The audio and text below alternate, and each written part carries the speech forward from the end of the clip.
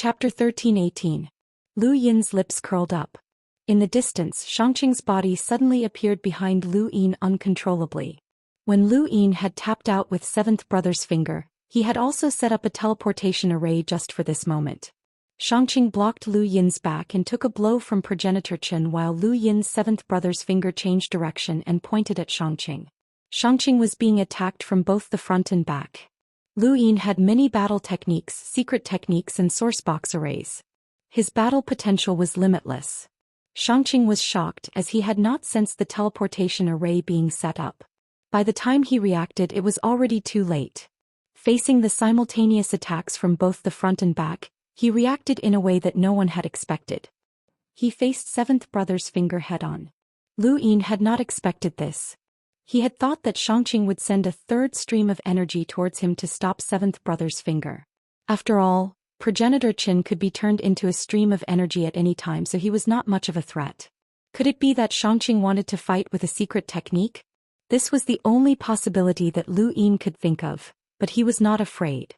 Seventh brother's finger viciously struck Xianxia's body. An invisible stream of energy spread out in all directions, and Xianxia's body paused for a moment. Behind him, progenitor Chen turned into a stream of energy and then turned back into progenitor Chen. A blade descended from Xianxia's head and slashed towards Lu Yin. Lu Yin was stunned. His seventh brother's finger had no effect on Xianxia at all. How could this be? There was a thump as the fates and appeared in front of Lu Yin, blocking progenitor Chen's attack. Lu Yin was forced back by the enormous force and the fates and returned to his body. In front of him, progenitor Chen's attack descended once more. He was still immersed in the unfathomable scene from before. Xianxia had taken seventh brother's finger head-on without being injured at all. How was this possible? Even people with strong physical bodies like the Star Destroyer, Feather Mavis, Wang Yi, and Wu Taibai would not be able to take seventh brother's finger head-on without being injured. That was an absolute attack that contained overlaying stacks, battle force and the power of Dream's finger. One finger was enough to break through progenitor Chen's blade intent, but it could not hurt Xianxia at all? Did Xianxia himself possess strength that surpassed theirs? It was not just Lu Yin, everyone else was stunned. Even Wu Taibai's face sank. He could not understand. Wang Yi dodged progenitor Chen's illusory finger once again and looked at Xianxia. Initially they thought that no matter how powerful the Xianxia was, it was still borrowing ancestor Chen's strength. But now they realized that they were wrong. Even they did not dare to guarantee that they would be able to escape unscathed from Lu Yin's finger attack. The fact that the Prime Clear One was able to withstand it head-on without suffering any injuries had completely overturned their understanding. Could it be that this person had already reached that level? Wang Yi and Wu Taibai were shaken. There was someone in this starry sky who could reach that level? That shouldn't be the case. If he had really reached that level, he wouldn't have been injured before. The astral chessboard appeared beneath his feet and he moved, appearing 1,000 meters away as he stared at Xianxia. Xianxia was still standing in the void and he looked at Lu Yin. "You're not bad." Lu Yin's eyes narrowed. His strongest attack was seventh bro's finger, and it had been infused with everything he had, but it was completely useless against this guy. What was going on? He recalled the feeling when he hit Xianxia. It didn't seem to have a strong resistance, nor did it have enough rune lines to block seventh brother's finger. But why was it unharmed? He was certain that his earlier series of methods had forced out the Prime Clear's deeply hidden ability. However, he didn't understand this ability at all. On Mount Supreme, the other contestants were speechless. Ku Wei was speechless. This was too abnormal. Seventh bro's attack was useless, so how were they supposed to fight? It was no wonder that Wu Taibai had given up. The strength that Xianxia had displayed was enough to shock everyone. Not to mention the ancestral qi of the three sons, the two secret techniques that he had grasped and the ability to defend against seventh bro's finger were enough to make him the most troublesome opponent in the entire sovereign tournament. The serious art was the nemesis of speed, but the expulsion secret technique was the true nemesis of speed. No matter how fast Wang Yi was, he would still be expelled. "It seems like you've reached your limits. Then let's end this." Xianxia's tone was filled with indescribable disappointment. The Xia family's progenitor Qin and the illusory progenitor Qin both retreated in front of him. Then under everyone's stunned gazes they fused. In the distance, Xia Juyo's body trembled. It was the 9 clones technique. Below, Xia Luo's eyelids twitched. Progenitor Chen's 9 clones had fused. After countless years, their generation had actually witnessed the fusion of Progenitor Chen's 9 clones. Everyone felt a chill run down their backs. Any one of Progenitor Chen's clones had the power to fight against Lu Yin and Wang Yi. Now that they had fused, no one could see any hope of victory. Even Wang Yi's heart sank as he could not guess how strong Progenitor Chen would be after the fusion. Lu Yin looked at Progenitor Chen's fusion with a strange expression. He had used the planned secret art just now because he knew that Progenitor Chen would not have been able to create a secret technique when he had been an enlighter. That was why he had been able to use it without worry. If that was the case, then Progenitor Chen would not have been able to create the 9 clones technique as well. That meant that the 9 clones technique had not been created by Progenitor Chen. When Lu Yin thought about it, it made sense. Back in Progenitor Chen's great tomb, he had seen Progenitor Chen's memories. Progenitor Chen had already created clones when he was young, and it was impossible for him to have created the 9 clones technique at that time. Xia Juyo's 9 clones technique could be explained by obtaining Progenitor Chen's inheritance. It could even be that he had accidentally awakened it in his blood, just like how Zhou Day Night had learned Night's End Daybreak. This was possible, but where had Starsabil's 9 clones technique come from? Lu Yin's thoughts were all over the place in an instant. In the distance, Progenitor Chen had already finished fusing. Illusory flames that blotted out the sky spread out from the ground and covered the sun. Lu Yin and Wang Yi immediately soared into the sky as illusory flames filled their surroundings. In the distance, Progenitor Chen walked out with a long blade of star energy in his hand. He raised his head and looked at the two of them. He clearly had no intelligence and his gaze was emotionless, but it still caused the two of them to feel a chill in their hearts. Wang Yi clenched his fists and his figure flashed before vanishing. At the same time, Lu Yin heard Wang Yi's voice. Take care of Xianxia. Wang Yi no longer planned on defeating the fused Progenitor Chen. This was Progenitor Chen who was truly unrivaled amongst his peers. There was no possibility of him being defeated. Lu Yin's gaze trembled as he stared at Xianxia. Day Knight's tribute. Day Knight's tribute combined with Wang Yi's speed was the most effective attack against Xianxia. This was also the only attack that could injure Xianxia. However, the two of them had underestimated the fused Progenitor Chen. Lu Yin's spiritual force attempted to envelop Xianxia and drag him into an illusion, but his spiritual force was severed by Progenitor Chen's blade. Wang Yi was even slashed out of the void by Progenitor Chen's blade. The blade flashed as it appeared in front of Wang Yi and slashed horizontally. Wang Yi's pupils shrank. For Ultimate's technique, Kuei Bear. There was a loud bang as the air rapidly expanded before exploding violently. The terrifying pressure caused the ground to split open and then press down in all directions. Beneath the sky stairway, the first, second, third, and even the foot of the mountain. At this moment, the entire mountain shook as a huge crack extended from the peak. Countless cracks also appeared in the space outside of the mountain from this collision. Wang Yi's 4 Ultimates technique was suppressed for the first time. Progenitor Chen's blade tore open a bloody wound on Wang Yi's palm. The sharp blade contained an endless chill that seeped into Wang Yi's wound and froze his blood. Wang Yi's face paled as he quickly retreated. However, he did not retract his blade and instead continued to slash out. Suddenly, Progenitor Chen's blade shifted, and the blade slashed diagonally into space. It cut open the entire sky and extended an unknown distance. Lu Yin made his move.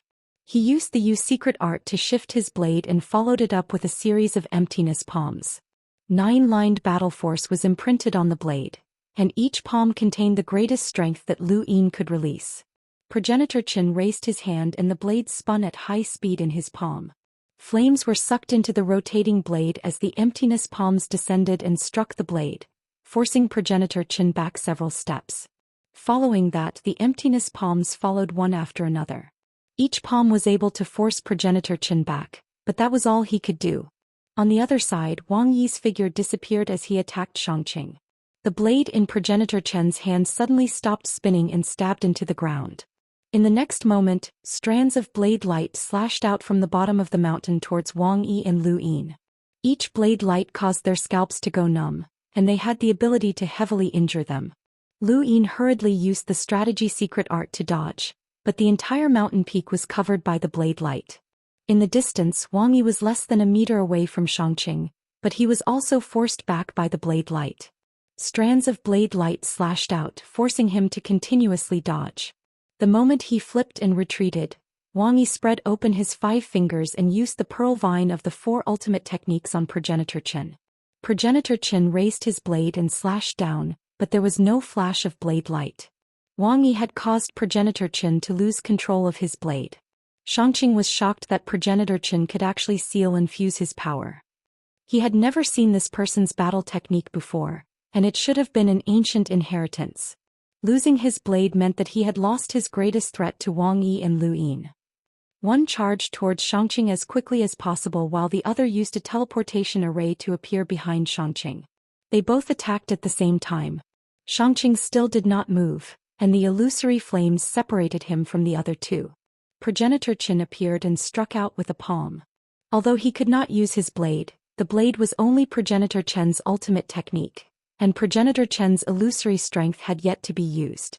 Wang Yi had previously sealed Progenitor Qin's illusory strength, and now that he had sealed Progenitor Qin's blade, that formless strength appeared once again. Lu Yin's palm struck the flames and his palm distorted the flames. He used his palm as a finger and once again 7th brother's finger. He did not believe that Xianxia could ignore this. On the other side, Wang Yi's Kuei bear collided with Progenitor Qin's palm, and a huge force seemed to have been absorbed. Wang Yi's entire body was pushed back with a shocked expression. This was Progenitor Qin's power, and he was worthy of being an unequaled progenitor. Even in the universe, Progenitor Qin's strength was definitely the strongest. This was the progenitor realm. Any progenitor was unequaled among their peers, let alone Progenitor Qin, who was known to be unequaled within the progenitor realm. Before the premier meet, even the 6th mainland's 3 progenitors had to admit that Xianxia was the only premier on the surface because of Progenitor Qin. And now he was about to become a true premier. Lu Yin's finger pierced through the illusory flames and struck Xianxia a second time. It was the same feeling, but Xianxia's expression did not change. In front of him, Progenitor Qin's illusory body pierced through Xianxia and reached out to grab Lu Yin. A dark light flashed in his palm, causing Lu Yin's entire body to turn cold. His eyes flashed as he weakened Progenitor Qin's rune lines. At the same time, the star chessboard appeared beneath his feet and he moved. Thank you, brothers, for your support. Thank you. I'll add more chapters. Thank you. Chapter 1319. Lu Yin moved his body and at the same time he used his array to move Xianxia in front of Wang Yi. Although the two had never fought together before and had never met, their coordination was flawless. Wang Yi's figure flashed past and he used the 4 ultimates technique, Sky Blade. Something shocking happened once again. Xianxia was still uninjured. Wang Yi could not believe it. Suddenly, Xianxia was sent flying as an invisible palm imprint descended. Xianxia was sent flying 100 meters. He turned around and squatted on the ground. He looked at Lu Yin with blood at the corner of his mouth and a deep palm imprint on his abdomen. What was going on? Everyone who saw this scene was confused. Lu Yin's strongest finger and Wang Yi's skyblade had been useless, so how had he been injured by an empty palm? Lu Yin exhaled and smiled.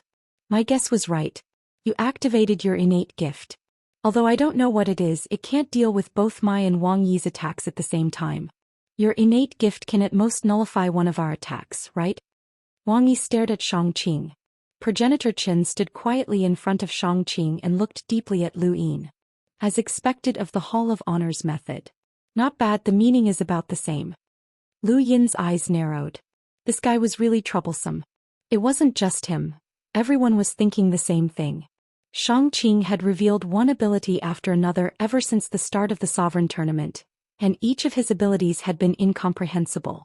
Xianxia's innate gift had only been revealed by Lu Yin and Wang Yi's combined efforts. More importantly, he still had a 3rd strand of ancestral qi that had yet to be revealed, which was the most frightening thing. Wang Yi clenched his fists. There was actually such a monster in the universe. Xianxia looked at Lu Yin and then at Wang Yi.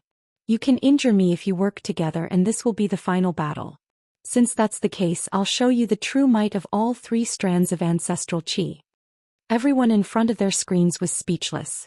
Xianxia hadn't even used his full strength? Below, Kuwei was speechless. 7th bro, forget it. Outside of Mount Supreme, Mu En was satisfied. This was an unparalleled powerhouse that the Hall of Honor had gone all out to nurture. Even if Shangqing had not reached the progenitor realm, he was still an unparalleled progenitor. With the power of the 3 Yang ancestral qi, the prime clear lineage was invincible no matter which level they were at. No, that wasn't right. Ancestor Qin was an invincible ancestor since ancient times. They had no idea how strong Ancestor Qin was when he was a half-step ancestor. Maybe, at that time he was already comparable to ordinary ancestor realm experts. That's right, surpassing realms to challenge others. Although it was inconceivable, it wasn't impossible. If that was truly the case, then once Shangqing reached the half-ancestor realm, he would possess the power of a progenitor. He would then be the first powerhouse to possess the power of a progenitor since the Daoist sect had been defeated. If Shangqing himself could reach the progenitor realm, then he would truly be invincible, and he would be even more terrifying than progenitor Qin had been in the past. Everyone stared at the prime clear lineage. Even the older generation experts with power levels in the millions felt sorrow for Lu Yin and the others. With their strength they could dominate any era, but this era did not belong to them. This era belonged to the prime clear lineage, the ancestral qi of the 3 sons, and could also be considered as belonging to progenitor Qin. They were the sorrow of this era. At the peak of Mount Supreme, the last strand of energy around Shangqing's body spiraled out. Then, under the gaze of everyone in the universe, it started to take shape. Soon, an elegant-looking man appeared. He had a faint smile on his face and his eyes were lifeless. However, for some reason he still gave people the feeling that he was in control of the universe. The man was handsome and had a scholarly air about him. His hands were clasped behind his back and he gave off the feeling that he had a panoramic view of the world. When the man's appearance appeared, Hui Santong's pupils shrank. At the same time, in the 7 courts on 10,000 Elephant Mountain, the head of the Hui family, Hui Ji, cried out, "Ancestor." In the center of a grand city plaza in the technocracy, Hui Kong suddenly stood up and exclaimed, "Ancestor." The prime clear lineage's 3rd lineage of ancestral qi manifested the image of Ancestor Hui, the man who had plotted for thousands of years and calculated the long river of history to protect humanity. Ancestor Hui had founded the technocracy, which had divided the 5th mainland into 3 parts of the universe. No one knew why he had founded the technocracy, not even the Hui family's legacy in the Neoverse. Everyone who knew Ancestor Hui had the deepest impression of the technocracy and the roots of wisdom. However, that was in the past. Now the 5th mainland and the 6th mainland's higher-ups had the deepest impression of Ancestor Hui. He had schemed against the 6th mainland. Right now the 6th mainland hated Ancestor Hui the most. If it weren't for him, the 5th mainland would have been invaded by monsters, and the 5th mainland would have been destroyed. Ancestor Hui's vision had transcended the long river of history, forcefully transferring the 5th mainland's disaster to the 6th mainland. Even time had forgotten about this scheme. In human history, Ancestor Qin was known as an invincible powerhouse. The symbol ancestor created a different civilization that couldn't be recorded in history and wasn't recognized. As for Ancestor Hui, he had traversed the long river of history and schemed for the ages. It was hard to say which of the 3 was stronger, but there was one thing that everyone respected the most. Ancestor Hui was undoubtedly the one who had saved all of the humans on the 5th mainland. No one had expected that the 3rd strand of ancestral qi from the prime clear lineage would transform into Ancestor Hui. Although Ancestor Hui had schemed for thousands of years, no one knew how powerful he truly was. Wang Yi stared at Ancestor Hui full of fear. A powerful person wasn't scary. What was scary was being both powerful and intelligent. Even though Ancestor Hui had been transformed by the 3 sons' ancestral qi and had no intelligence, for some reason he was still intimidating. It was as if this person could see through everything. Lu Yin also felt the same way. If progenitor Qin was a powerful shell, then progenitor Hui's appearance was the same as adding a soul to that shell. Lu Yin also understood progenitor Hui better than anyone else, as progenitor Hui was a lock breaker. The symbol on the Royal Frost continent explained many things. Ancestor Hui was extremely powerful in terms of lock breaking, but no one knew how powerful he was in this era. Ancestor Hui's appearance caused the mountain peak to fall silent. Even Wang Yi didn't take the initiative to attack, remaining on guard. Lu Yin's fingers twitched and he struck out with his palm. There was a thump and a small portion of Ancestor Hui's body was blown away. Lu Yin was stunned. Success. Wang Yi was stunned as well. Had he hit him? The rest of the people who saw the scene were a little dumbfounded. This was too easy. The air swirled around for a bit before fusing back into Ancestor Hui's body. Ancestor Hui looked up and moved his hands and feet, taking a step forward. Immediately after, the mountain peak stirred up a storm. The star energy seemed to be stirred up and the entire void distorted. Lu Yin's heart trembled. He could see with the naked eye that the entire mountain peak, no, all of Mount Supreme's star energy was moving. It wasn't just the void, even the star energy crystals in his body were being affected. He was a world realm cultivator with star energy control, but he couldn't control the star energy in his body. Wang Yi was the same and his face paled. This was Ancestor Hui. At the bottom of the staircase, Jiuhao looked up and put down her wine barrel.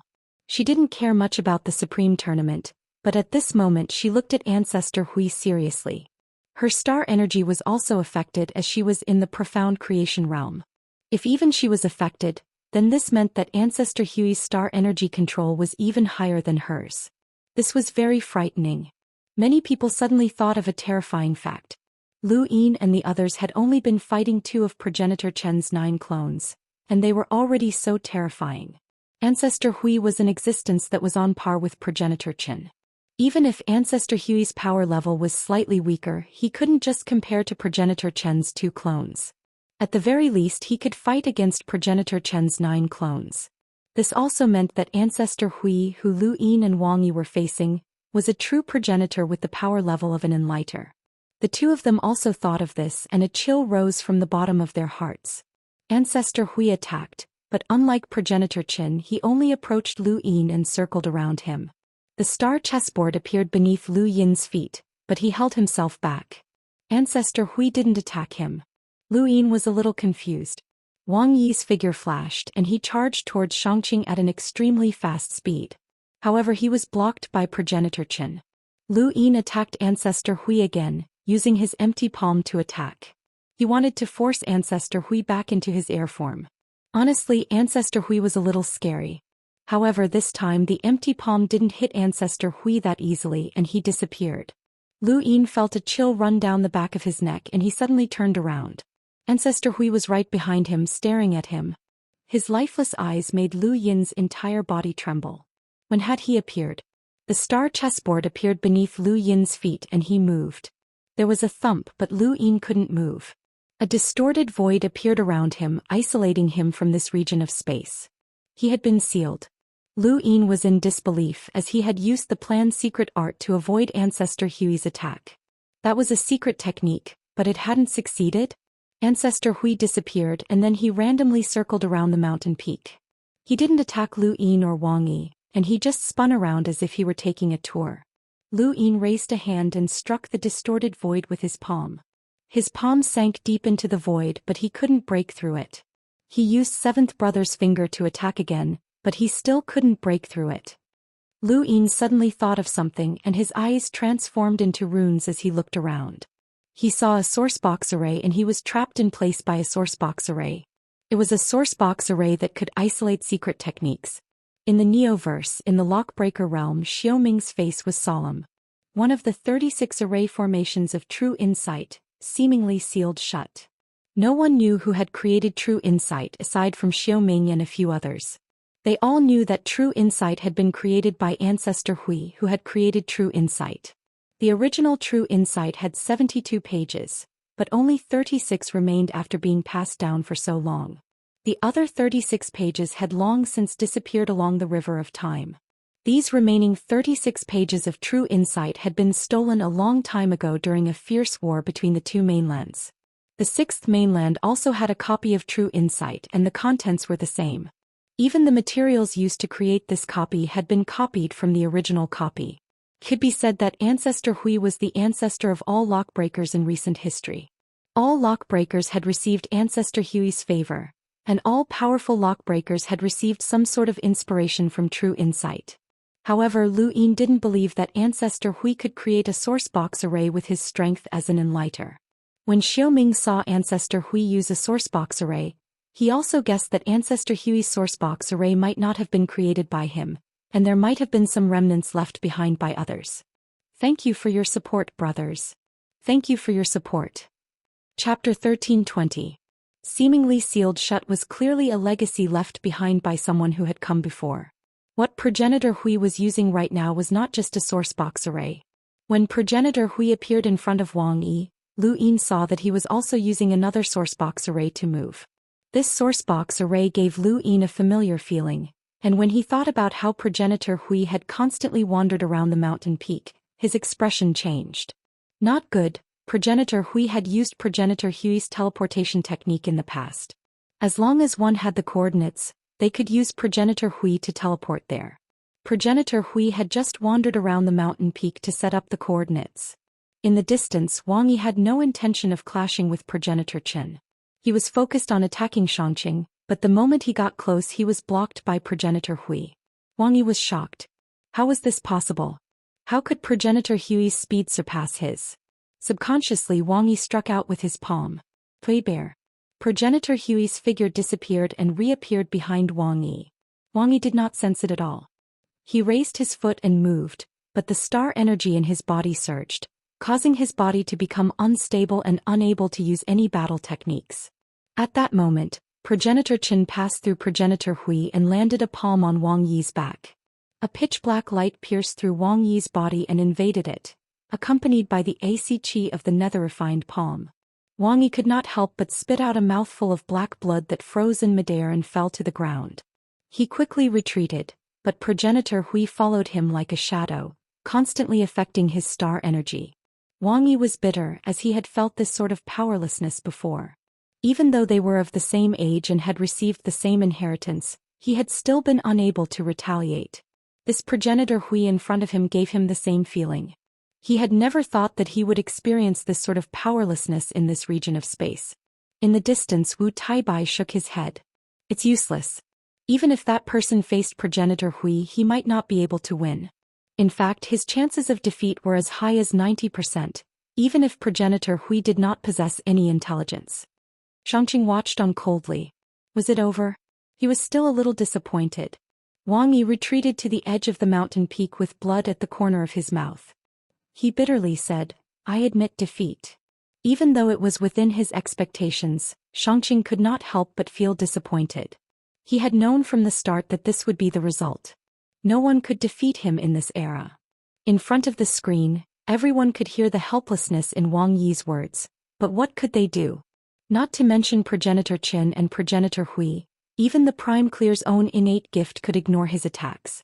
Lu Yin had not been sealed and if they worked together they still had a chance but it was just a tiny bit. Everyone looked at Lu Yin who had been sealed by Ancestor Hui. In the end he was the only one left.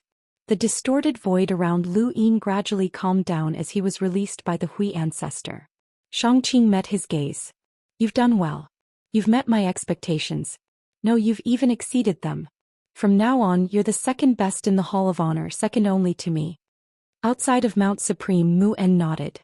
The Prime Clear was indeed someone who had been nurtured by the Hall of Honor, and he was able to see the bigger picture. At this time, promoting Lu Yin to second way would help him win over the hearts of the people. After all, Lu Yin was the master of the Outerverse. In the invisible void, the head inquisitor was shrouded in darkness as he quietly looked at the peak of Mount Supreme. He looked at Lu Yin with a strange expression. Everyone in front of their screens retracted their gazes. It was over. In the Outerverse, even though the Great Eastern Alliance supported Lu Yin, they did not believe that he had the strength to fight against the Prime Clear. This person was just too monstrous. Madame Nayland sipped her red wine and shook her head helplessly. You've already done your best but unfortunately, you've met such an unbeatable existence. Outside the Starfall Sea's horizontal black hole, the Blood Ancestor and Secret Ancestor looked away. It was over. The 6th Mainland's Bukong and Wu Taibai had entered the top 10, so the results were still acceptable. The Martial Ancestor still stared at Mount Supreme and the Prime Clear. This person would definitely become the 5th Mainland's top expert in the future. When he thought back to Progenitor Chen's invincible might, the Martial Ancestor's fear and killing intent grew even stronger. Everyone thought that it was over except for one person, Lu Yin. He felt that he could still fight. At the very least he had never said that he had done his best. Second way, huh? That number doesn't sound good. I want to try and see if I can be the first. Lu Yin looked at the prime clear, his fighting spirit not waning in the slightest. Lu Yin's words were transmitted to the entire universe, and everyone stared at him blankly. Is this guy stupid? He couldn't even win when he teamed up with the prime clear, so how can he win in a one-on-one battle? He was trapped there and couldn't even move, and now he wants to fight one-on-one? He probably wants to be in the limelight. At Mount Supreme Lon Si Yuhua Mavis Wu Tai Bai Ling Palace and so on, everyone who heard Lu Yin's words were stunned. He still wanted to fight. Wang Yi stared blankly at Lu Yin and frowned. Even he had given up on that feeling of helplessness, but this person still wanted to fight. Outside Mount Supreme, Mu En frowned. Lu Yin didn't understand the big picture. There was no way he could win against the prime clear. If he fought now, he would be the one losing face. What a pity. In the invisible void, the head inquisitor's originally deep gaze revealed a trace of a smile. Those who were familiar with him would find it inconceivable, as the head inquisitor had never smiled before. In the Neoverse, Elder Chan smiled. Fight if you want. No matter who wins or loses, they both represent the Hall of Honor and the Fifth Mainland. On Everlasting Island, the Elysian Heavenly Master praised, "Good kid, you won't admit defeat even if you're beaten to death. Not bad." In the Serious Sect Master Yunqiang looked at the screen. He had a deep impression of Lu Yin, and he had wanted to take him in as a disciple of the Serious Sect. During the Sovereign Tournament, he had watched Lu Yin climb up step by step, defeating Yuhua Mavis, Lu Tianmu and Xia Zhuyo. One expert after another had fallen, but Lu Yin had still remained standing. This had made Yunqiang admire Lu Yin even more. It was a pity that Lu Yin wasn't from the Serious Sect. Still, where had this kid learned the greater teleportation array? You want to fight me? The Prime Clear's gaze was deep as he shook his head. It's useless. Lu Yin let out a long breath. Let's try.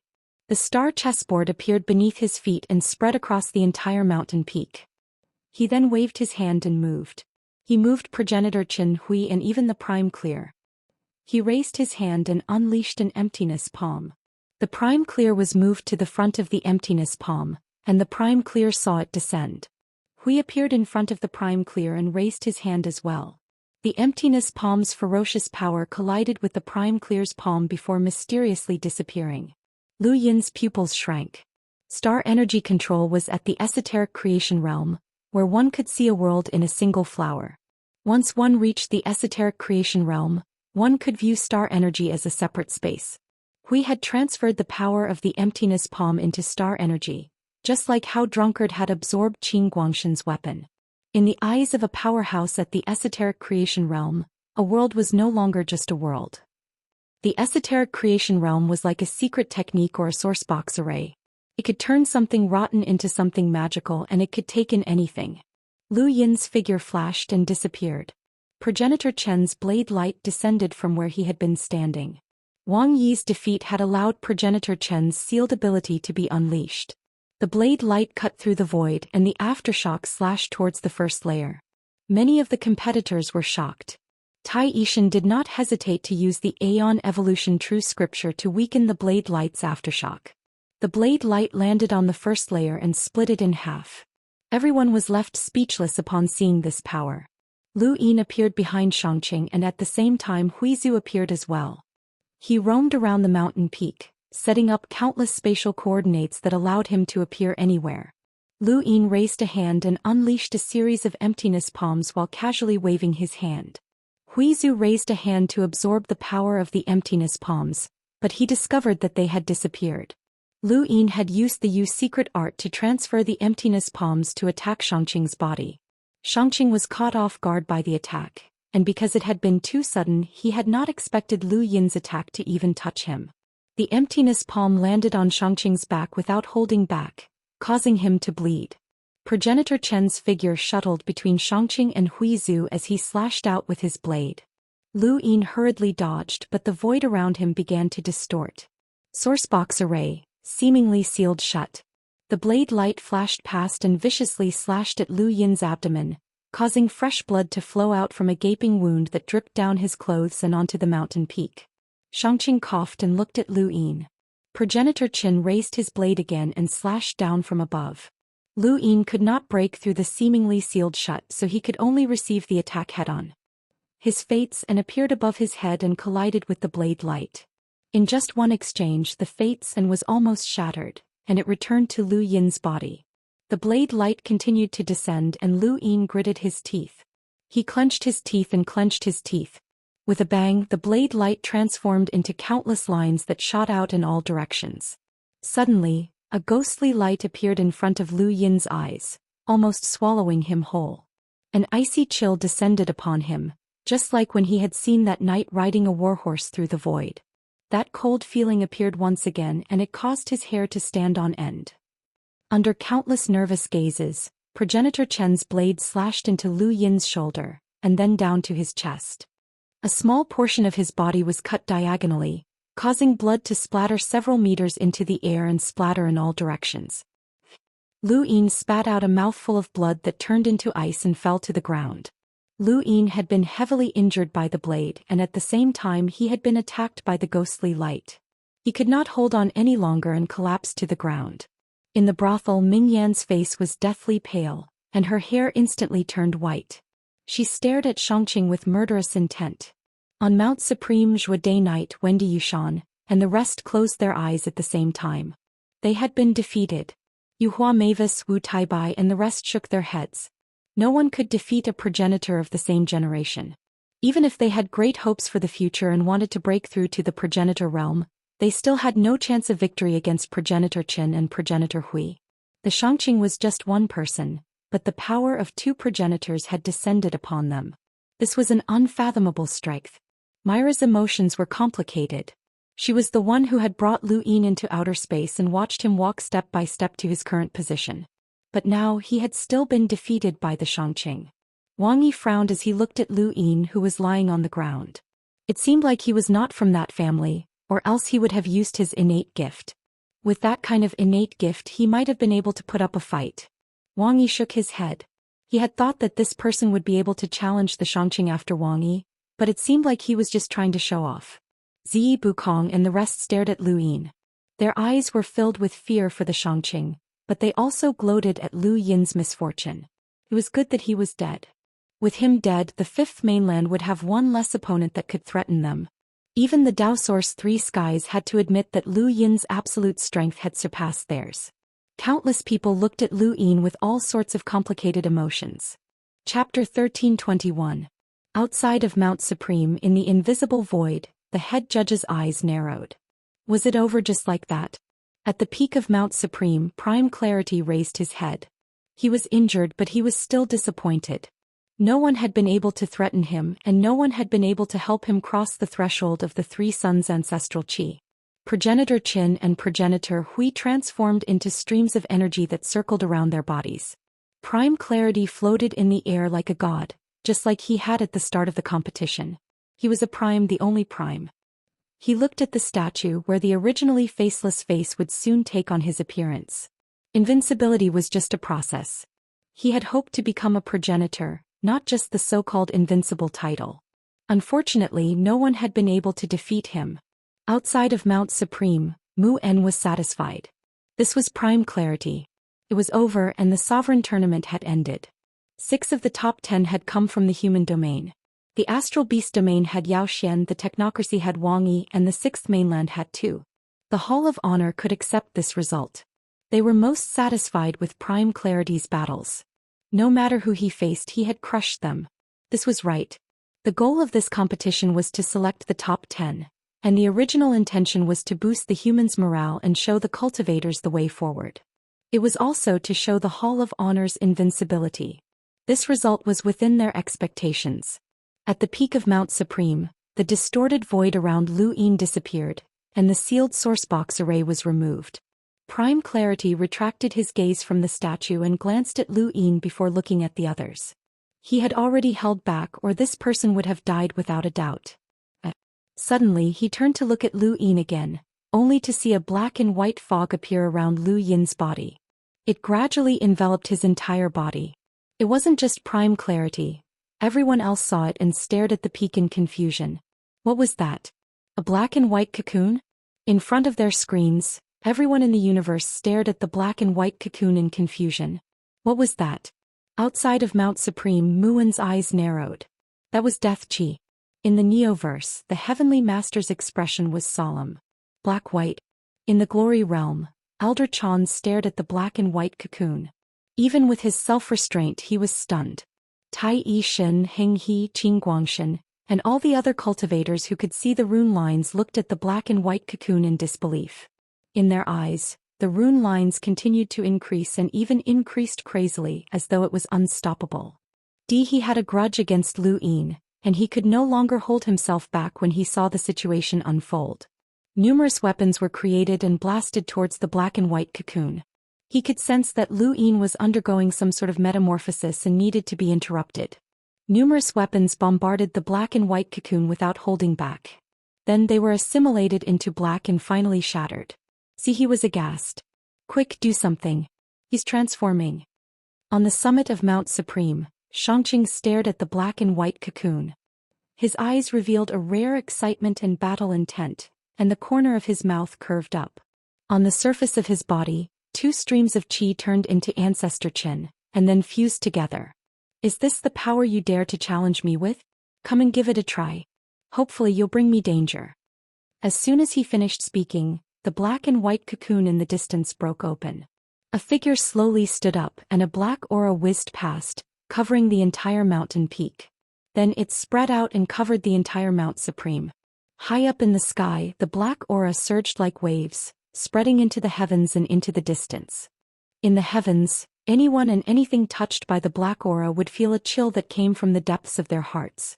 Even the envoys and powerhouses with power levels close to 1,000,000 felt the same. A terrifying existence had suddenly appeared. This was the essence of power, and it wasn't that Lu Yin could actually threaten them. This kind of power itself brought about an incomparably terrifying feeling.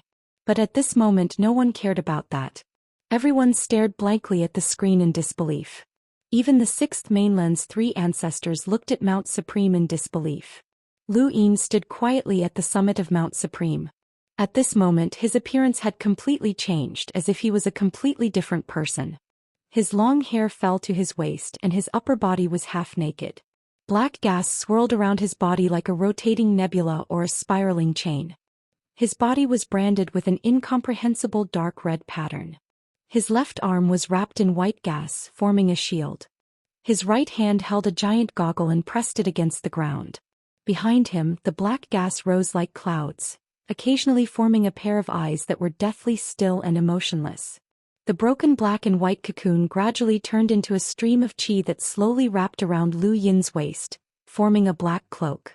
Lu Yin looked up, his pure black eyes staring at Xianxia like the gaze of a death god. At this moment the entire universe was speechless as everyone stared blankly. Below, Blackie was stunned, his eyes filled with splendor. So handsome. Xiao Bai exclaimed, so handsome. Handsome brother. Ling Gong was shocked.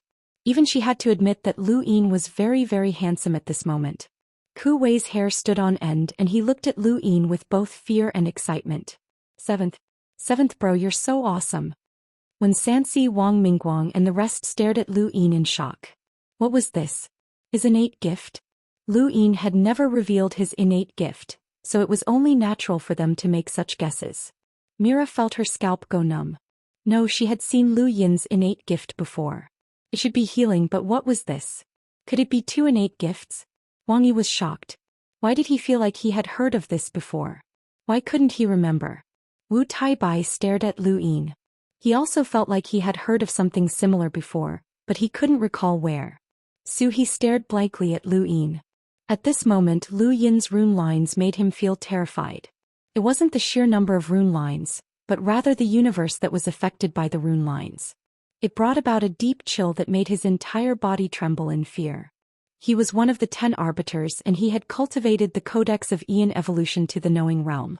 He had also inherited the rune progenitor civilization, so how could he be afraid of someone? This shouldn't be the case. Suddenly Lu Yin looked over, his pure black eyes staring at Su He as he slowly raised Go Lian. Su He's pupils shrank. Not good. His pupils transformed into runes as he immediately used the Codex of Ian evolution.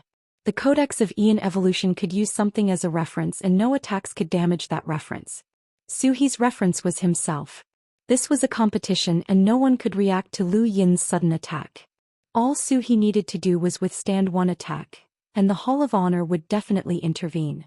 Lu Yin's Go Lian landed and Su He and Lu Yin stared at each other. Su He stared at those pure black eyes and boundless fear assaulted him.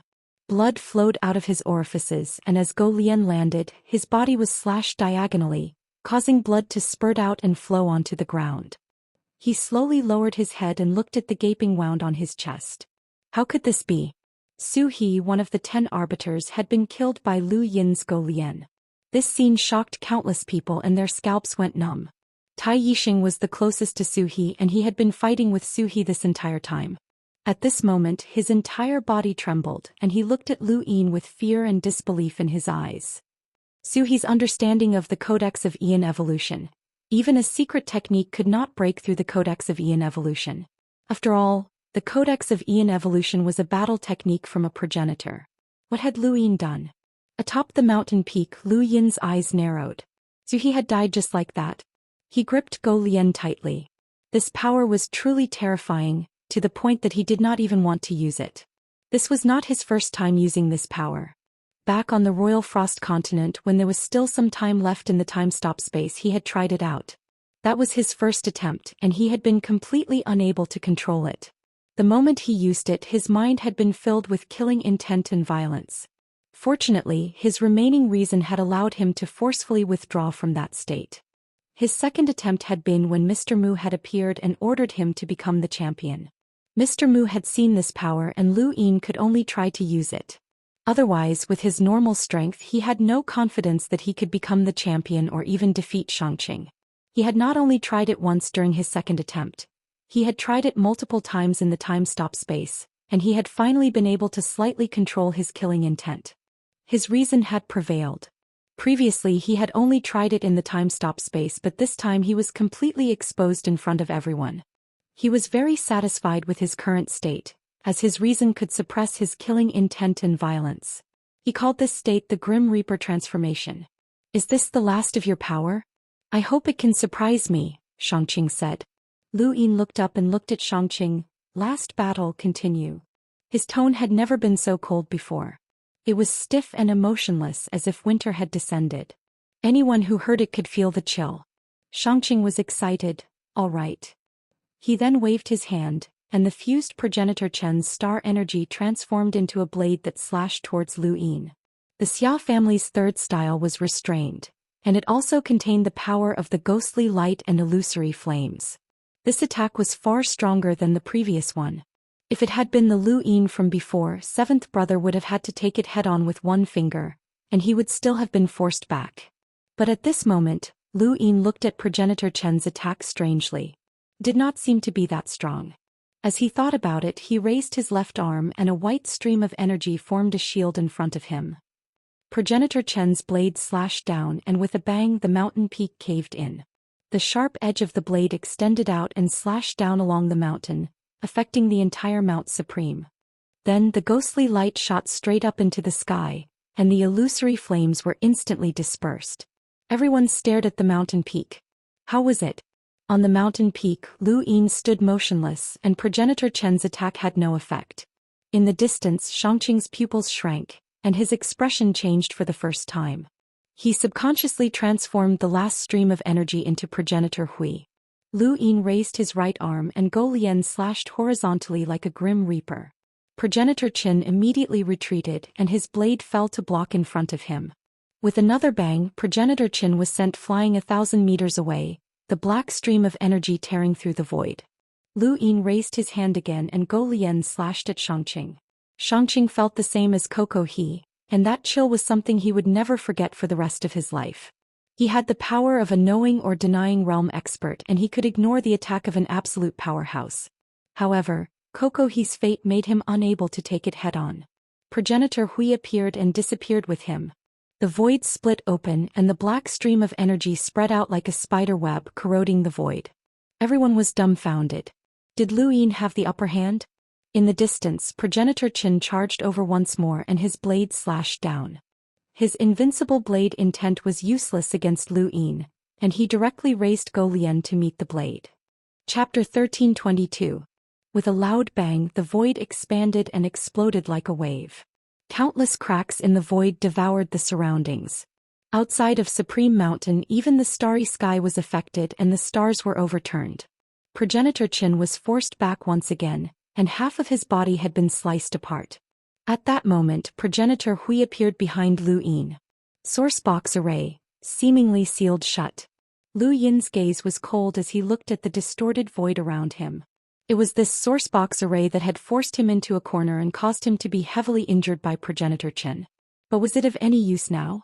Behind him, a black stream of air revolved like a nebula, resisting the seemingly sealed shut before breaking apart. Progenitor Hui spun one hand and guided the black stream of air into his arcane creation realm star energy. Lu Yin turned around and slashed out with his Golian, causing Progenitor Hui to instantly disappear. A tear in the void appeared where he had been standing, and it extended out of Mount Supreme. Everyone looked up and stared blankly at the tear in the void above their heads. This strength caused their scalps to go numb. Progenitor Hui and Progenitor Qin were indeed powerful, but they only possessed the strength that they had when they had been enlighters. It was not the strength that they had suppressed after becoming progenitors. In a battle between experts of the same generation, it was not impossible to win. Lu Yin's current state suppressed them. Prime Clarity had not expected that Lu Yin would be able to force Progenitor Hui and Progenitor Qin to retreat, and he trembled with excitement. Lu Yin's gaze swept over and he raised his Golian before slashing down. Progenitor Hui appeared beside Prime Clarity once again and pulled him away, and the void was torn apart again. No one had expected that Prime Clarity would actually be suppressed. More importantly, Progenitor Qin and Progenitor Hui had been suppressed as well. This was inconceivable as they were Progenitor Qin and Progenitor Hui. Throughout history, who could be certain that they could defeat these two? In the new universe, Old Zen stood up and looked at the screen of light. His expression was solemn to the extreme. He remembered that when he was fighting for the lucky chances, he had heard about it in that place. Black-white Golian and those pure black eyes. They seemed like death energy, but they also contained life energy.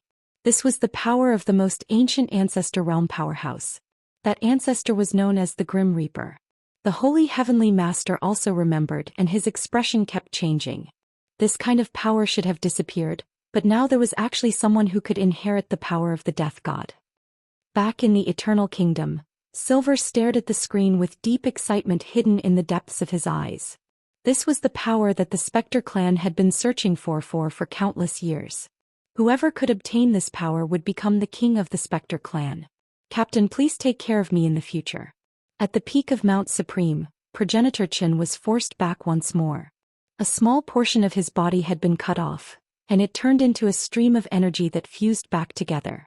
On the other side, Progenitor Hui was trying his best to affect Lu Yin's star energy, but Lu Yin wasn't using star energy at all. Xianxia finally made his move.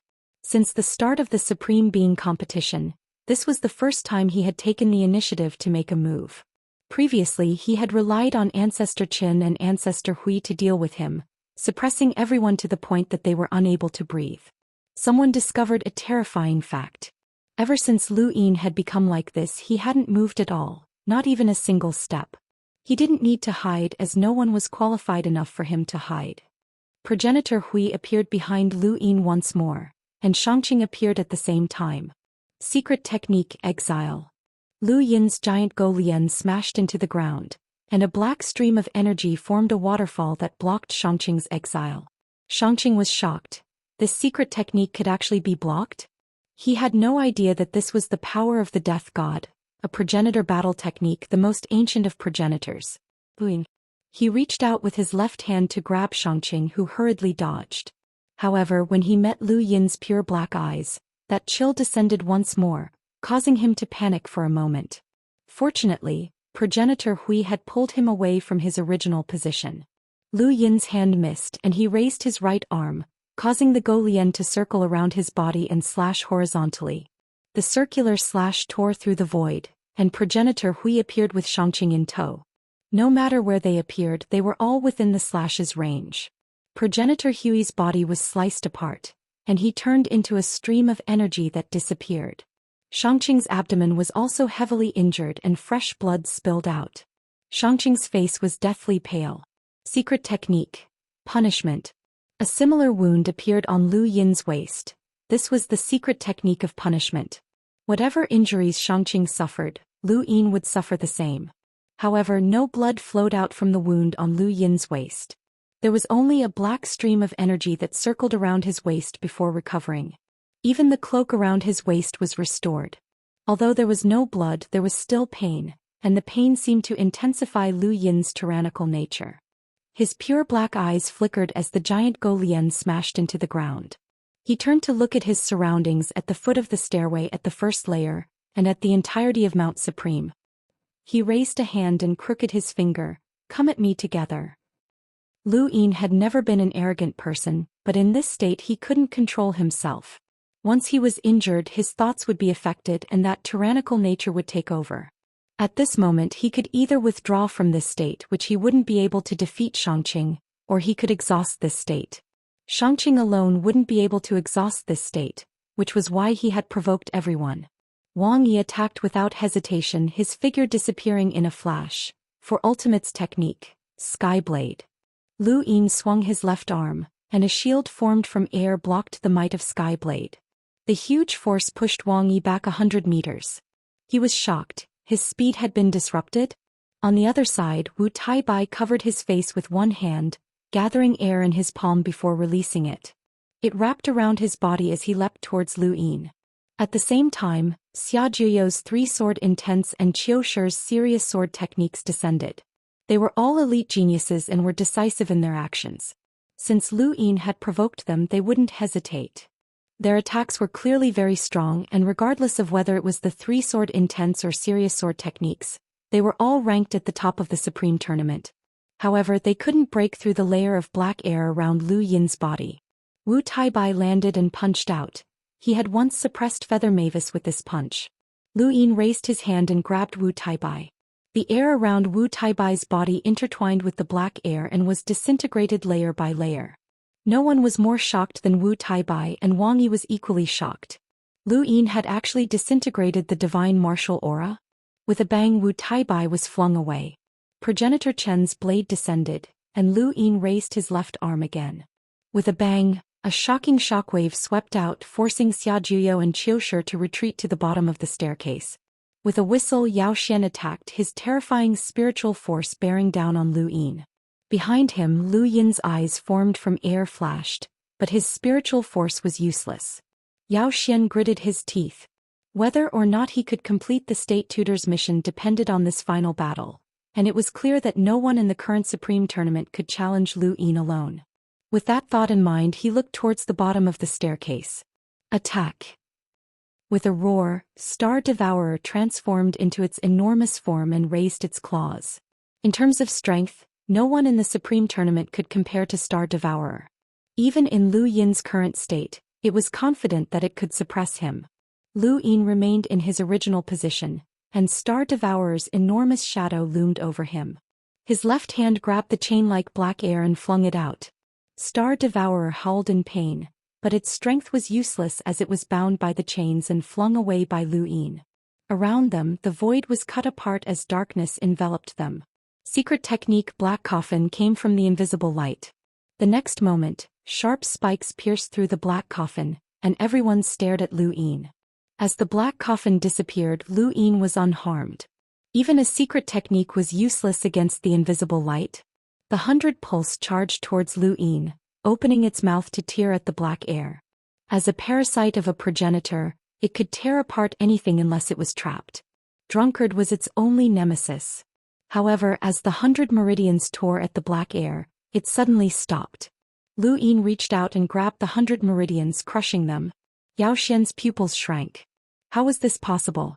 Arcane Church had wanted to launch a sneak attack, but when he saw the 100 pulses' fate, he was stunned and turned to leave.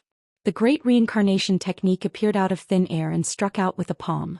But before his palm could touch Lu Yin, chains appeared from the void and wrapped around him, and he was flung away just like Star Devourer. The green leaf on Yuhua Mavis's forehead flickered. In the distance, Tai Yishan stared at Lu Yin and weakened his rune lines. Yuhua Mavis punched out. Lu Yin's left arm punched out at the same time, and with a thump, Yuhua Mavis was sent flying into the first layer. Wu Taibai and Wang Yi looked at each other. I never thought that we would have a chance to work together in this part of space.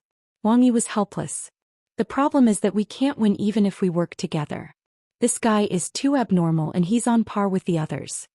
Wu Taibai laughed. Even I have to admire him for being praised by the Wang family's heir. Wang Yi did not waste any more words and charged towards Lu Yin. 4 Ultimates Technique, Kue Bear. On the other side, Wu Taibai rushed out with the martial ancestor imprint behind him. A majestic power swept out and a martial seal appeared on the back of his hand as he punched out. The 2 fists represented 2 unparalleled forces that cracked the earth and pierced through the void. Lu Yin's right hand slashed out with the hook and with a hiss, a blinding light flashed. An indescribable sharpness obliterated the void as it shot towards outer space. Fortunately, the head inquisitor had acted in time, or this sharpness would have been enough to wipe out everyone in one direction. Wang Yi and Wu Taibai were both forced back by this attack and both were injured at the same time.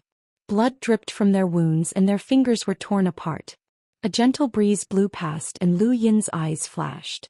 The 13th sword. Lu Tianmu made his move and he used the 13th sword, the emotion sword. This sword pierced through the black air and slashed towards Lu Yin's body. Just like before, the 13th sword was useless. Lu Tianmu's face paled. It was still useless? Starsabil was shocked, but there was no need for divination because Lu Yin had not moved at all since the beginning. Everyone working together had not been able to force him to move a single step. What kind of power was this? How could it be so terrifying? Ku Wei and the rest were so excited that they were about to faint. Xiao Bai and Xiao He kept jumping up and down shouting that Lu Yin was so cool. On Shi-Chi's head, the fish did not speak and she only looked at Lu Yin strangely. What was this? He looked so familiar. No one could describe the shock and chill that they felt when they saw Lu Yin. The power that Lu Yin had displayed was truly unfathomable, and it surpassed the shock that Progenitor Qin and Progenitor Hui had shown. Thank you, brothers, for your support. Here's the update, thank you. Chapter 1323. Back in the Neoverse, Elder Chan sighed. The forefathers' power was unimaginable as it was the source of all power. How had this child inherited it? A primeval surname. Did he really come from there? Suddenly, Elder Chan's expression changed. Not good. The 6th mainland's 3 forefathers would never allow Lu Yin to display such strength, especially the martial ancestor. He immediately walked out to ensure Lu Yin's safety. Elder Chan was right. The martial ancestor's eyes were filled with murderous intent. The Grim Reaper was the power of the forefathers' Grim Reaper, and such a power should not have existed. The 5th mainland had actually produced someone who had inherited the Grim Reaper's power. Oh no. Once this child reached the progenitor realm, who would be his match? Even the invincible progenitor Qin and the symbol progenitor, who had founded the civilization, would not be his match. Since he had inherited the Grim Reaper's power, this child had a high chance of reaching the progenitor realm. No, he could not be allowed to succeed. The martial ancestor's murderous intent intensified. The blood progenitor and mystery progenitor both sensed it, but they did not stop him. The hatred between the 6th and 5th mainlands ran too deep. They could allow the 5th mainland to produce a progenitor or even 2 to fight against those monsters together, but they would never allow a progenitor to suppress them. Once the Grim Reaper's power reached the progenitor realm, the consequences would be disastrous, and the threat would not be any less than those monsters. The martial ancestor wanted to act, but he could not hold back and sent his power to the 5th mainland again. However, he was stopped by a figure the moment he appeared. At the peak of Mount Supreme, Lu Yin had become everyone's target, but no one could force him to move a single step. He stood in place and allowed all the attacks to descend. The 13 swords, various secret techniques, battle techniques, and speed were all useless against him. Golian's horizontal slash sent Wu Taibai, Wang Yi, and the others flying off the peak. At this moment, Lu Yin calmed down. The cloak around his waist had a hole and he did not have much strength left. Lu Yin stared at Xianxia and raised Golian up high. Xianxia clenched his fists tightly. He did not have much of an obsession with becoming the champion, and had only hoped that Lu Yin would be able to help him break through the barrier. The stronger the power brought about by the 3 sons' ancestral qi, the smaller his chances of reaching the ancestor stage in the future. Unfortunately, he had still not been able to break through the barrier. Even if Lu Yin had indeed brought about a life and death crisis to him, he had still not been able to help him break through the barrier. Helpless, Xianxia opened his mouth and said, "I admit defeat." Everyone stared blankly at Lu Yin. Before the competition, who would have thought that he would be the final victor? He was the champion, the only sovereign. At this moment the entire universe was focused on Lu Yin. Lu Yin raised his head and let out a long breath. The black stream of air around his body gradually retracted, and the Golian in his right hand slowly dissipated. The white stream of air around his left arm disappeared, and the pair of black eyes and chains behind him disappeared. The cloak around his waist also dissipated. The long hair that hung down to his waist gradually returned to its original state, and the pupils of his pitch-black eyes were revealed. Under countless gazes, Lu Yin returned to his normal state. The long bloodstains on his body were so eye-catching that his body swayed and he almost fell to the ground. The Grim Reaper state made him invincible, but it wasn't time reversal. His injuries wouldn't disappear, including the wound on his waist that was left behind by the Prime Clear's Retribution secret art. Lu Yin raised his head and looked at Xianxia. He had to admit that the only reason he had been able to defeat Xianxia was because of the Grim Reaper state. Otherwise, no one would have been his match. During the battle in the mountain and sea realm, the exposure of the ancestral qi of the three suns had shocked everyone. Now Lu Yin was feeling the same shock. The more difficult the Prime Clear was to deal with, the greater the shock Lu Yin had brought. He hadn't relied on Progenitor Qin or Progenitor Hui's strength, but on his own. He had defeated Progenitor Qin and Progenitor Hui with his own strength. Although Progenitor Qin and Progenitor Hui didn't possess any intelligence, that had still been their strength. The progenitor realm was the final point of cultivation. Everyone looked up to progenitor powerhouses and believed that they were invincible from the bottom of their hearts. However, at this moment Lu Yin had shattered this understanding. In this current era he possessed strength that surpassed that of a progenitor. This was a fact that would only be acknowledged when one reached the progenitor realm, and Lu Yin had already done so. There were countless geniuses and elite cultivators in the boundless starry sky, but at this moment, all of their radiance had been suppressed by Lu Yin. He had single-handedly defeated all of the top competitors and become a legend in the Sovereign Tournament. This legend was enough to be recorded in history and become a legend in the Fifth Mainland and even the Sixth Mainland. At this moment, everyone had a feeling that in this era, even if he hadn't reached the progenitor realm, the surname Lu had already given everyone this feeling. The giant statue trembled as an invisible force began to carve. Soon Lu Yin's appearance appeared, and Mount Supreme rumbled as a tide surged from bottom to top. Finally, it bloomed in the starry sky with a resplendent radiance. Everyone looked up at the statue. Lu Yin's heart skipped a beat, and he leaped up to stand on top of the statue's head. No one stopped him and no one had the qualifications to stop him. He looked down at everyone. These people were the top powerhouses of their generation in the universe, but now they were all suppressed by him. His surging heroic spirit could no longer be suppressed. Inexplicably, Lu Yin stretched out his hand and did the exact same action as the statue. He pressed down on the entire Mount Supreme with one hand as if he was pressing down on everyone. Below, the Prime Clear Wang Yi, Wu Taibai, Bukong, Wen Sansi and the others' expressions changed slightly. This was suppression. Lu Yin was declaring that he would suppress an era. Lu Yin's lips curled up, and battle force unconsciously appeared on the surface of his body. His 9-lined battle force was purplish-red, and it covered his entire body with red stripes. When he stood above everyone and looked down on an era, strands of gold appeared within the red stripes. This gold had appeared before when Lu Yin had climbed to the top of the Nightwatcher Pavilion and seen the same scene that the first Night King had seen. At that moment, his heroic spirit had caused strands of gold to appear within his battle force. At this moment, Lu Yin's achievements far surpassed the first Night King's. Not only did he look down on his peers in the Innerverse and Outerverse, but he also looked down on the Cosmic Sea, the Neoverse, the Astral Beast Domain and even the Sixth Mainland. He had even crossed the River of Time to fight Progenitor Qin and Progenitor Hui. At this moment the strands of gold could no longer be blocked, and they directly replaced the red stripes. Lu Yin's eyes flashed, but he immediately hid them. Everyone else only saw a flash of gold and they didn't understand what it was. Below, Wu Taibai's pupils shrank. What was that? No way. Wang Yi looked at Lu Yin and when he saw the golden flash he subconsciously glanced at Wu Taibai. Wu Taibai looked at him at the same time and the two seemed to have thought of something. Lu Yin stood atop the statue's head and imprinted battle force on his palm. This time it was no longer 9-lined battle force, but rather golden striped battle force. His battle force had transformed. When he had first cultivated battle force, the Sand Master had said that those who loved to fight must have integrity. This was because battle force originated from a person's heart, and it originated from the foundation of the human body. It could be used to attack, defend, break through limits, crush the heavens and tear apart the heavens. The more domineering a person was, the more valiant their comprehension of battle force would be. At this moment, Lu Yin had unconsciously broken through the barrier of 9-lined battle force and stepped into an unfathomable realm.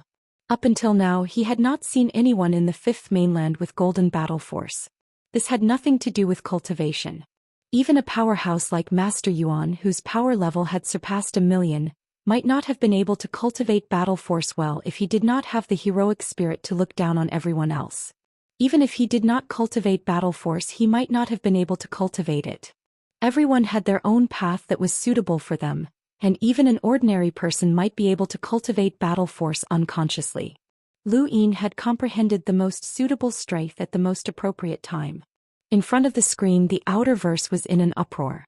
The Great Eastern Alliance was cheering, and everyone on Zenustar and Earth was cheering as they celebrated Lu Yin's victory. The Supreme Tournament had not been easy, and one expert after another had displayed strength that ordinary people could not comprehend. However, they had all been defeated by Lu Yin in the end. "Seventh bro, you're amazing," Ku Wei shouted excitedly. He recalled the bets they had placed at the betting table. The odds for the top 3 were 1 to 10, and they had bet a total of 100 million cubic essence. How much money was that? Even though he was from the Ku family, he still felt a little dizzy. Coco, Little Black, Xiaobai, Shiqi and the rest were all delighted. The fish continuously patted Shiqi's head. "Look, Lord Fish just gave him some pointers and he immediately became invincible. Quick, call the two-legged beast down. Lord Fish will give him a chance to be a mount. Quick." Shiqi clutched her head. It hurt and it was getting more and more painful. Kaze and Xiaohua and the rest looked up with reverence. No one knew just how high this person would reach in the future, but they were all dead set on following him. Even Yu Xianzi, Sister Lung and the rest had respectful gazes. From this moment on, Lu Yin would become the symbol of the Fifth Mainland, and no one would dare to do anything to him. The Hall of Honor would do its best to protect him, and protecting him would be protecting the Great Eastern Alliance. Gu Xiao waved his hand. "This is my brother. Big brother, look over here, look over here." Ling Ke wiped his forehead. "Forget it. Brother-in-law it is. You'll definitely be able to subdue that woman." Outside Mount Supreme, Wu De was frantically recording everything. He wanted to record every single battle that Lu Yin had participated in from the start to the end of the Supreme Tournament. He wanted to record every single battle that Lu Yin had participated in and publish it in detail. Lu Yin would definitely become famous. On a planet, Xianxia stared at a screen. "It looks like the Great Yu Empire's imperial tutor has to be me, huh?" In the inner verse, Lu Qianjue and the other leaders of the 8 Great Flow Zones were stunned. With Lu Yin as the champion, who would dare to touch the Great Eastern Alliance? Before the tournament, who would have thought that he would be the champion? It was like a dream. They had considered many things, such as how to deal with Lu Yin after the tournament and how to control the powers behind him. The only thing they had not considered was how to deal with Lu Yin after he became the champion, as there was no way to deal with him. The Hall of Honor would definitely protect him with all their might, and the Great Eastern Alliance would definitely not be able to touch him. Anyone who dared to touch him would be an enemy of the Hall of Honor, and Lu Yin was definitely the person that the Hall of Honor valued the most. In particular, he would also receive the legendary opportunity to reach the progenitor realm. Once he succeeded, unless they could eliminate Lu Yin, they would definitely not dare to offend him. Thank you for your support, brothers. Chapter 1324. Lu Qinjue's mouth was dry. He had lived for so many years, but this was the first time he felt that a youth was so difficult to deal with. Beside him, Lien Xen sighed. "What a pity. If only he had joined my sword sect." Lu Qinjue's eyes lit up when he heard Lien Xian's words. Lu Yin becoming the champion would have a huge impact on the entire universe. He wasn't a random cultivator and he had many interests behind him. It could be said that the moment he became the champion, the interests that he represented would undergo a fundamental transformation. In the past, he could still be considered a junior, but now no one dared to treat him as such. He was only a hunter, and once he broke through to the Enlighter realm, his power would soar once more. He might even be able to fight against an emissary. The more one thought about him, the more panicked they became. No matter how the outside world reacted to Lu Yin becoming the champion, everyone on Mount Supreme had already left. Only one person could stay, and that was Lu Yin. The head judge appeared and announced that the top 10 had been confirmed. They were Lu Yin, Xianxia, Qiushi, Xiajuyo, Abakong, Zhou Xian, Wu Taibai, Yuhua Mavis, Wang Yi, and Drunkard. The top 10 had all received a notice from the head judge to head to the Neoverse realm of glory within a set time. The Hall of Honor would then lead them to their destiny. Lu Yin's heart skipped a beat. Could the destiny be in the Neoverse? That made sense, as that was where the essence of the fifth mainland lay. Child, feel Mount Supreme. The head judge's voice traveled to Lu Yin's ears. Lu Yin was confused. Feel Mount Supreme? What did that mean? His perspective inexplicably changed, and what he saw was completely different from before. He saw planets orbiting in front of him, as well as an ant-like spacecraft in the distance. There was also the head judge whose face he couldn't see. This perspective? The statue? Lu Yin lowered his head and looked at the statue beneath his feet in shock. That's right, his perspective had overlapped with the statue's. Wasn't that a statue? How could this be? At the same time, in the Neoverse realm of glory, several people were visiting Elder Chan. These were the elders from the Hall of Honor who had tried to stop He Wuxian during the astral storm. They had all survived for a long time and had protected the storm. Now they were all gathered before Elder Chan. Elder Chan, are you really going to give Mount Supreme to that child? Xianxia should have taken it, one of the elders spoke up. Grandpa Chan remained calm. The reward for the champion of the sovereign competition is Mount Supreme. Do you want the Hall of Honor to break our promise? We can change it to another reward. Mount Supreme is very important, and Xianxia was raised by the Hall of Honor. We can give it to him, but this Lu Yin. The person paused for a moment, and another elder continued. This child's power is unknown, and he looks sinister. He was even captured by the Neo-Human Alliance before, so he can't be trusted. This child should be using Death Qi. As long as he cultivates Death Qi, he'll be easily controlled by the Spectre race. Elder Chan, please reconsider, the elder said. Elder Chan exhaled and looked at the others. Do you all think that the Spectre race can control him given his current state? The few elders looked at each other and looked at Elder Chan in confusion. Elder Chan smiled. I wonder if any of you have heard of the legendary Grim Reaper. In the Innerverse Chaos Flow Zone, Lu Yin was at a loss. How was he able to overlap with Mount Supreme's statue's perspective? This was a statue, a stone, not a human. He had never used the die's 6 pips before. At that moment he had a new feeling. His perspective returned to the statue and he subconsciously swayed.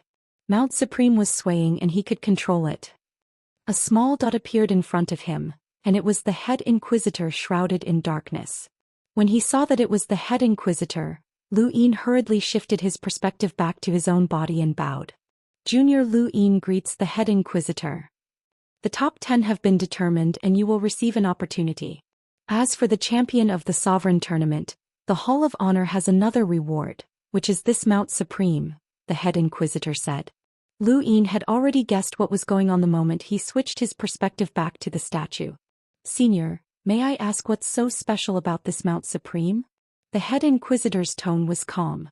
Mount Supreme is one of the Hall of Honor's most precious treasures. It is abnormally sturdy and can change in size. It can also rely on the activation of star energy to create a protective force that can resist external attacks. The more star energy there is, the stronger the defensive force. In theory it can reach 1,000,000. Lu Yin was shocked. 1,000,000. His breathing quickened. It was actually a treasure with a power level of 1,000,000. It was unbelievable. No wonder it was the Hall of Honor's most precious treasure. No wonder it was the champion's reward. He looked down excitedly and crouched down to caress the statue. This was truly a treasure. He had already automatically ignored the head inquisitor's words about how star energy determined the defensive force. This Mount Supreme had undergone the sovereign tournament, and no matter how strong the contestants were, they would only be able to shatter the surface. The deepest slash had been made by Go Lian in his Grim Reaper form, but that was still only the surface of the mountain. It could be big or small, and it would be a good weapon for smashing people, let alone protecting them. Shrink the mountain and take it away, the head inquisitor said as he looked at Lu Yin. Lu Yin bowed again, sensing the head inquisitor's good intentions. This mysterious head inquisitor seemed to take good care of him. Even though they had only met twice, Lu Yin still felt that way. Lu Yin switched his perspective back to the statue and began to slowly understand how to control the mountain. After all, Mount Supreme was the Hall of Honor's most precious treasure. Even the elders didn't want it to fall into the hands of outsiders, so controlling it naturally wouldn't be easy. After a few days, Lu Yin was only able to shrink it to the size of a planet, which was still too big for him.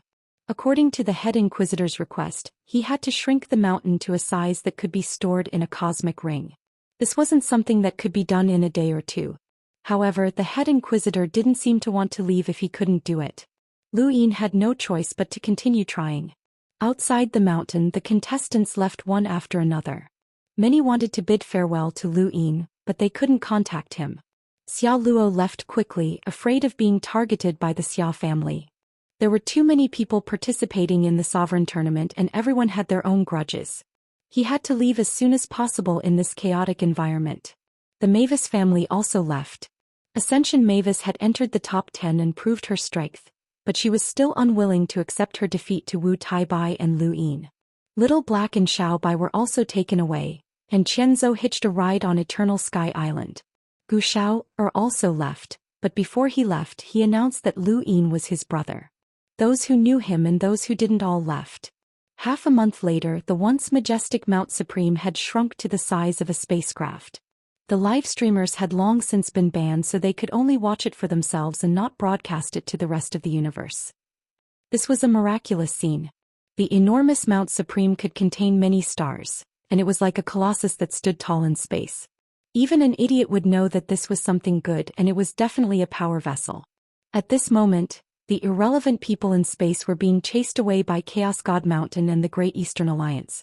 After a few days, Lu Yin finally managed to shrink the mountain to a size that could be stored in a cosmic ring. When he looked up, the head inquisitor had already left. He felt that it was a pity, as he had actually wanted to get closer to the head inquisitor. The surrounding space was dark, and only the members of the Great Eastern Alliance and the cultivators of Chaos God Mountain could be seen. Congratulations, Alliance Leader, for becoming a paragon. You are invincible in the universe. Thousands of cultivators from the Great Eastern Alliance bowed, their voices echoing in all directions. Congratulations, Alliance Leader, for becoming a paragon. You are invincible in the universe. Congratulations, Alliance Leader, for becoming a paragon. You are invincible in the universe.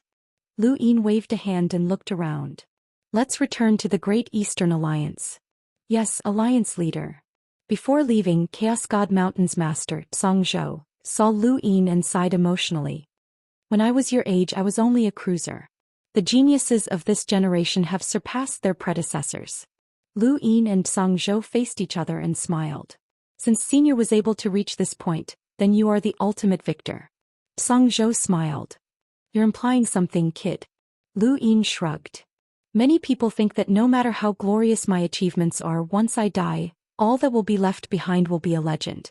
Zhou looked at Lu Yin. Die. That's not a good word to use. You've already matured, and even if this old man wanted to do anything to you, it wouldn't be easy. Senior, you praise me too much. I know my own abilities and I'm not strong enough to fight against an emissary, much less a powerhouse like Senior. Zhou frowned. There's no point in beating around the bush, so I'll just get straight to the point. He then stared into Lu Yin's eyes. How big do you want your Great Eastern Alliance to be? Lu Yin's eyes narrowed and he met Zhou's gaze in silence. Zhou's brows rose. You can't answer? Have you not thought it through? Then let's change the question. What do you want from this universe? Lu Yin smiled. Senior, aren't you thinking too highly of this junior? With this junior's current abilities, do I even have the qualifications to talk about the universe? Zhou shook his head and sighed. Others are indeed not qualified. Even Shangqing, the #1 disciple of the Hall of Honor, isn't qualified, but you're different. You have the ability, ambition, methods, and innate talent. Now that you've become the champion and become a paragon, you will receive the Hall of Honor's unreserved support. If you succeed in the future, you might even have a chance to reach the progenitor realm. A future progenitor. This status is enough for everyone to take seriously.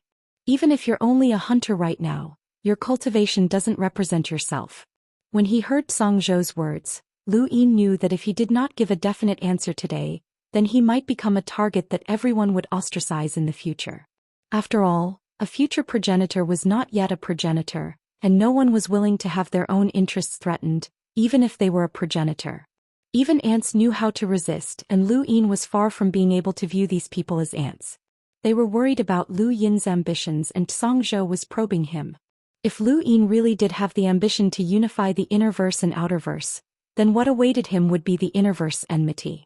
No matter how much support the Hall of Honor gave him, it would be difficult for him to take even a single step forward. Chapter 1325. The Hall of Honor was the master of the Fifth Mainland, but it was not the ruler. Even the Hall of Honor could not rule the Fifth Mainland, let alone him. Song Zhou didn't just represent Chaos God Mountain. It also represented the Sword Sect, Lingling clan, and other major powers. After thinking about it, Lu Yin smiled. Senior, I can only say that I'm righteous to my friends, but I'm merciless to my enemies. Song Zhou's gaze was deep. Be clear. This old man isn't very cultured. I won't take the initiative to provoke anyone. Is that enough? Lu Yin asked. Song Zhou frowned. Is that so? He clearly didn't believe it. The reason why the Outerverse was unified was to deal with the Sixth Mainland's invasion. This junior wants to better protect the Outerverse. Senior, you should be aware that this junior did not go overboard with the Outerverse. I only dealt with the people who were in my way. As for the Innerverse, the Blaze Realm is this junior's enemy, and the so-called Gateway Plan was also devised by the Blaze Realm. Wouldn't it be too cowardly for this junior to not deal with such a person? Don't you have any plans for the Innerverse? Song Zhou asked. Lu Yin answered sincerely, yes. Song Zhou raised his eyebrows. Lu Yin sighed. The Outerverse has already been gifted to the Sixth Mainland. I want to find a place in the Innerverse for the people of the Outerverse to live. Song Zhou wasn't surprised by Lu Yin's response. The Hall of Honor has definitely taken this into consideration. You don't have to worry too much. Lu Yin nodded. That's right. Ever since I stepped onto the path of cultivation, I've been restricted by many parties, especially the Day-Night clan. There are many things that I'm only doing to protect myself, so please don't misunderstand. Song Zhou felt that Lu Yin's words were somewhat exaggerated, but he couldn't refute them. He couldn't be so sure that Lu Yin wanted to unify the Innerverse and Outerverse, right? If that was the case, then why would he even bother asking? Lu Yin's words made him feel slightly more at ease. The Blaze Realm and the Day-Night clan were both Lu Yin's enemies, so there was nothing wrong with dealing with them. Song Zhou inexplicably smiled as he realized that he had gone crazy. This brat in front of him was just a hunter. Even if he had a chance to become a progenitor in the future, that was still too far away. The Innerverse was so vast, so how could it possibly be unified by this brat? Even the Hall of Honor could not do such a thing. Cosmic Ocean and the Neoverse would not allow such a thing to happen. The more Song Zhou thought about it, the more ridiculous it felt. Song Zhou mocked himself. Lu Yin's victory had disrupted his mental state as well as that of Lu Qianjue and the others. In reality, they had all overestimated Lu Yin as he was still a child. Song Zhou looked up and saw Lu Yin's bright eyes and sincere smile. He then asked, "There's one question that you haven't answered. What do you want from this universe?" Lu Yin thought about it and then smiled brilliantly. "I like money. The more the better." Song Zhou was stunned. He had thought of many answers, but this was the only one that hadn't crossed his mind. Right, his investigation of Lu Yin had indeed mentioned that he loved money and had an insatiable thirst for it. Could it be true? Back then, Starsibyl asked me a question. How can I become stronger? Lu Yin raised his head as he reminisced. Song Zhou's eyes lit up as he had been asked this question before.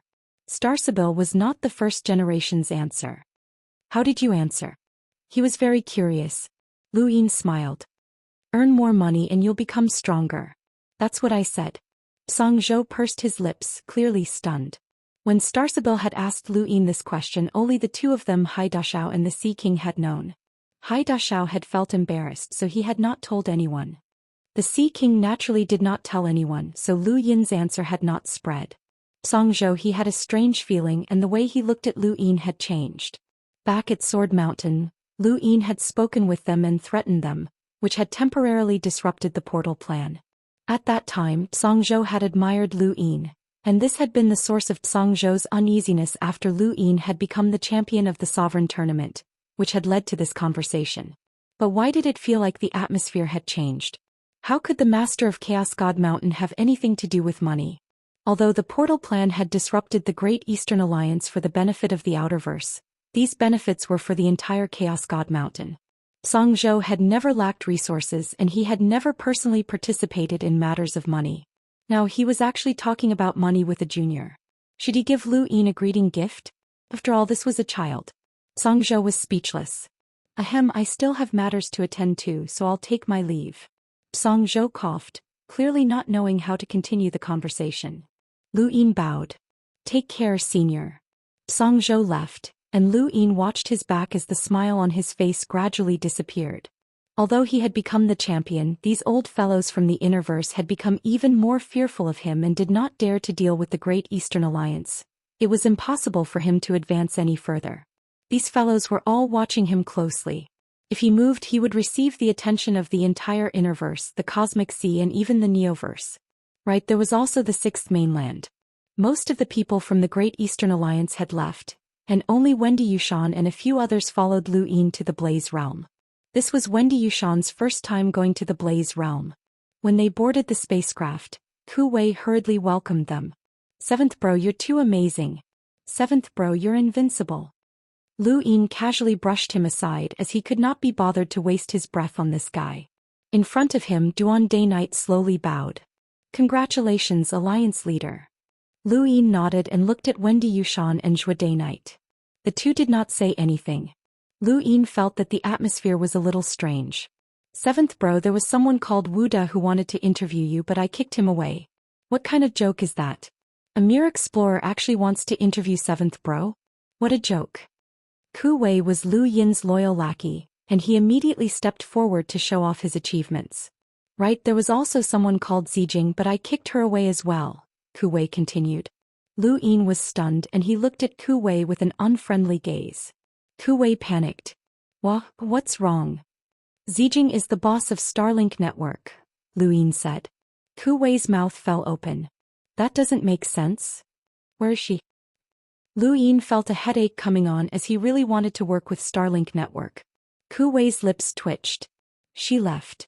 Before she left, she said that if seventh bro is free, you should go visit her." Lu Yin felt helpless. "Don't offend anyone in the future, or I'll leave you on Xenu Star forever." Ku Wei hurriedly promised that he would not do so. Everyone left, and Lu Yin had originally wanted to chat with Xiao Luo and the others. "What about the bets? How was it? Did you get your money back?" Lu Yin thought about the 100 million star essence that he had bet, and he immediately asked about it as this was the matter that concerned him the most. Ku Wei's face turned ugly at the mention of this. "I couldn't contact the bets." Lu Yin raised his brows. "What did you say? Why couldn't you contact them? That was such a huge bet and everyone was watching it. Did they run away?" Ku Wei replied, "The people who stayed behind were just scapegoats and they didn't know anything when I asked them. That was such a huge bet, but they didn't even get a single cent in the end. That was 100 million star essence, which was the same as swallowing everything. It was 1 billion. It was a billion. Even for the 7 courts, this was a huge number." Lu Yin's face darkened and it was terrifying. Ku Wei was even more terrified. "Seventh bro, are you all right?" Lu Yin's eyes flashed with cold killing intent. 1 billion star essence had been swallowed just like that? How was that possible? Fortunately, Lu Yin had a backup plan, but he didn't know how much he would be able to recover. Lu Yin hoped that Lu Yin didn't catch him. Otherwise, no matter who was behind the scenes, they wouldn't be able to escape. He now had the confidence to do so, and even if the person behind the scenes was someone as powerful as the old man, Lu Yin was confident that he could make that person spit out all the money he had lost. The spacecraft headed towards the Blaze Realm. The Sovereign Tournament had finally come to an end, and Lu Yin had become a legend. He had defeated everyone by himself, withstanding countless attacks, secret techniques and battle techniques, but he had still won in the end. There was no suspense about his victory, and it could be said that this story would be passed down for countless years to come. There was a spacecraft filled with all sorts of instruments and everyone was busy. Many screens were playing a loop of Lu Yin's final battle after he had used the Reaper transformation. Quick, we have to get ahead of everyone else and edit all of Lu Yin's battles and broadcast them on the network. Hurry up, everyone's fighting for time. Hurry, hurry, hurry. Suddenly Lu Yin's battle scenes disappeared from the screen, leaving behind a string of numbers that everyone was familiar with. It had been banned from the network. What's going on? Where's the footage? Hurry up and broadcast it. What's going on now? Bro, it's not good. It's been banned from the Interstellar network. What does that mean? It means that all videos of Lu Yin's battles have been banned. It's not just Lu Yin. All of the top 10's battles have been banned as well. Quick, copy the rest of the videos. It's useless. With Interstellar Network's capabilities, it doesn't matter where you copy it, it'll be banned as soon as it touches the network. It's useless. How can this be? What's going on? Similar scenes were happening everywhere in the universe. No matter where you were, as long as you were connected to the network, all of the top 10's battles would be banned. The top 10 represented the future of the universe, and if nothing unexpected happened, they would all be the strongest in the universe in the future. How could their battle videos be circulated so easily? This was a rule set before the Sovereign Tournament. No one wanted to be constantly studied. These people all had enemies, and who could guarantee that they wouldn't find any weaknesses in these battle videos? Even Lu Yin didn't want to be studied, even if his strength was unfathomable. The spacecraft steadily sailed through space. Wendy Yushan checked Lu Yin's wounds. They're fine now. Lu Yin replied, after the Sovereign Tournament ended, I used medicine to control them. They're fine now. Is that so? The residual power in your wounds must be hurting you, Wendy Yushan said. Lu Yin shrugged. His wounds had been caused by Progenitor Chen's blade, and the progenitor's power had wreaked havoc around his wounds. It was the same as Shang Rong's power that had been left behind in Ling Gong's wounds. The best way to deal with such residual power was to use lock-breaking. That was how Lu Yin had helped Ling Gong back then, but his wounds had been healed by Wendy Yushan. Wendy Yushan's healing talent was quite good and the effects were obvious. Thank you, brothers, for your support. Chapter 1326. By the way, I'm curious. How did you break through Zi's life energy? Wendy thought about it and was about to speak when Lu Yin interrupted her. It seems that my guess was right. You have some hidden strength, but it's not enough for you to challenge Zi.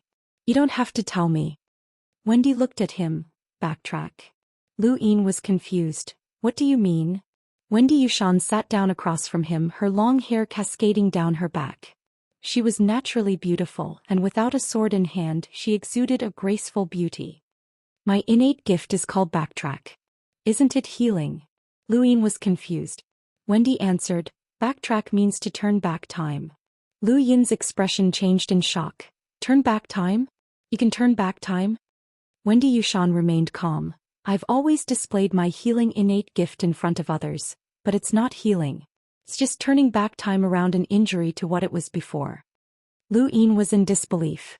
Time was one of the mysteries of the universe, and even with his current status he had never heard of anyone being able to control time.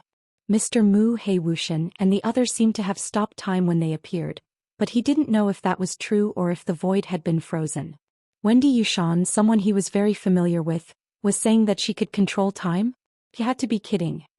Are you serious? Lu Yin asked again. Wendy Yushan was very cold and she treated everyone the same way.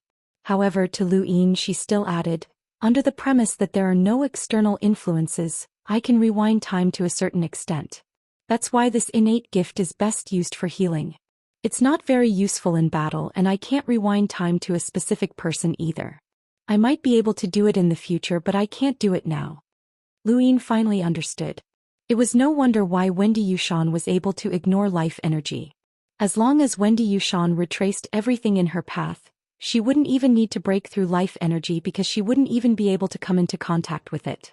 However, from an outsider's point of view, she would be able to break through life energy. Time was actually involved. He looked at Wendy Yushan, his eyes full of shock. This was even more shocking than a secret technique. If news of this spread, she would receive as much attention as he did. Who else knows about your innate gift besides me? Lu Yin asked. Wendy Yushan glanced at him. No one. Where's your father? He couldn't help but ask. Wendy Yushan looked at him.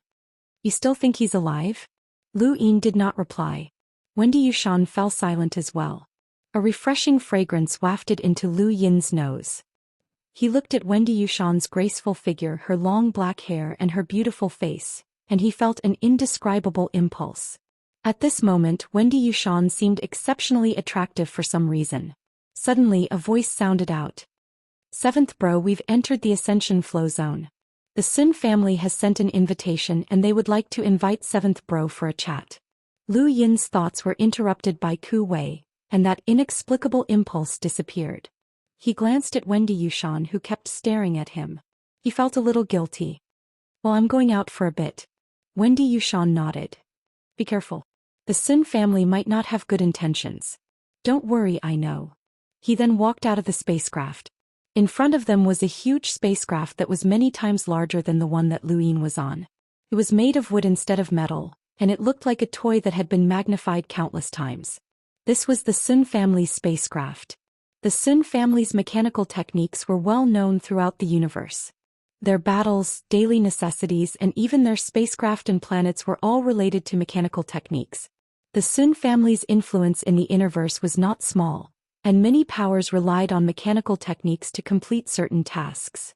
This was especially true when it came to exploring ancient tombs. Lu Yin's relationship with the Sun family went without saying. They had always been enemies, especially in the Outerverse. The Sun family had forced Lu Yin to reveal his cards to Elder Nuohua, and they had long since become mortal enemies. In outer space, a group of people approached them. The leader of the group was a middle-aged man with an ordinary appearance and an elegant temperament. He smiled as he approached Lu Yin. Alliance Master Lu, I'm Sun Baitao, the head of the Sun family. I'm here to invite Alliance Master Lu into the Sun family for a chat. Lu Yin looked at Sun Baitao. This person was Sun Jiong's father, and the two looked very similar. Lu Yin looked past Sun Baitao and saw Sun Jiong behind him. Sun Jiong's face was pale and he looked like he had been severely injured. He had also participated in the Sovereign Tournament, and he had been struck by the aftermath of Lu Tianmu's fifth sword. His left arm had been severed, but fortunately he had managed to preserve his life. Sun family head, I don't think your family has anything to discuss with me, Lu Yin said bluntly. Lu Yin's words angered an elder behind Sun Baitao. Alliance Master Lu, this is the Heaven Ascension Flow Zone. As the host, my Sun family has invited Alliance Master Lu for a chat, but Alliance Master Lu doesn't give us any face. Isn't that too arrogant? Sun Baitao immediately reprimanded. Sun Yi, shut up. Lu Yin's sharp gaze swept over the elder. I'm talking to your family head. When did you have the right to interrupt? As soon as he finished speaking, the elder felt a boundless darkness in outer space. His brain suddenly trembled and he couldn't help but vomit blood as he fell to the ground. Sun Baitao hurriedly stood in front of Sun Yi. Alliance Master Lu, let's talk things over. Please show mercy. This was nightfall and the elder could not block it with his lighter strength. He only had a power level of around 200,000, and such a person could not even enter the top 10 of the Sovereign Tournament. Sun Jiong stared at Lu Yin in horror, a fear that came from the bottom of his heart. Lu Yin did not continue attacking and he retracted his spiritual force. He had only wanted to teach the elder a lesson, and he did not plan on doing anything else to him. Otherwise he would have used the Day Knight's tribute, and the elder would have died without a doubt. The elder panted heavily as if he had just been fished out of water. As an elder of the Sun family, he had always been immersed in the study of mechanisms and did not pay much attention to the outside world. Even during the Sovereign Tournament he had only watched and sighed in amazement. He did not have a direct understanding of the top 10. Because he had a good relationship with Sun Jiong, he had heard of the grudge between Lu Yin and Sun Jiong as well as the entire Sun family. That was why he had wanted to teach Lu Yin a lesson, but now he understood. Amir Jr. had almost killed an enlighter with a power level of over 200,000 without even moving. He would never be able to forget that fear for the rest of his life. Was this the strength of the younger generation's sovereigns? He had truly grown old and now he was even afraid of a junior. Sun Jiong was rather well behaved and he lowered his head without saying a word. He did not even dare to look at Lu Yin. Sun Baitao apologized to Lu Yin. Thank you for showing mercy, Alliance Master Lu. Elder Sun Yi is always in seclusion studying mechanisms, so he does not understand the outside world. Please do not be angry. Lu Yin's expression softened as Sun Yi was just a passerby to him. That was right, and Enlighter was just a passerby to Lu Yin, so it did not matter. Patriarch Sun, why are you here? Can't be just to reminisce, right? I already said that I have nothing to discuss with your Sun family, Lu Yin said coldly. With his current status, there was no need for him to give the Sun family any face. Sun Baitao smiled apologetically. My son Sun Jiong and Alliance Master Lu have some misunderstandings. My Sun family has set up a banquet and would like to invite Alliance Master Lu to come and personally apologize. Sun Jiong walked out from behind Lu Yin and knelt down without hesitation. Alliance Master Lu, this lowly one was blind. Please forgive me. Lu Yin raised a brow and looked at Sun Baitao. He could only see kindness and a trace of hope in Sun Baitao's eyes. Actually, with Lu Yin's current status and future accomplishments, it was normal for any power to express goodwill. Even Song Zhou from Chaos God Mountain had marveled at Lu Yin's abilities and treated him as an equal. However, the Sun family was different. This family was a traitor to the Fifth Mainland. Please do us the honor, Alliance Master Lu. The Sun family will be eternally grateful. Sun Baitao slowly bowed. As the patriarch of the Sun family, Sun Baitao was a powerhouse with a power level of over 400,000. It was not easy for him to do this. Lu Yin nodded. All right, Patriarch Sun. Please lead the way. Sun Baitao was delighted. Alliance Master Lu, please. Please. The Sun family's banquet was not held on the main planet, but rather in the machine-like spacecraft in front of them. According to Sun Baitao's introduction, this spacecraft was the pride of the Sun family, and only the most distinguished guests could enter. Lu Yin's expression was calm and he even smiled from time to time. Sun Baitao was even more enthusiastic and a group of people from the Sun family waited on him. It didn't take long for them to arrive at the banquet. On Lu Yin's spacecraft, Ku Wei was grumbling. Seventh Bro had not brought him to the banquet and he had lost his chance to perform. Wendy Yushan frowned as she looked at the Sun family's spacecraft in the distance. She was also aware of the grudge between Lu Yin and the Sun family, but she did not know what Lu Yin was thinking. The Sun family's machineries were renowned and Lu Yin was very curious. When Sun Baitao heard this, he immediately had the family's disciples spar and perform, satisfying all of Lu Yin's requests. At the same time, he arranged for two beautiful women to sit beside Lu Yin. If Lu Yin wanted to, he only had to open his mouth to eat and Sun Baitao did not need to do anything else. Lu Yin was not used to this. Patriarch Sun, with the Sun family's fine control of the machineries, it shouldn't be difficult for them to increase their control of star energy. Who in the history of the Sun family has the most profound control of star energy? To what extent did they achieve it? Sun Baitao replied, Alliance Leader Lu, you're too kind. The Sun family does indeed use their star energy in different combinations, and they can use it in different ways. However, this is just a clever way of using it and it's different from controlling star energy. In the history of the Sun family, the person with the most profound control of star energy was an elder from 7,000 years ago. His control of star energy reached the world realm and that's already the limit. Oh? Is it that difficult to break through to the profound creation realm? Lu Yin was curious. He had never taken the initiative to cultivate his control of star energy. His ability to control star energy to the world realm was partly due to luck as well as comprehension. During the Supreme Tournament, Drunkard's battle had broadened Lu Yin's horizons. Drunkard's ability to absorb everything into a world of star energy had reached an unimaginable level. He was truly like a god and Lu Yin had been very envious of Drunkard. If only he could raise his control of star energy to the profound creation realm. Sun Baitao sighed. The profound creation realm is a legendary realm that has nothing to do with strength. Instead, it has to do with comprehension, innate talent, and luck. My Sun family does not have such good fortune. In the entire universe, there should be no more than 5 people who have reached the profound creation realm in terms of star energy control. Of the younger generation, only the 10 arbiters Drunkard has reached that level. If our control of star energy can reach the profound creation realm, then our Sun family will definitely reach greater heights and not just be limited to the Ascension Flow Zone. Chapter 1327. When he heard Sun Baitao's words, Lu Yin's eyes flashed. The Sun family doesn't want to limit themselves to Heaven Ascension Flow Zone? Sun Baitao was stunned and then laughed dryly. Haha, everyone wants to advance. It's human nature. Yes, it's human nature. Lu Yin smiled and nodded. To the side, the girls that Sun Baitao had arranged for leaned closer and closer to Lu Yin, almost burying themselves in his embrace. Lu Yin could not take it and had the two girls leave. The two girls were disappointed and they looked at Lu Yin plaintively before leaving. It was a gaze that could melt anything. The atmosphere of the banquet was rather harmonious. Lu Yin was curious about the machinery technique, the Sun family, and even Heaven Ascension Flow Zone, and Sun Baitao told him everything he knew. Half a day later, Sun Jiong arrived in front of Lu Yin and bowed respectfully. I was rash and offended, Alliance Master Lu. Please forgive me. I'll punish myself by drinking 3 cups. He was about to drink the wine that had been prepared when Lu Yin suddenly stopped him and smiled. Brother Sun, there's no need for that. I'm not a petty person. Let's forget our past grudges. Sun Jiong was grateful. His left arm had been severed by Lu Tianmu's 5th sword, and he would not be able to reattach it anytime soon. He looked rather weak.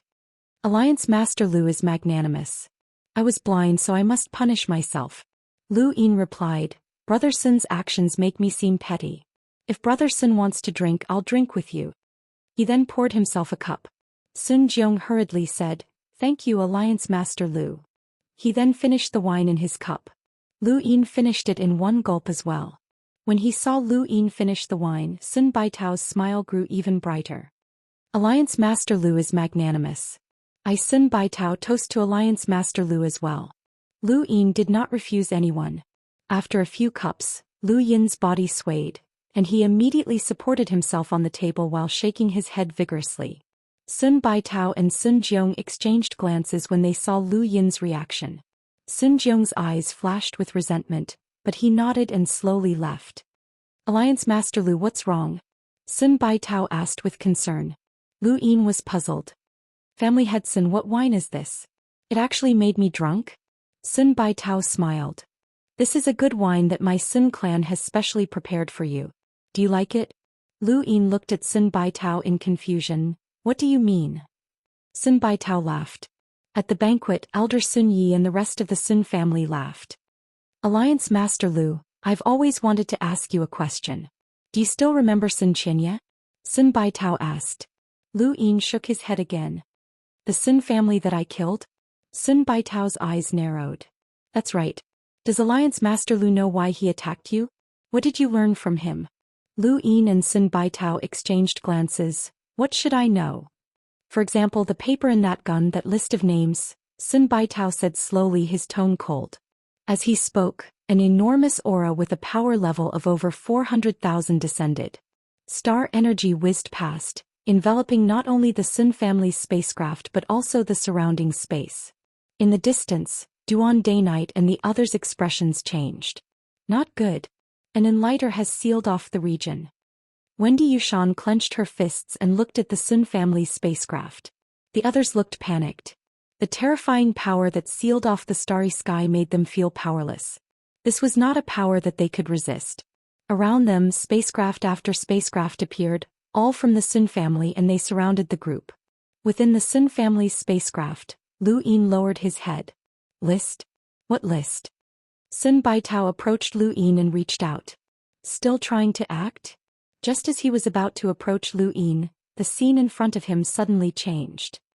He had arrived at a place that he had once visited, longed for and yearned for, Mount Glory. This was the heart of the Hall of Honor, and all of the upper echelons of the Hall of Honor were gathered here. This was the Glory Realm.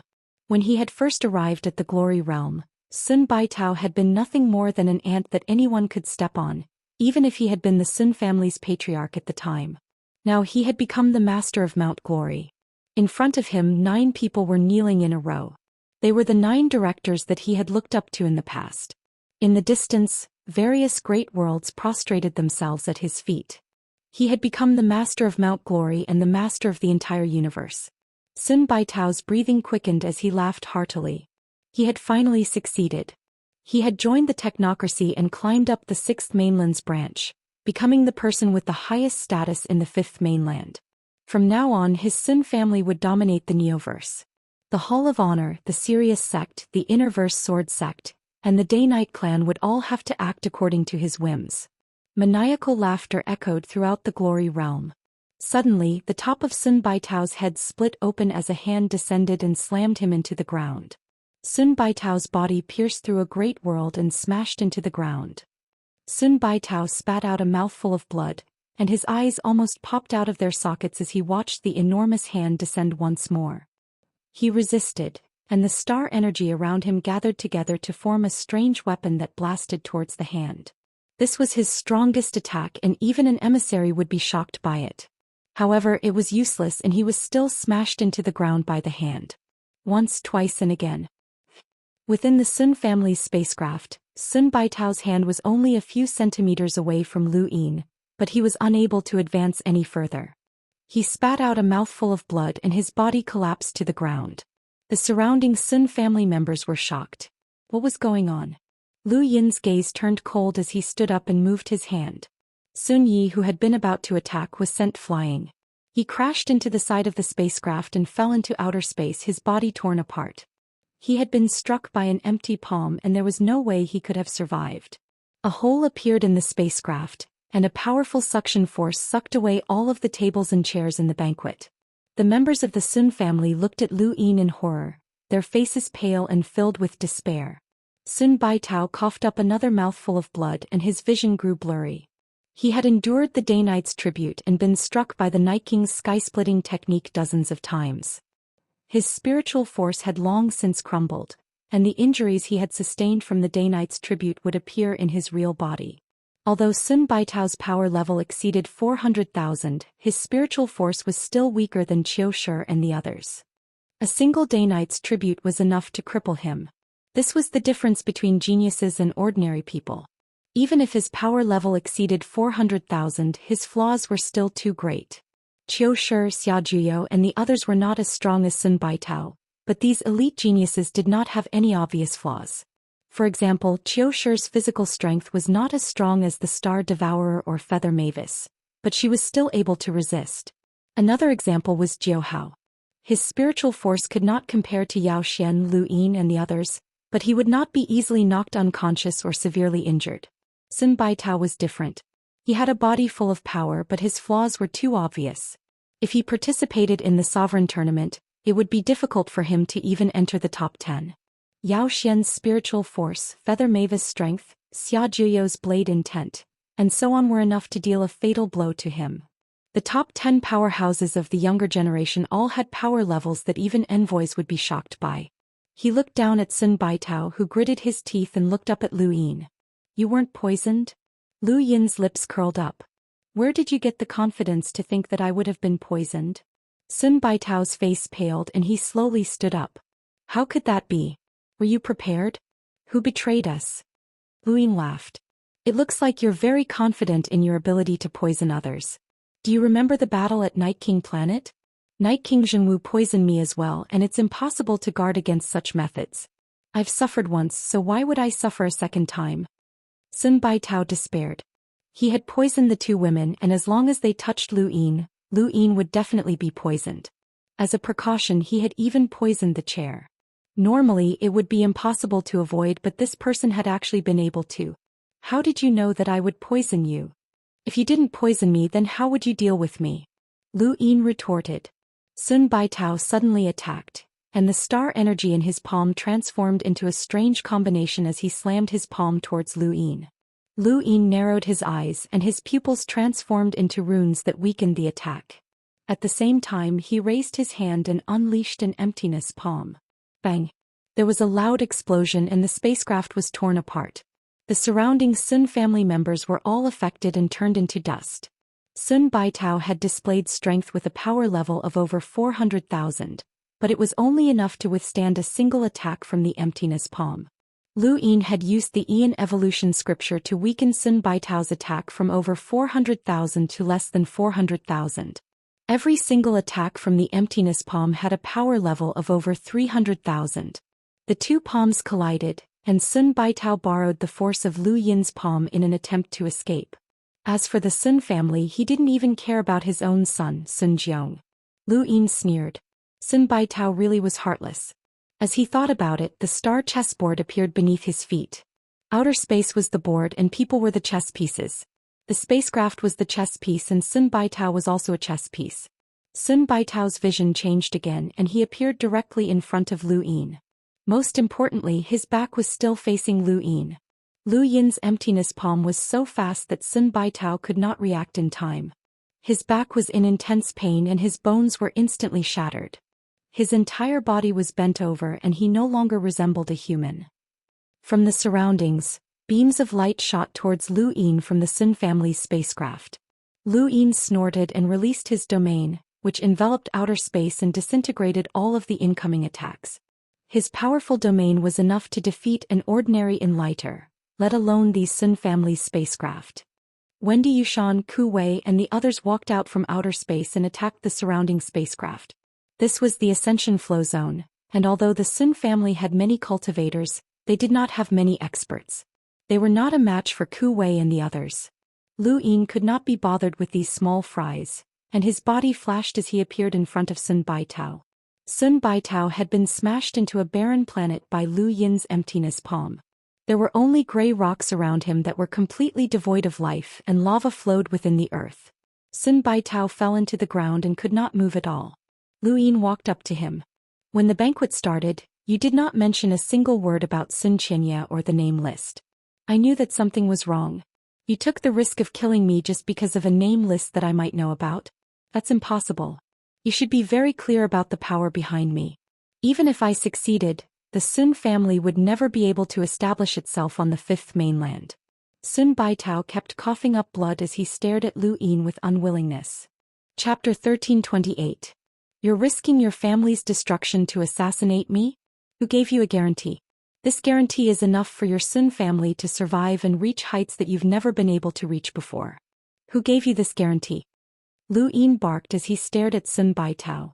If you don't tell me, I'll immediately destroy the entire Sun family. Sun Baitao smiled bitterly. If I tell you, won't you act against the Sun family? Lu Yin, I know you very well. The inner verse and outer verse are connected, and news of Sun Qianya's death spread to the family. I knew that you would act against my family one day. You haven't acted yet because you're not ready. Once you're ready, my family won't be able to escape.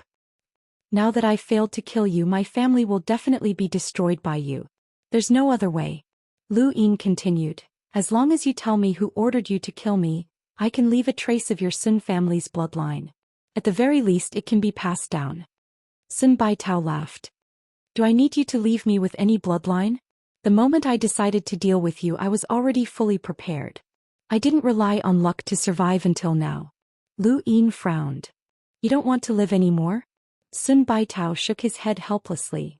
Everyone wants to live, but I'm destined not to. You joined the technocracy so that your family can advance further, right? Lu Yin asked. Sun Baitao closed his eyes. So what you said at the banquet was just your probing. Lu Yin, you're very meticulous and I couldn't even tell how you avoided being poisoned. You're indeed the master of the outerverse. But remember, the more brilliant your performance is, the more people will want your life. You'll follow in my family's footsteps sooner or later. Lu Yin's expression changed. Not good. Self-destruction. There was a loud explosion as the planet shattered. In the distance, Wendy Yushan and the rest looked over worriedly. Lu Yin stood in outer space with an ugly expression on his face. He had originally wanted to obtain Sun Baitao's cosmic ring, but he hadn't expected the guy to be so straightforward and self-destruct. Even if he obtained the ring, it would be useless. Who had ordered the Sun family to act? Someone who knew that the Sun family had enmity with Lu Yin and could not wait to act. That person had even guaranteed the Sun family's safety and ignored the Great Eastern Alliance, Leon's Armada, and even the Hall of Honor. Who could it be? Wait, the Hall of Honor. A thought flashed through Lu Yin's mind and he looked towards the west. Sun Baitao was dead and the surrounding Sun family spacecraft had been destroyed. Sun Jiong was captured and brought to Lu Yin. Within the spacecraft, Lu Yin sat quietly while Ku Wei stood behind him. In front of him was Sun Jiong, who was kneeling on the ground. Sun Jiong's face was pale and his head was bowed in fear as he trembled. Wasn't Lu Yin poisoned? How could he be fine? He thought that the outcome was already decided, but it turned out like this. Raise your head, Lu Yin said slowly. Sun Jiong's body trembled. Raise your head. Didn't you hear what the alliance leader said? Ku Wei shouted. Even Lu Yin was shocked. Sun Jiong's body trembled even more violently, and he raised his head in fear to meet Lu Yin's cold, calm eyes. Who told your Sun family to assassinate me? Or let me rephrase my question. Has the Sun family received any important figures recently? Sun Jiong was terrified. No, I don't know. I don't know anything. Father told me to invite you to a banquet in the name of an apology. I don't know anything else. Lu Yin was amused. You didn't know that I'd be poisoned? Sun Jiong opened his mouth and wanted to lie, but when he saw Lu Yin's cold gaze, even though he was smiling, it was a smile that made Sun Jiong despair. Father told me, but I don't know who ordered it. I thought it was because of that list, but I really don't know anything else. Lu Yin stared at Sun Jiong, but there was nothing else in his eyes besides fear and despair. Lu Yin sighed. Hand over all of the Sun family's resources and everything you own. If I do that, will I be able to live? Sun Jiong's voice trembled. Ku Wei barked. You still want to negotiate? Sun Jiong trembled in fear, but he gritted his teeth and stared at Lu Yin resolutely. I'll hand over everything of the Sun family, but you have to promise not to kill me. How dare you? Ku Wei barked again, fully displaying his power as a hindrance. Lu Yin raised a hand and stopped Ku Wei. Fine, I won't kill you. Sun Jiong panted heavily. Not you, but all of you, including everyone related to you. Lu Yin's face sank. Sun Jiong hurriedly said, I'm the only one who can open all of the Sun family's resources. There are more than 200 million star essence there, as well as all sorts of precious treasures. I only have one condition, and that is that no one related to you, Alliance Master Lu, can attack me. That includes using money to hire assassins.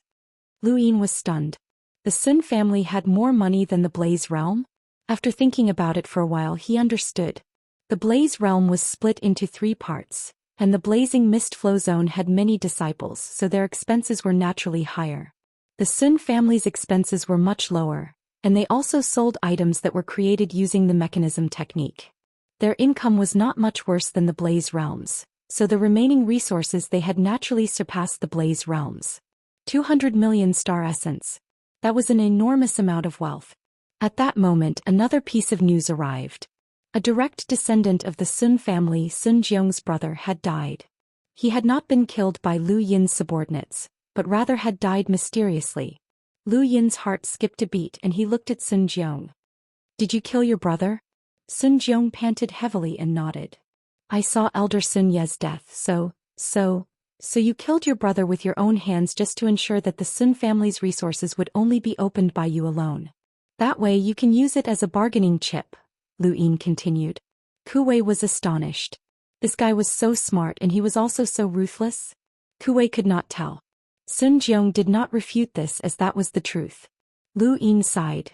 I couldn't tell, but you're actually quite smart and your methods are quite ruthless. All right, I'll agree to your conditions, but I have a condition of my own. Sun Jiong's eyes were filled with anticipation as he was not afraid of Lu Yin's conditions. As long as Lu Yin had a condition, it would prove that he could live on. You can't stay on the 5th mainland any longer. I'll give you a chance to survive while also performing meritorious deeds. Go to the higher realms and struggle at death's door. If you can find someone from the Sun family, I can allow you to return to the 5th mainland and help you rebuild the Sun family, Lu Yin said. Sun Jiong was confused. What Sun family? Lu Yin was amused. Your father, Sun Baitao, had already left the Sun family's bloodline outside to ensure that the Sun family could continue to exist. Didn't you know? Sun Jiong's face changed and a bone-deep hatred appeared in the depths of his eyes. He really had not known that his father would rather have him die than allow someone else to live on. At this moment, his hatred for Sun Baitao was even greater than his hatred for Lu Yin. Some people were just like that, selfish and selfish. The more he thought about it, the more he hated Sun Baitao and that so-called Sun family descendant who was being protected. That person was definitely his father's illegitimate son, but that bastard's life was even more precious than his own. Sun Jiong's eyes were filled with venom. Lu Yin was very satisfied with Sun Jiong's gaze and he waved a hand. Bring me the resources and then you can scram. Remember, perform meritorious deeds and I'll help you rebuild the Sun family. You'll also have to join me. Sun Jiong hurriedly replied, Thank you, Alliance Head Lu. I understand and I'll definitely find that bastard. Rest assured, Alliance Head Lu. He was then taken away by Sister Leng. As he watched Sun Jiong leave, Lu Yin did not hold out much hope, but it was still better than nothing. Sun Jiong was a mad dog and it would not be a bad idea to let him out to bite others. The Sun family had colluded with the technocracy and had the Sixth Mainland behind them, so it was naturally more likely that the Sixth Mainland was the only one who could order them around. Only the Sixth Mainland did not fear the Hall of Honor. During the Sovereign Tournament, the martial ancestor had personally intervened and prevented the Prime Clear from dealing with everyone else. At that time, Lu Yin had seen the martial ancestor's fear and hostility towards the Fifth Mainland. He was not at all surprised that the Sixth Mainland had ordered the Sun family to assassinate him. He just hoped that the martial ancestor had not personally spoken, or else the next group to deal with him would not just be trash like the Sun family. It would at least be an emissary. The cruelty of the universe was constantly being displayed. As Lu Yin's spacecraft continued towards the blazing mist flow zone, the Sun family's main planet cracked open in the background. The destruction of one planet had also destroyed the entire Sun family. Sun Jiong had brought Lu Yin the entire Sun family's wealth, and as he had said, there were about 200 million star essence. The rest had all been stored in his cosmic ring and would be sold along with the Blaze Realm's treasures. Everyone in the universe knew that Lu Yin loved money, but they had never seen him spend much of it. In reality, only he himself knew that he never had enough money to spend. Lu Yin was in a good mood after suddenly receiving such a large sum of money, and even Ku Wei heaved a sigh of relief. 100 million star essence had been bet and there were no more bets. Ku Wei did not know why Lu Yin was not worried, but he had been rather afraid. Now that Lu Yin had suddenly received so much money, he could finally relax. Seventh bro, why did you let that brat go? He's obviously a traitor and he's definitely not a good person. He definitely holds a grudge, Ku Wei asked. Lu Yin looked up into space. Someone from the Sun family escaped and he can help us find them. He doesn't care about blood ties and he even killed his own younger brother. What he cares about is his own interests. He wants to become the leader of the Sun family, especially if he wants to rebuild the Sun family so that he can leave his name in history. He can't resist this temptation. Seventh bro is wise. This means that this person can help us find the mastermind behind the Sun family's assassination. Seventh bro, you're still the smart one. You're always thinking ahead. Ku Wei immediately began to flatter Lu Yin. The Sun family's destruction was not a small piece of news in the Innerverse, and when the various great powers found out that Lu Yin had been the culprit, they all fell silent. Even the powers that were on good terms with the Sun family did not dare to provoke Lu Yin at this time. However, Lu Yin did not want to give others the impression that he was too tyrannical, unreasonable and cruel. Before Sun Jiong had left, he had cooperated and recorded evidence, which could be considered Lu Yin's explanation. If a person stood too high, it would be easy to become a target for everyone. Sun Jiong had hoped to quietly make a fortune, but this wish would never come true. At the very least, he did not want to become everyone's enemy.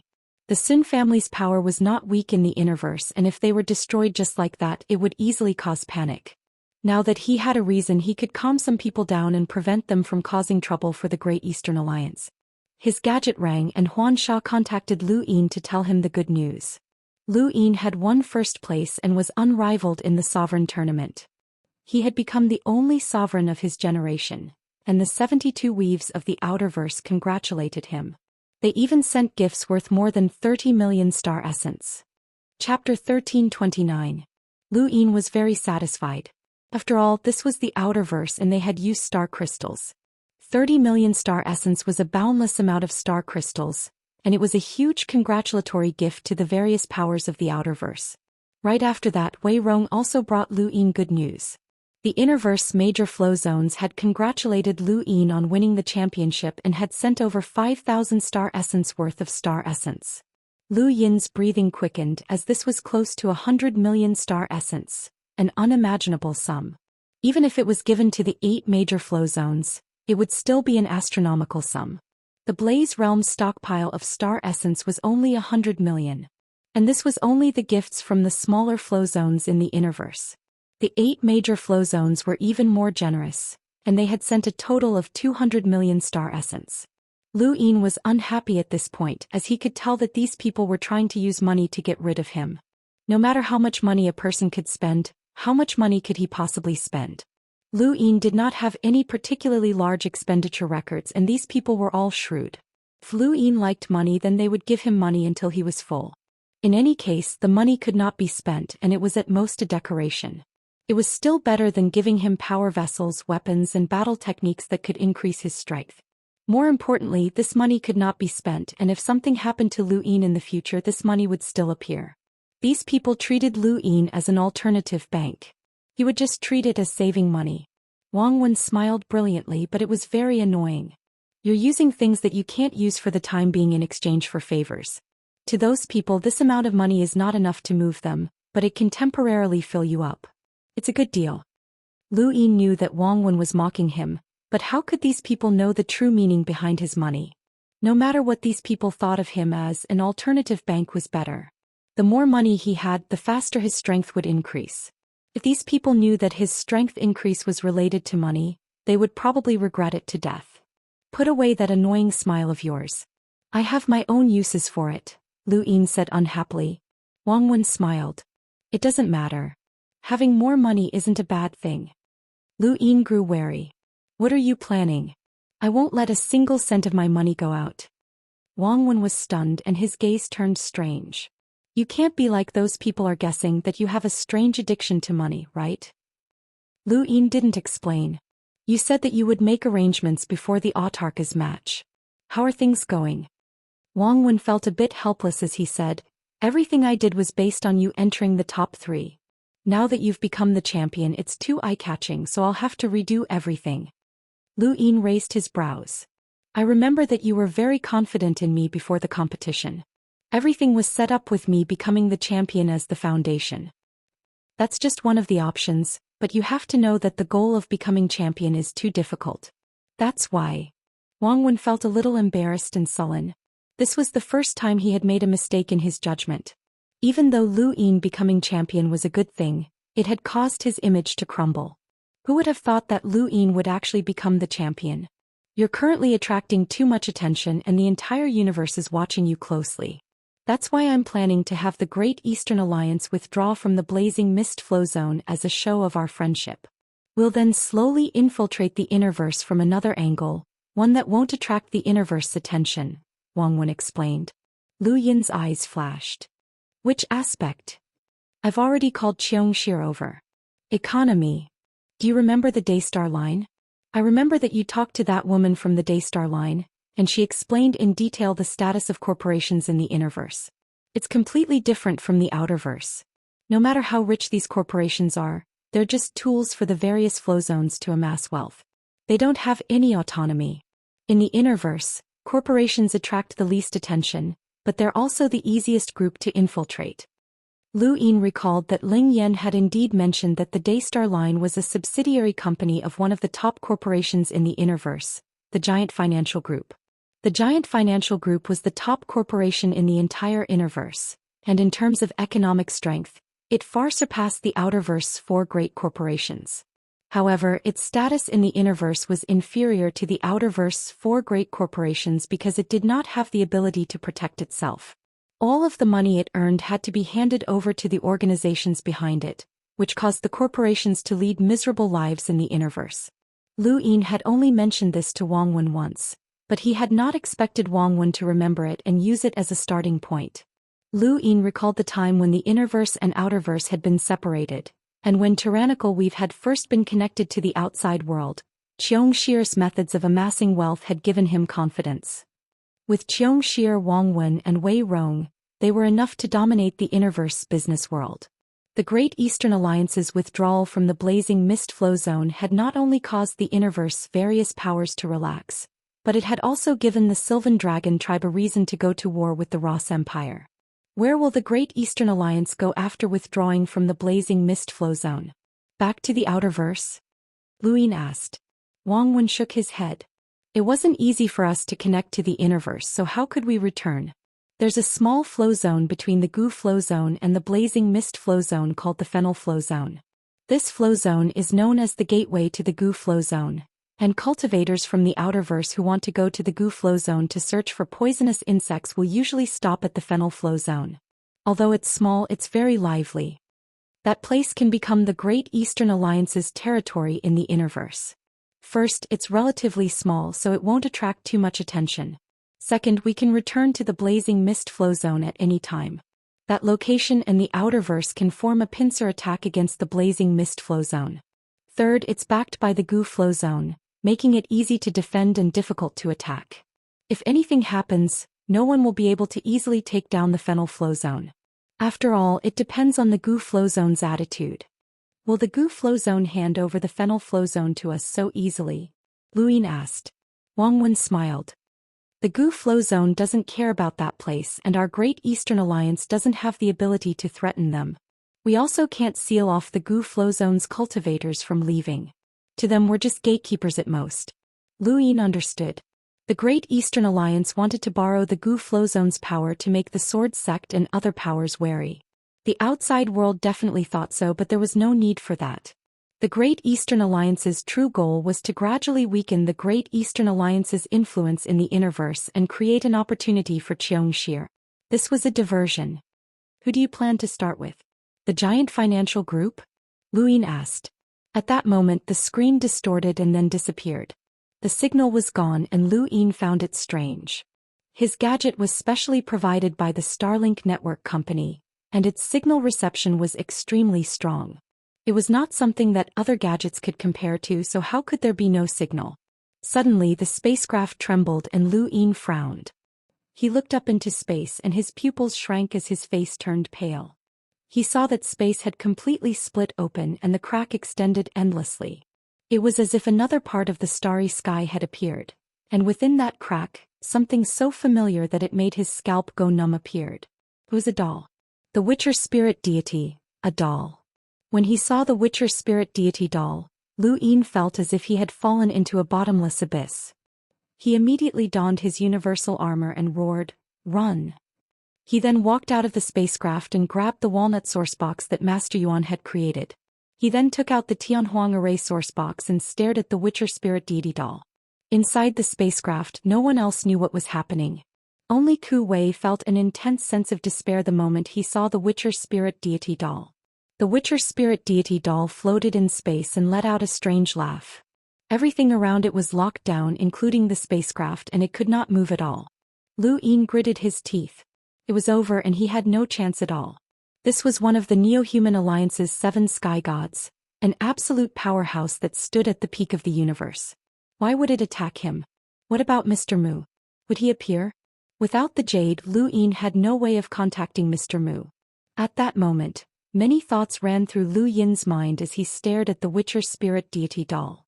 His back was drenched in sweat. He had many tricks up his sleeve, but they were all like ants in front of an absolute powerhouse. How much power did this old monster have? A million? At the very least, Lu Yin was sure of one thing. Master Yuan was definitely not this monster's match. Who could save him? Who could? The universe brightened considerably, and the cracked starry sky seemed to have parted the dark clouds. A beam of light shone down on the Witcher spirit deity doll, making it seem like a god that brought death. The strange laughter caused all living beings to tremble, and all sorts of creatures hid on the planet. Regardless of whether they were humans, animals, bugs, or astral beasts, all of them hid as fear and despair spread through their bodies. Kiki, little brat, it's time to go home.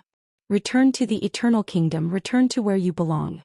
Kiki, the Witcher spirit deity cackled as he looked down at Lu Yin. Lu Yin gritted his teeth. Old monster, the Hall of Honor will definitely try to save me if you capture me. Your Eternal Kingdom will be destroyed.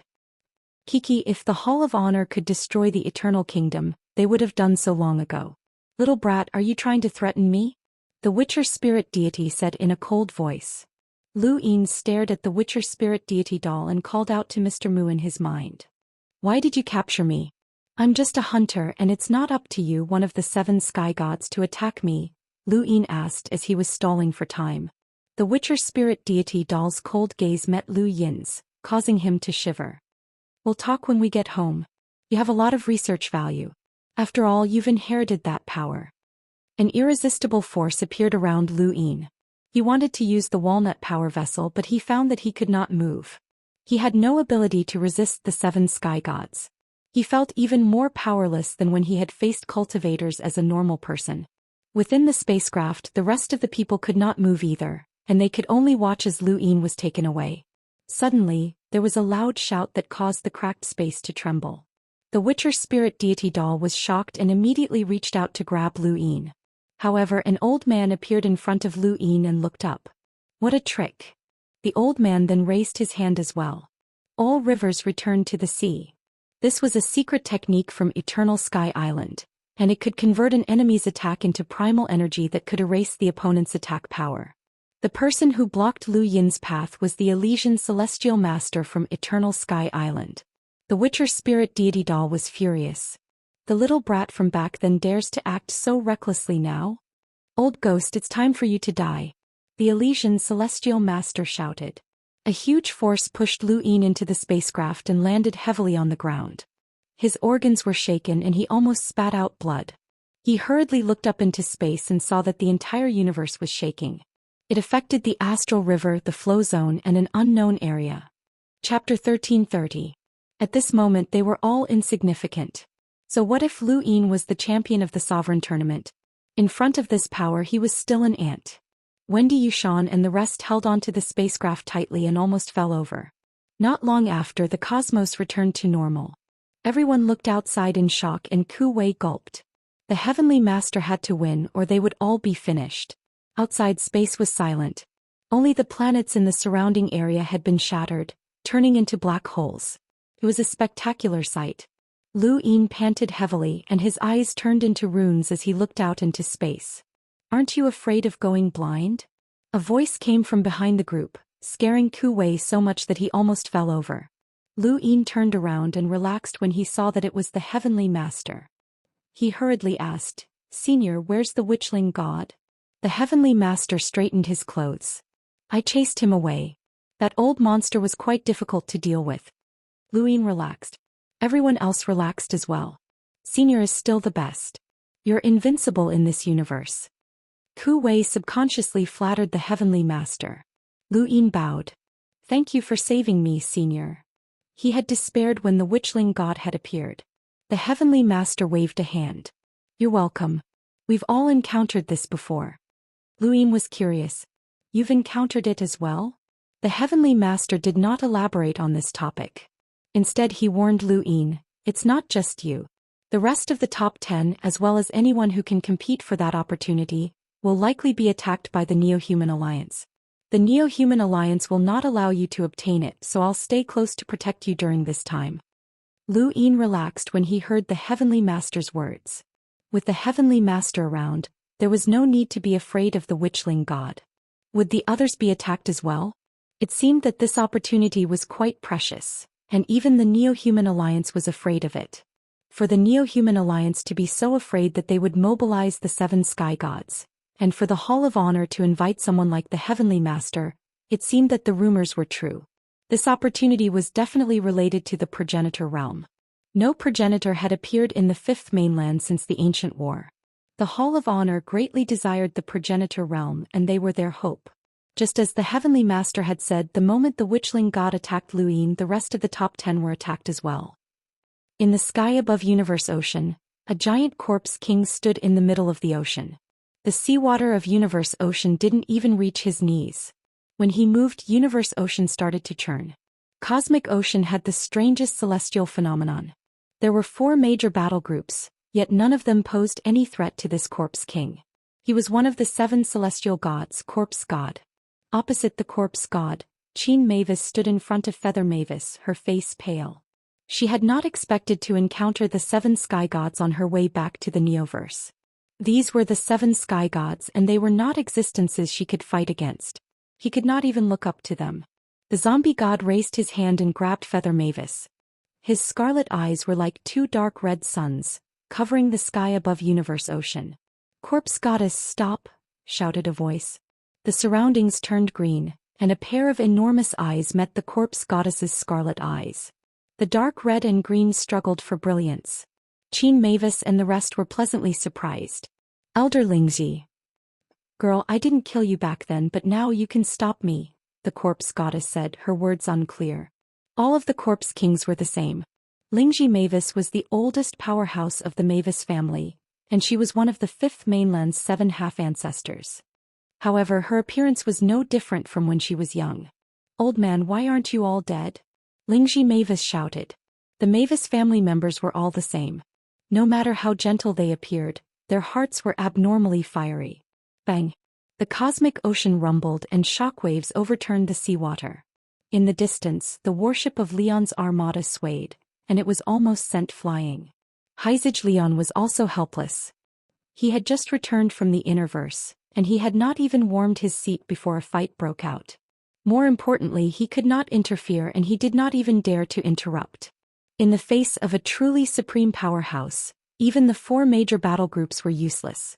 In the Neoverse, the Sirius sect was also attacked by one of the 7 sky gods, Undying Deity. Fortunately, the Sirius sect also had one of the 5th mainland's 7 half-ancestors, and he was known as Elder Gong. The Hall of Honor had thought that the 7 sky gods would attack the top 10 powerhouses of the 5th mainland. However, they were wrong. A piece of news spread to the Hall of Honor and it shocked them. One of the top 10 powerhouses, Wukong of the 6th mainland's Dao Source 3 skies, had died. This news shocked both the 6th mainland and the 5th mainland. Wukong was one of the 6th mainland's Dao Source 3 skies, so he naturally had powerhouses protecting him. His master was one of the 3 ancestors, Mystery Progenitor, but he had actually been killed by the Neo-Human Alliance. The Hall of Honor could imagine Mystery Progenitor's fury. No one had expected the Neo-Human Alliance to use the 7 sky gods to attack the 6th mainland's people. After all, the 6th mainland had cooperated with the Neo-Human Alliance in the past. Mystery Progenitor naturally had not expected Wukong to die so tragically. When Lu Yin heard the news, he fell silent. Regardless of friend or foe, Wukong had always been one of the most outstanding elites of the human race. He had grasped many secret techniques and source box arrays, and his future achievements were unimaginable. Yet he had died just like that. However, Lu Yin only felt sympathy for the death of a rabbit, and it was not too much of a pity. Still, he could imagine Mystery Progenitor's fury. Not only that, but Wukong has also died. Wu Taibai was also heavily injured, and we don't know if Wang Yi is still alive, Heavenly Master Xianxia said with a bleak tone. Lu Yin frowned. The Neo-Human Alliance intentionally used the 7 sky gods to attack us and lower the 6th mainland's guard. Their true goal is still the 6th mainland. Heavenly Master Xianxia shook his head. Their true goal is the human race, not just the 6th mainland. After so many years, we understand the Neo-Human Alliance too well, and they know that it's impossible for them to kill you. Qiushi and the others won't be able to do it, and us old fellows will definitely protect them. Thus, they can only target the 6th mainland. Killing as many as they can, right?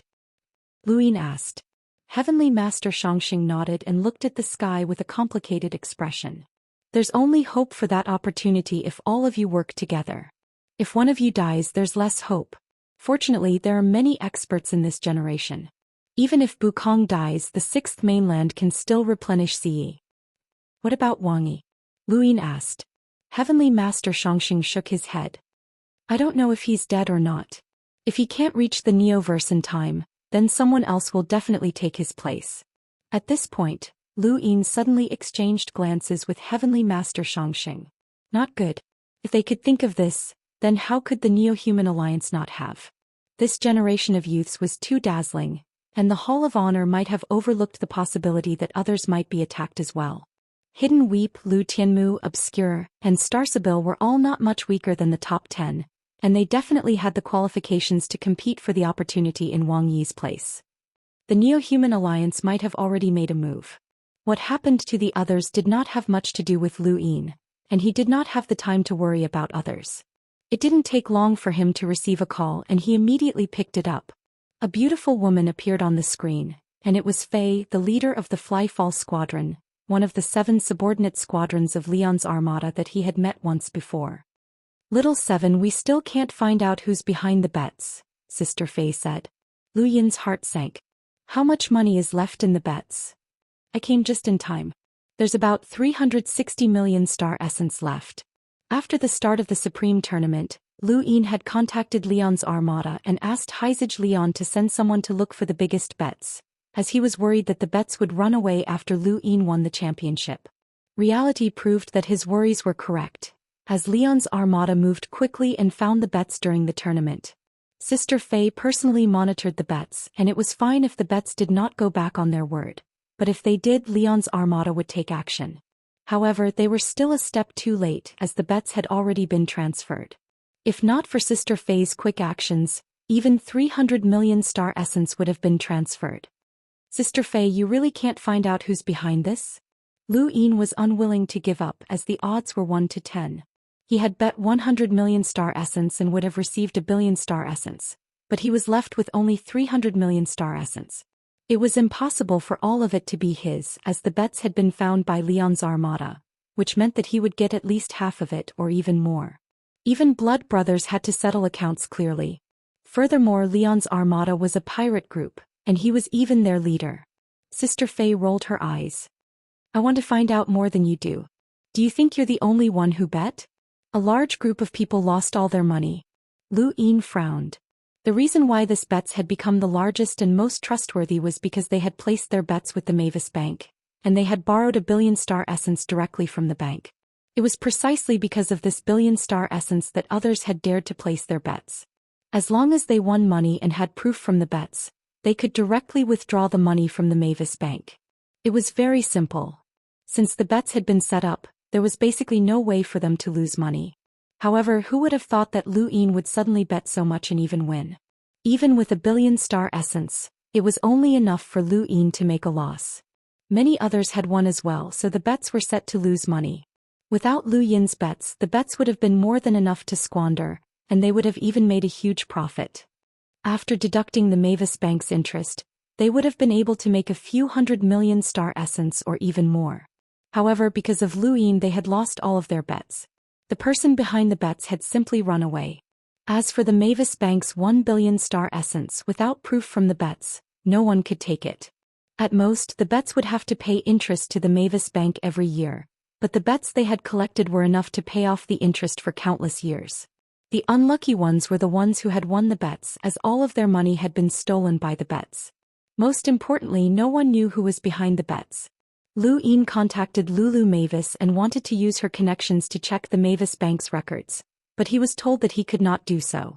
The Mavis Bank had to keep their customers' secrets confidential. In any case, they were not losing money, and they even received a billion star essence in interest every year, which was also a large sum of money.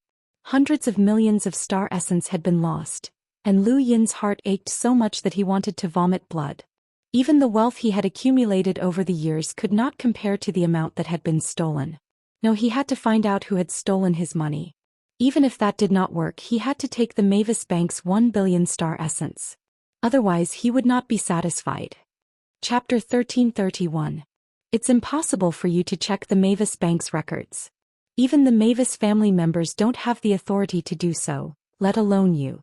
If the information is leaked, the consequences will be dire, and no one will be able to bear the consequences. You might even have to bear the wrath of the Mavis family, Sister Fei warned Lu Yin. After all, this concerned the Mavis Bank's reputation, which was worth far more than a billion star essence. Lu Yin nodded helplessly. I understand. Thank you, Sister Fei. Sister Fei nodded. You've gotten back the 100 million that you bet, and you even made a small profit. It's not a loss, so don't take it to heart. Lu Yin pursed his lips as he had actually been enlightened by a pirate. I understand, Sister Fei. He hung up, and behind him Ku Wei was still unsatisfied. Seventh bro, are we just going to let those bastards off? They actually dared to steal our money. They must be tired of living. Who do you think can borrow a billion star essence from the Mavis Bank at once? Lu Yin asked. Ku Wei shook his head. There are plenty of people like that. The 8 great flow zones of the Innerverse, the Cosmic Sea, the Neoverse, and even the Hall of Honor have people who can do it, including you. With your current status, it's very easy for you to borrow a billion star essence from the Mavis Bank. Lu Yin's heart skipped a beat as he had almost forgotten about that. Right, he could borrow some money himself and he could give it a try if he ever needed money. Of the 360 million star essence that Sister Fei had obtained from the bets, 160 million were transported back to Leon's armada in the Cosmic Sea. The remaining 200 million were given to Lu Yin to be transported directly to the Blaze Realm. As a result, Lu Yin's total assets reached 700 million star essence, of which 100 million was from his previous bet. 700 million star essence was a sum that he had never obtained before. He was too rich, too rich. No, he had to keep a low profile. He had to keep a low profile. When he thought about how he had lost almost 900 million star essence, his heart twitched. The Blaze Realm was not very far from the Ascension Flow Zone, and they had to bypass the Gu Flow Zone along the way. Lu Yin specially ordered his spacecraft to pass by the Fennel Flow Zone to take a look before heading to the Blazing Mist Flow Zone. The current Blazing Mist Flow Zone was completely different from before, and there were no longer any arrogant disciples from the Blaze Realm. The Sylvan Dragons and the Ross Empire had subconsciously joined forces and set up a defensive line in the south of the Blaze Realm to prevent the Great Eastern Alliance from acting against them. Leon's armada, after all, had returned to the Blaze Realm, as he did not have the strength to deal with two powerhouses at the same time. However, these two parties did not dare to make a move against him. Lu Yin had become the leader, and the Hall of Honor had immediately issued a warning to everyone. This was also one of the reasons why Heizij Leon had returned to the Cosmic Sea without worry. The Sage Heavenly Master had disappeared, and Lu Yin had wanted to entertain him. However, the Sage Heavenly Master did not interact with outsiders, and even Lu Yin did not know where he had gone. One thing he was certain of, however, was that if anything happened to Lu Yin, the Sage Heavenly Master would appear. Not long after he returned to the Blaze Realm, Lu Yin was discussing with Wei Rong the matter of withdrawing from the Blazing Mist Flow Zone when he received a call. He accepted the call and the person who appeared surprised him. It was Star Sibyl. He had never thought that Star Sibyl would suddenly contact him. In the Supreme Tournament, Star Sibyl's performance had been quite normal. In truth, Lu Yin was a little surprised as Star Sibyl had always been a potential threat to him. "Brother Lu, do you have time? How about coming to the Star Sibyl sect for a tour?" This was the first thing Star Sibyl said when she saw him. "The Star Sibyl sect?" Star Sibyl smiled. The Star Sibyl sect officially invites Brother Lu for a tour.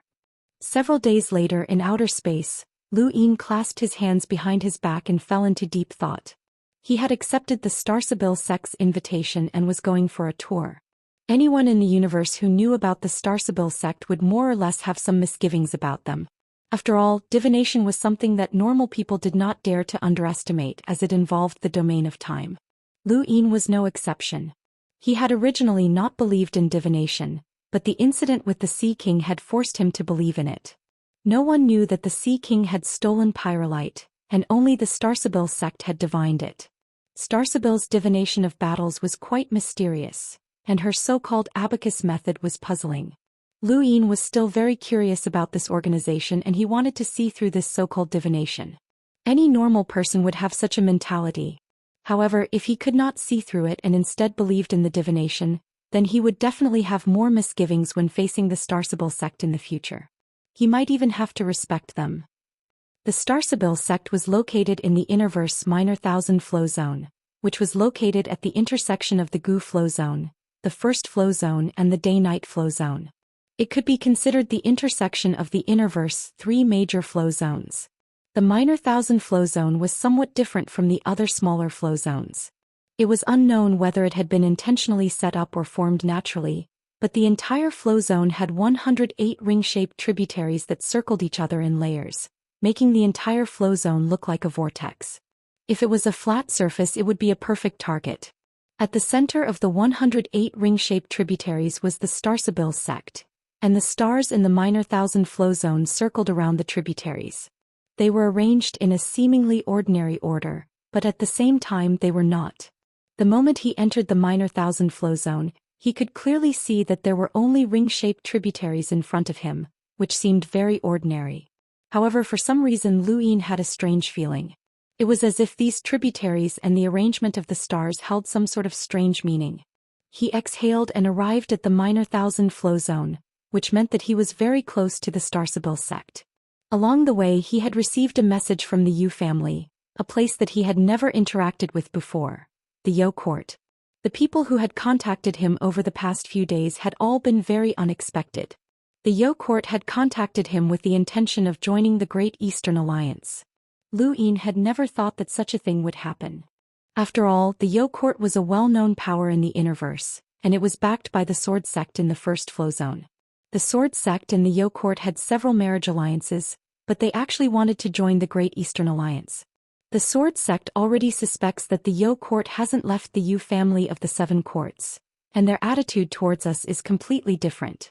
We hope that Alliance Master Lu will allow the Yo Court to join the Great Eastern Alliance. The Yo Court has already betrayed the Yu family of the Seven Courts, and we only wish to live a peaceful life. However, the Sword Sect will never allow us to exist. The exposure of the Yo secret symbol has filled them with both fear and greed towards us. The Sword Sect will definitely want to obtain the Yo secret symbol. Alliance Master Lu, the Yo Court swears that we have no intention of returning to the Yu family, and we will definitely not betray the Great Eastern Alliance. Even though the Sword Sect's attitude has changed, the Yo Court does not wish to sever ties with them. We only hope that someone will protect the Yo Court's peace. The reason why we chose the Great Eastern Alliance is because it is not a single power, but rather an alliance of interests. It does not pose much of a threat to the Yo Court. Alliance Master Lu's future achievements are limitless, and even now, you have the support of the Hall of Honor, Leon's Armada, Master Yuan and the others. The Yo Court does not trust anyone, and we only hope that Alliance Master Lu can protect us. This was what Madame Yu, the head of the Yo Court, had said to Lu Yin. During the Sovereign Tournament, Yo Yi had exposed the Yo secret symbol, as well as the Killer Heart Lotus battle technique. This was equivalent to completely exposing the fact that the Yo Court was the main body of the Yu family. It would be strange if the Sword Sect was willing to protect them. Madame Yu had spoken in a righteous manner, saying that the Yo Court would never return to the Yu family. If Lu Yin hadn't seen everything after the Dai's 6 pips had fused, he might have actually believed her. After all, according to common sense, the Yo Court should not have betrayed the Yu family. Even if they had, it should not have been the main family that possessed the Yo secret symbol. Lu Yin did not know why the Yo Court had betrayed the Yo Court, or why they had intentionally split from the Yu family. This was what he was worried about. What was the Yo Court trying to do? Although the Seven Courts was one of the 3 Dark Hands, they were different from the Neo-Human Alliance. They were not hated by everyone and they had no problems protecting themselves. However, they had chosen to protect the Sword Sect and had even gone so far as to form a marriage alliance with the Yo Court. It was as if some sort of crisis was looming over them. Yes, it was a crisis. Lu Yin's gaze turned cold. The Yo Court had hidden some things from both the Sword Sect and himself. This made it even more impossible for him to accept the Yo Court. Who knew what they were hiding? If even the Seven Courts Yu family could not protect them, then Lu Yin was not arrogant enough to think that he could resist the Seven Courts Yu family.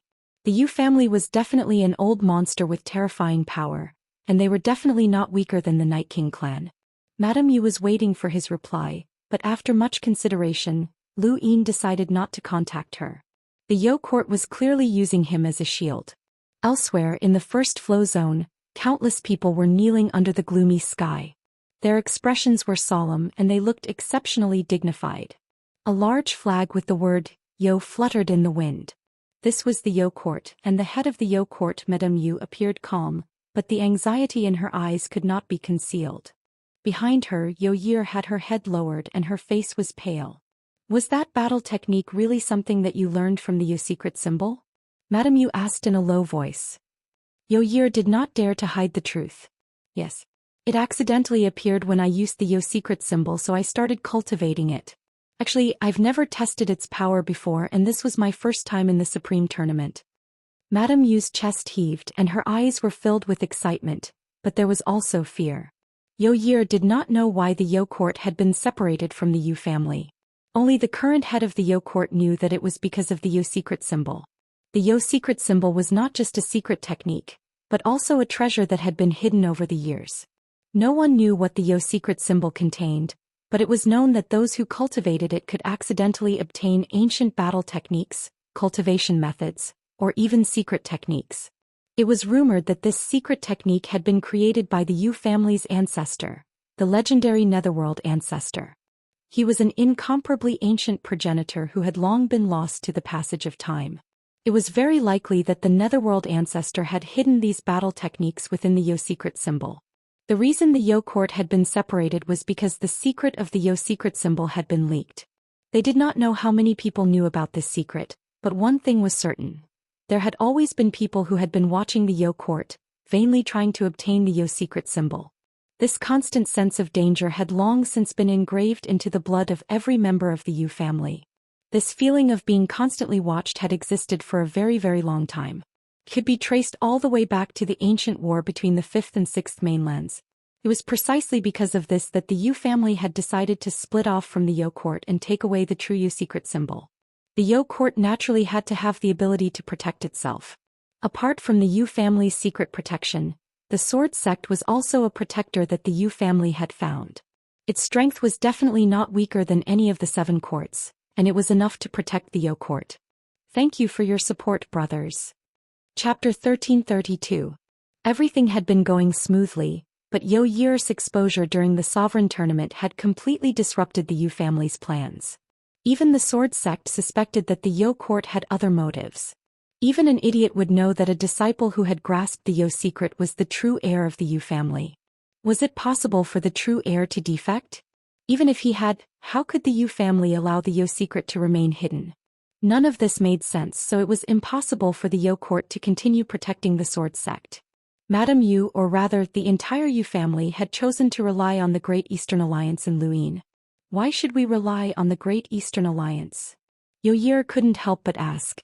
Madame Yu was helpless. Exposing the Yo secret is the same as exposing the fact that we are the true heirs of the Yu family. Who in the Innerverse would dare to accept us? The sword sect and the One family would dare, but they have other motives. These behemoths are not reliable, and the Great Eastern Alliance is a combination of interests. Luyin is the champion of the sovereign tournament and is being watched closely by the Hall of Honor. There are many hidden powerhouses behind him, and there must be some unknown powerhouses among them. Otherwise, Luyin would not have been able to cultivate to his current realm. He would have died long ago. Relying on him is the best choice at the moment. Yo Year looked at Madame Yu. We can return to the Yu family. Madame Yu smiled bitterly. Do you still feel like you're being watched? Yo Year trembled and her face paled as she nodded. The Yu family has been under surveillance for many years. This danger that originates from the bloodline torments every single member of the Yu family. We split off to protect the Yo secret, but also to protect the other members of the Yu family, Madame Yu explained. Yo Year understood. If the Yu family could protect itself, then they would not have split off. The 7 courts seemed to be one entity, but they had their own conflicts. They could not rely on the other families, but would it be useful to rely on Luyin? Madame Yu did not rely on Luyin, but rather on the powerhouse that everyone had speculated about after Luyin. Everyone had come to a consensus that there was an unimaginable powerhouse after Luyin, and it was precisely because of that powerhouse that Luyin had been able to cultivate such an unparalleled strength. Of course, Madame Yu also had expectations for Luyin in the future. Luyin might really be able to reach the progenitor realm. However, Luyin wasn't a good person either. He might covet the Yo secret in the future, but for now she could only rely on him. The sword sect's attitude towards them had changed too drastically, and she had a premonition that the sword sect would make a move soon. After passing through several circular tributaries, the Starsibyl sect came into view. It was a planet that was neither bright nor beautiful, but it had given birth to a mystical sect. This planet was called Starsibyl, and the Starsibyl sect was located on it. There were very few people in the Starsibyl sect. Originally, there was a mysterious sect master, 6 Starsibyls, and 108 black servants who served the Starsibyl sect. However, after Starsibyl revealed her 9 clones technique, all of them had fused together. Now there was no one else in the Starsibyl sect besides the sect master Starsibyl and the black servants. It was hard to imagine that the famed Starsibyl sect only had this much power, but that was the truth. The Starsibyl sect had relied on this little bit of power to stand tall in the universe for countless years, and even the behemoths of the Neoverse did not dare to underestimate them. Right, there was also Xianxia, who had been abandoned by the Starsibyl sect. He could also be considered a member of the Starsibyl sect. The final circular tributary was behind Luyin, and Starsibyl was right in front of him. A figure stood tall in outer space and gazed at the spacecraft. It was as beautiful as a painting, and even the darkness of outer space could not obscure her radiance. It was Starsibyl. Luyin's gaze deepened. He had arrived at the Starsibyl sect. Just as Luyin reached the Starsibyl sect in the outerverse, on the Prairie Blaze continent where East San Dios was located, an ordinary-looking man contacted Night King Yuanjing. Can't find any clues? It's expected that he's not in San Dios, but doesn't he have any friends or family? You must find him. He has the Day-Night clan's inheritance stone on him, as well as the secret to entering the stone to cultivate, Night King Yuanjing said sternly. The man respectfully replied, "Yes, elder. This disciple will continue the search." The man was from the Day-Night clan, and he had been ordered by the Day-Night clan to search for Liu Xiaoga. This was because Liu Xiaoga had obtained the Day-Night clan's inheritance and had climbed to an extremely high position on the Day-Night clan's ancestral land's stone tablet. This had infuriated the entire Day-Night clan. Liu Yin had overturned the Day-Night flow zone and climbed to the top of the ancestral land's stone tablet. Although they hated him to the core, they were still convinced. After all, Liu Yin was the master of the Outerverse and his strength was at the top of the younger generation. But what did Liu Xiaoga have? In the eyes of the Day-Night clan, Liu Xiaoga was like an ant, and since an ant dared to ride on their heads, they had to be slapped to death. Unfortunately, they could not find Liu Xiaoga. The man thought for a moment and then looked towards the north. Liu Xiaoga was too cautious and he had not made any friends in the Outerverse for so many years. He also did not get close to women and he had not left behind any clues. The only way was to try his luck and go to Liu Xiaoga's hometown, Earth. In the Innerverse, in the Day-Night clan's ancestral land, one of the elders guarding the stone tablet, switching Day-Night, stood up and also looked towards the north before walking out. In the Innerverse, in the Lesser Thousand Flow Zone, Liu Yin was escorted by Starsabil to Starsabil. The planet's scenery was extremely beautiful, and it did not contain any modern facilities. Whether it was the gravity, environment, soil, or sky, everything made Liu Yin feel as if he had returned to Earth. This was a very ordinary planet in the universe. It's the Starsabil sect's blessing that Brother Liu is able to come to Starsabil, Starsabil said with a smile. It was rare to see Starsabil smile as she had always been recognized as the most beautiful woman in the universe. Now that she smiled and covered half her face, she had a unique charm. Liu Yin could not help but take a few more glances at her. "You're too kind. It's my blessing to be invited to the Starsabil sect as a guest. There aren't many people in the universe who are qualified to be invited by the Starsabil sect, and even if they come to the Lesser Thousand Flow Zone, they might not be able to enter." What he said was the truth. When he had entered the Lesser Thousand Flow Zone, he had seen many spacecraft sailing around the circular tributary. It was obvious that they wanted to enter but had not obtained permission. Starsabil replied, "There's no other way. The Starsabil sect also wants to benefit the universe and make more friends, but there's a limit to our numbers. Divination is not a simple matter, and everyone wants to know the past and the future in order to deduce fate. However, knowing the future may not be a good thing." "What do you mean?" Liu Yin asked. Starsabil thought about it. "It's very difficult to change the future and fate is determined by the heavens. What if I tell Brother Liu that you will definitely become the champion of the sovereign tournament? Will you work even harder in your cultivation even if it means risking your life to increase your strength? Or will you confirm that the Starsabil sect's divination is correct and that there is no need for you to risk your life and just wait for the moment you become the champion? Which option would Brother Liu choose?" Liu Yin thought about it and then laughed. "If it were me, I would choose the first option." Starsabil nodded. "Brother Liu doesn't trust the Starsabil sect, so you've never trusted us from the start.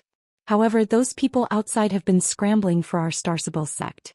Some have waited for 10 years, 100 years, and some have even waited for 1,000 years. What do you think they would choose if we told them the results?" Liu Yin replied, "They wouldn't take the initiative to fight for it. They would just wait for the results of the divination to come true. However, once they do that, it will clash with fate.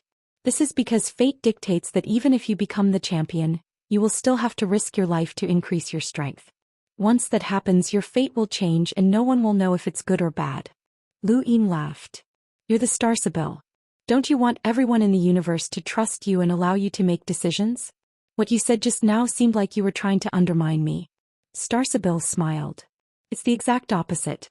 Brother Liu, don't you think that after hearing what I said just now, you believe in divination even more?" Liu Yin was stumped, but he smiled and did not dwell on the topic any further. The Starsabil sect was not the only Starsabil sect. There were also ordinary mortal countries, but they were all in the era of cold weapons. Lu Yin and Starsabil looked down from the clouds and saw the battles between mortals. It was an addictive feeling as Lu Yin was a god to these mortals. He was a huge country with millions of soldiers on the battlefield. As long as he willed it, he could instantly change the outcome of the battle. Starsabil did not rush him, and when Lu Yin stopped, she stopped as well. Not long after, Lu Yin said, "Let's go." Starsabil continued to lead the way, and before long, the two arrived at a giant waterfall. They parted to reveal a completely different world. The Starsabil sect was not very large and the buildings were very simple. It even felt like they had been built casually. There were even thatched huts that seemed simple, but Lu Yin noticed something different about them. There were exactly 108 houses here. The minor Thousand Flow Zone had 108 ring-shaped tributaries, and the Starsabil sect had 108 profound servants. Could there be 108 countries in the Starsabil sect? Did these numbers mean something? "Brother Lu, please. Master has been waiting for you for a long time," Starsabil said. Lu Yin's expression was solemn. "Please lead the way." They passed by one house after another, and under Starsabil's guidance, the two arrived at a very ordinary thatched hut in the innermost area. "Master, I've brought the guest." She then gestured for Lu Yin to enter. Lu Yin calmly entered the hut. This was not his first time visiting a thatched hut. Back then, Elder Yu had lived in a thatched hut, and the entire Yu bloodline had lived in seclusion in a similar manner. There were also many thatched huts in the Royal Frost Continent's everlasting ice city. These huts represented the passage of time. Lu Yin entered the hut, but he did not see anyone. Just as he was feeling strange, an illusory figure slowly took shape in front of him. Lu Yin looked on in shock. The screen? Oh wait. The figure quickly took shape. It was a middle-aged man who was as gentle as jade. He wore white clothes with a star pattern on them, and he had a smile on his face. His eyes were especially bright and filled with wisdom. He gave off a very refined and scholarly aura. This feeling was similar to when Xianxia had transformed into Patriarch Hui, but there were also differences. Patriarch Hui's aura was more refined, while this middle-aged man was more refined. "Alliance Leader Lu, it's been a long time," the middle-aged man said, his voice comforting. Lu Yin looked at the man. "The Starsabil sect has invited me as a guest, but they're not welcoming me personally. That doesn't seem very appropriate." Chapter 1333. The middle-aged man smiled. "Please forgive me, Alliance Leader Lu. I'm always like this when I meet anyone, even Elder Chan." Lu Yin raised a brow. "How should I address you, senior?" The middle-aged man smiled as he raised his hand and wrote a word in the air. "Pearl." Lu Yin was confused. "Pearl? Senior Pearl?" The man nodded. "Yes." Lu Yin was bewildered. "Pearl" sounded exactly the same as a pig. "It's not the same. One is an object and the other is a living creature." The man smiled. Lu Yin was shocked. He had only thought about it, but he had not said it out loud. "You can see through my thoughts?" The man laughed. "It's just a simple guess. Anyone would think the same thing. It's very simple." Lu Yin's expression turned strange. "May I know why Senior has invited me here?" The man sized Lu Yin up seriously. "The champion of the sovereign tournament and the king of the younger generation. Everyone would like to meet you." "That simple?" Lu Yin was confused.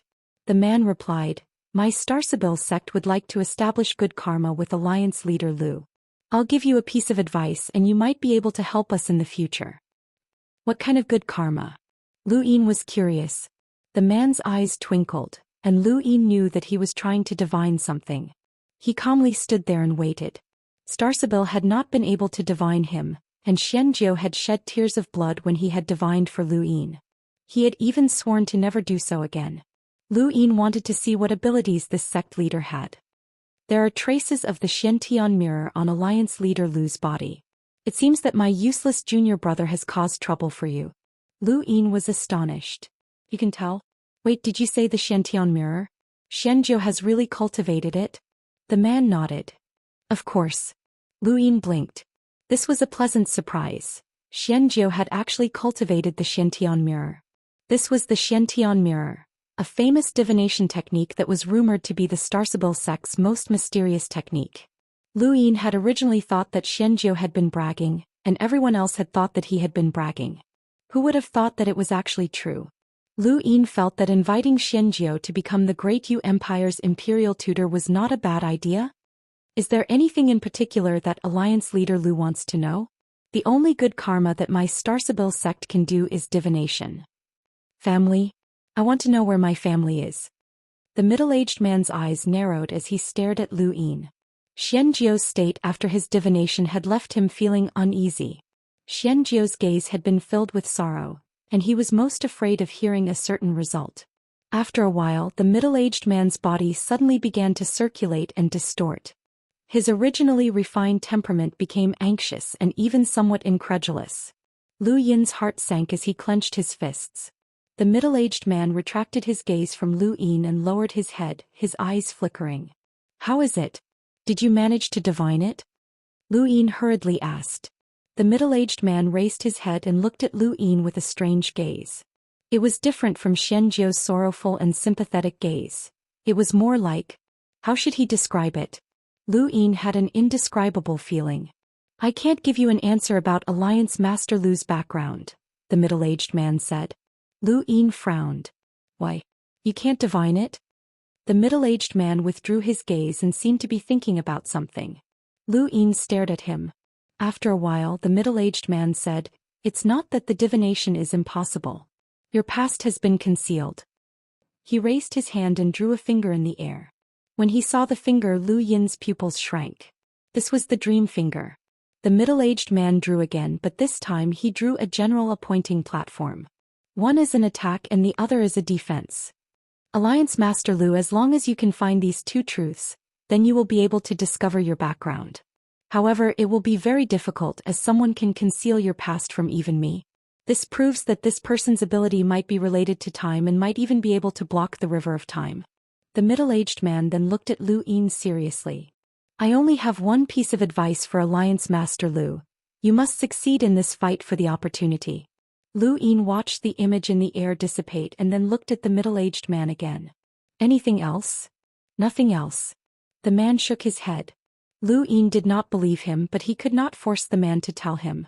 Being able to divine the dream finger and the general appointing platform had given Lu Yin a new understanding of divination. The general appointing platform was his second innate gift, and it should be related to his family's inheritance. Finding the truth behind the general appointing platform would allow him to discover his background.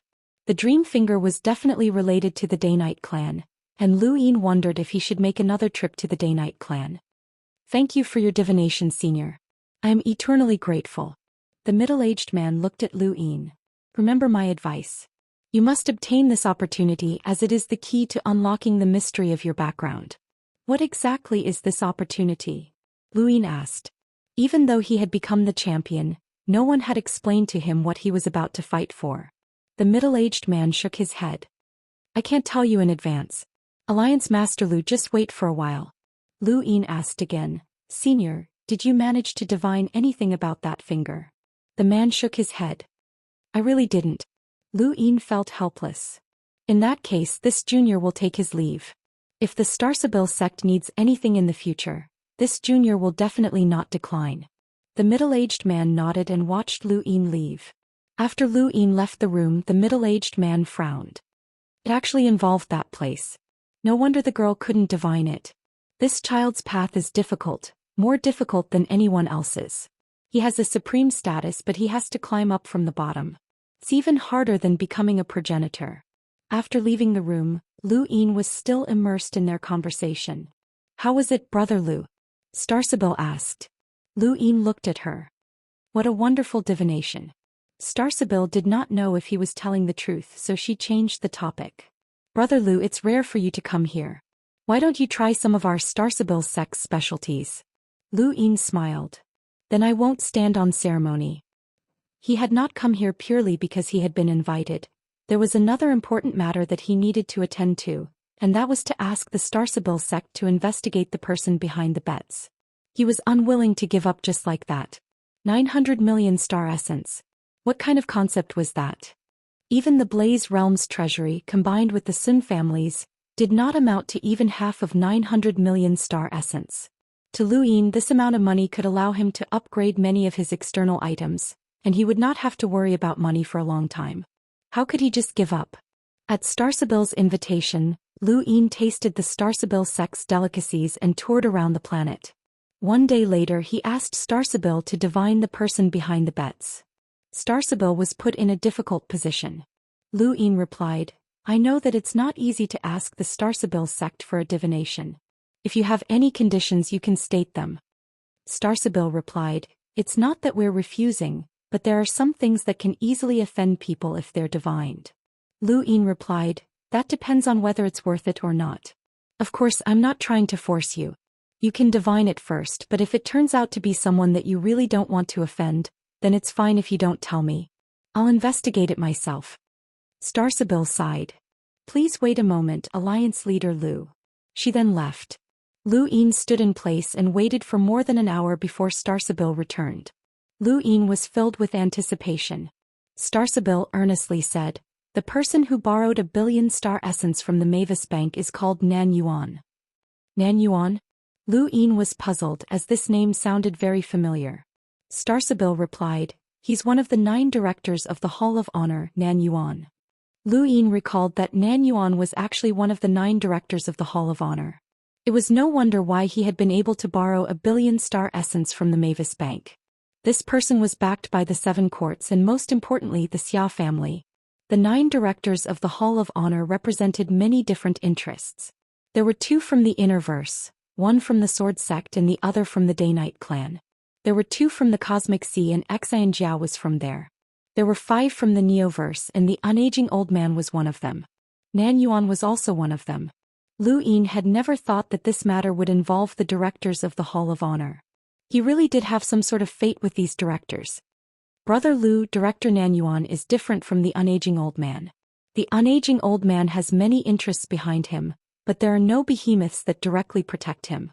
Director Nan Yuan is backed by the 7 courts, and if the one who tried to seize control of the Great Eastern Alliance had not been the Unaging Old Man but Director Nan Yuan, then things would have been even more complicated, Starsabil said, trying to get Lu Yin to give up. Lu Yin also knew that Nan Yuan represented the interests of the 7 courts. Once he touched Nan Yuan, it would be equivalent to becoming an enemy of the entire 7 courts. Even though the 7 courts did not have many experts among the younger generation, and Xia Xiaoxian, Ku Lei Hui San Tong, and the others had performed poorly during the sovereign tournament, that did not mean that they were easy to provoke. Everything else aside, the 7 courts had monopolized progenitor Chen's tomb, and every family had their own secret techniques. This was not something that the Day-Night clan or the Sword Sect could achieve.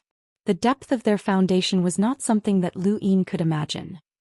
With the power behind him he could overturn the Day-Night flow zone, but if he went up against the 7 courts he would not even know how he died.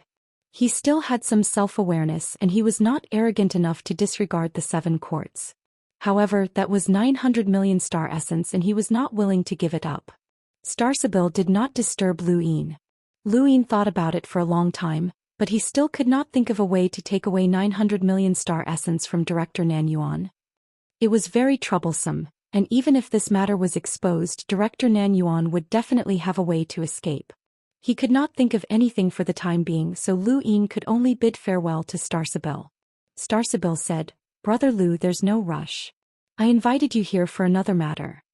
Lu Yin was puzzled. What is it? Starsabil and Lu Yin looked at each other. Brother Lu, do you know about the Hidden Earth Organization? Lu Yin's face changed and he looked at Starsabil in shock. He obviously knew about the Hidden Earth Organization. It was a mysterious organization hidden on Jupiter that did not have any contact with the outside world. Once someone left, it was impossible for them to return to Jupiter. It was a mysterious organization that had preserved the seeds of Earth's civilization during its reincarnation cycle. The first time Lu Yin had heard of this organization's name was from Xian, as Xian was a member of the Hidden Earth Organization. It was also at that time that Lu Yin had learned about Earth's mysterious history.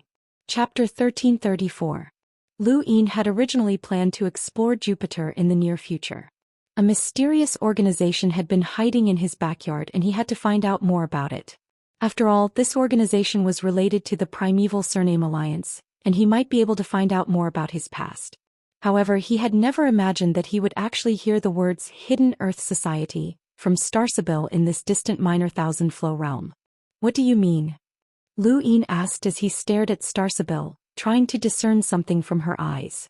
Starsabil gestured for him to follow her. Brother Lu, I'll bring you to meet someone. Lu Yin's eyes flashed as a myriad of thoughts ran through his mind. He followed Starsabil and headed off in a certain direction. Not long after, they arrived at a house where they saw a nervous man drinking cup after cup of tea. It was obvious that this person was anxious, and there was an indescribable fear in the depths of his eyes. Starsabil led Lu Yin inside. The man's eyes lit up when he saw the two of them, especially Lu Yin. You're Lu Yin. Lu Yin looked at the man. Who are you? The man gulped and spoke in a hoarse voice. My name is Zhang Chiding and I'm from the Hidden Earth Society. Lu Yin raised his brows and glanced at Starsabil before looking back at the man. Why should I believe you? Xianxia, Reincarnation Destroyer. Lu Yin narrowed his eyes but he did not speak. Zhang Chiding saw that Lu Yin still did not believe him, and he opened his mouth to say something, but Lu Yin raised a hand to interrupt him. Is the Starsabil sect related to the Hidden Earth Society? Starsabil replied, Not really. I just happened to come into contact with them. Enjoy your chat. She then walked out of the house. Lu Yin looked at Zhang Chiding. How much does the Starsabil sect know about the Hidden Earth Society? Zhang Chiding shook his head. Not much. Over the years, Earth has been wiped out many times, and each time, some of the elites were either brought to Jupiter or left for the universe. I've been trying to get in touch with the Starsabil sect, hoping to use them to calculate the true reason for Earth's extinction. However, I don't dare reveal everything about the Hidden Earth Society. So part of the reason I'm here is because of you? Lu Yin asked. Zhang Chiding nodded. The Starsabil sect is indeed powerful. They managed to calculate our relationship, which is why they arranged for us to meet. Lu Yin did not know what the Starsabil sect's plans. That might not be the case. They might be more concerned about the primeval surname alliance. Does the Starsabil sect know about Jupiter? Zhang Chiding shook his head. I didn't say anything. Jupiter is a top secret of the Hidden Earth Society.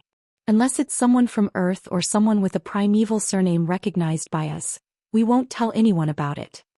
At this point, Lu Yin was starting to believe that this person was a member of the Hidden Earth Society, but that was not necessarily the case. The Hidden Earth Society had existed for so many years, and who knew if there were any traitors among them? But then again, even if there were traitors, what could they betray? What could he gain? What could those forces that lured the members of the Hidden Earth Society to betray them gain? The seemingly mysterious Hidden Earth organization was nothing more than an empty shell. Jupiter had remained unexplored for so many years, which proved that the outside world did not care about the Hidden Earth Society at all. Perhaps the Starsabil sect had allowed Zhang Chiding to contact Lu Yin in order to form a good relationship with him, and it was not as complicated as Lu Yin thought. After all, the Hidden Earth Society had no value to the various powers. Only he and the members of the Hidden Earth Society would take it seriously. Why do you want to see me? I'm not a member of the Hidden Earth Society, Lu Yin said. Zhang Chiding replied, I know, but there's no other way. Aside from you, there's no one else who can help Earth. He paused and then solemnly said, It won't be long before Earth is wiped out. Lu Yin's eyes widened. Xianxia had once said that Earth would be wiped out every once in a while, and that civilization would restart. Why do you say that? It hasn't been that long since the last civilization was wiped out, right? Zhang Chiding smiled bitterly. Every civilization is wiped out at a different time. It's not determined by time but rather by Earth's development. Because of your appearance, Earth became a cultivation civilization ahead of time, which led to the birth of many geniuses. Extinction is close at hand. Xianxia had said something similar before, but Lu Yin remembered that Xianxia had not only mentioned Earth. Aside from Earth, Xianxia also said that the other primeval surnames would be wiped out. Zhang Chiding shook his head and then revealed a fact that shocked Lu Yin. The other primeval surnames are different from Earth because they were wiped out by the Hidden Earth Society. Zhang Chiding's words shocked Lu Yin. Wiped out by you guys. Zhang Chiding nodded, his tone turning slightly gloomy. Due to the extinction of civilizations, the Hidden Earth Society will take away geniuses from Earth every once in a while to cultivate. You should know that there are many geniuses on Earth, and as long as they have the resources and the means to cultivate, their chances of becoming powerhouses far exceed that of people from other regions. Lu Yin was aware of this. Among the first batch of true Earthlings to leave Earth, Zhang Dingtian's strength was comparable to Lu Xiaoqiu's, and Bai Qian had become a cruiser and had entered the top ranks of the sovereign tournament. There were also Bai Shui and Su San, and all of them weren't bad. The only one whose whereabouts were unknown was Saruzin, and unless he was dead he wouldn't be too bad either. Lu Yin even believed that with that person's willpower, his achievements might not be below Zhang Dingtian's. The second generation that left Earth, Fu Xiaoxiu and the others, progressed extremely quickly, and they even had the strength of a Hall Master of Yu Academy. They had already rushed out of Frostwave Weave to cultivate outside. Not long ago Yu Academy had reported that another batch of geniuses had joined Earth, and the number of geniuses was no less than the first batch. Any cultivator with an innate gift could unconditionally join the 10 Arbiters Council. The universe placed great importance on cultivators with innate gifts, and they were already one step ahead of ordinary cultivators. There weren't as many cultivators with innate gifts in the entire Frostwave Weave as compared to Earth. Earth was a very strange existence. Every member of the Hidden Earth Society who leaves Earth to cultivate will easily reach the Hunter Realm if everything goes smoothly. Even if they lack resources, they can still reach the Hunter Realm with time. I, Zhang Chiding, cultivated for 327 years and reached the Hunter Realm with the innate gift of distortion. Before me there were many experts from the Hidden Earth Society who reached the Hunter Realm and even the Enlighter Realm, Zhang Chiding said. Lu Yin raised a hand to stop him. If he had just stepped into the universe he would have wanted to come into contact with the Hidden Earth Society and borrow their strength to accomplish a few things. But now he didn't need to. No matter how powerful the Hidden Earth Society was, they couldn't possibly reach his level of accomplishments. Otherwise they wouldn't have asked for his help. There's no need to go into too much detail. Zhang Chiding could feel Lu Yin's distance and helplessly said, Earth's reincarnation and extinction is too strange. Even if we hope that an absolute powerhouse will intervene and save Earth, you should know that the universe is cruel. Even if Earth is saved from the tragedy of reincarnation and extinction, it might still end up as a slave to an absolute powerhouse. The Hidden Earth Society doesn't dare to take that risk. So you've massacred the other families with primeval surnames to create the illusion that the extinction was man-made? Lu Yin guessed. Zhang Chiding replied, there's no other way. The matter of Earth cannot be exposed. The only way to confuse the truth is to drag the other families with the primeval surnames into the water and create the illusion that someone hates the primeval surnames, which is why they were massacred. Lu Yin sighed in amazement. How ruthless. It was no wonder why the Hidden Earth Society had never been exposed. This organization had the ability, the means, and the ruthlessness. Even more so, they were cautious. Everything was going smoothly at first. We wanted to slowly accumulate resources and nurture innate cultivators. One day we'd be able to nurture a powerhouse with a power level of 1,000,000. Because Earthlings have high comprehension and innate gifts, this was not a dream. But we never expected that you would appear out of nowhere and completely disrupt our plans. Zhang Chiding smiled bitterly. Because of your appearance, Earth's civilization entered an era of cultivation prematurely. Naturally, it also went extinct prematurely. Lu Yin suddenly thought of something. Were you really not exposed? Zhang Chiding was puzzled. Why do you ask? Lu Yin looked at him.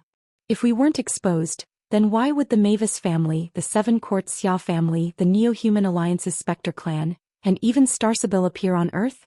Zhang Chiding frowned. Actually, this is what we've been investigating all this time. To outsiders, Earth is just a very ordinary planet. It's already inconceivable that it could attract cultivators from the Great Yu Empire's Yu Academy, but even the Mavis family and the Seven Courts have appeared. We still haven't found an answer. Earth's apocalypse was caused by the Day-Night clan, but even the Day-Night clan shouldn't have attracted the Mavis family. Lu Yin stared at Zhang Chiding, unable to tell if he was lying or not. What's on Jupiter? Lu Yin asked. Zhang Chiding shook his head. I don't know.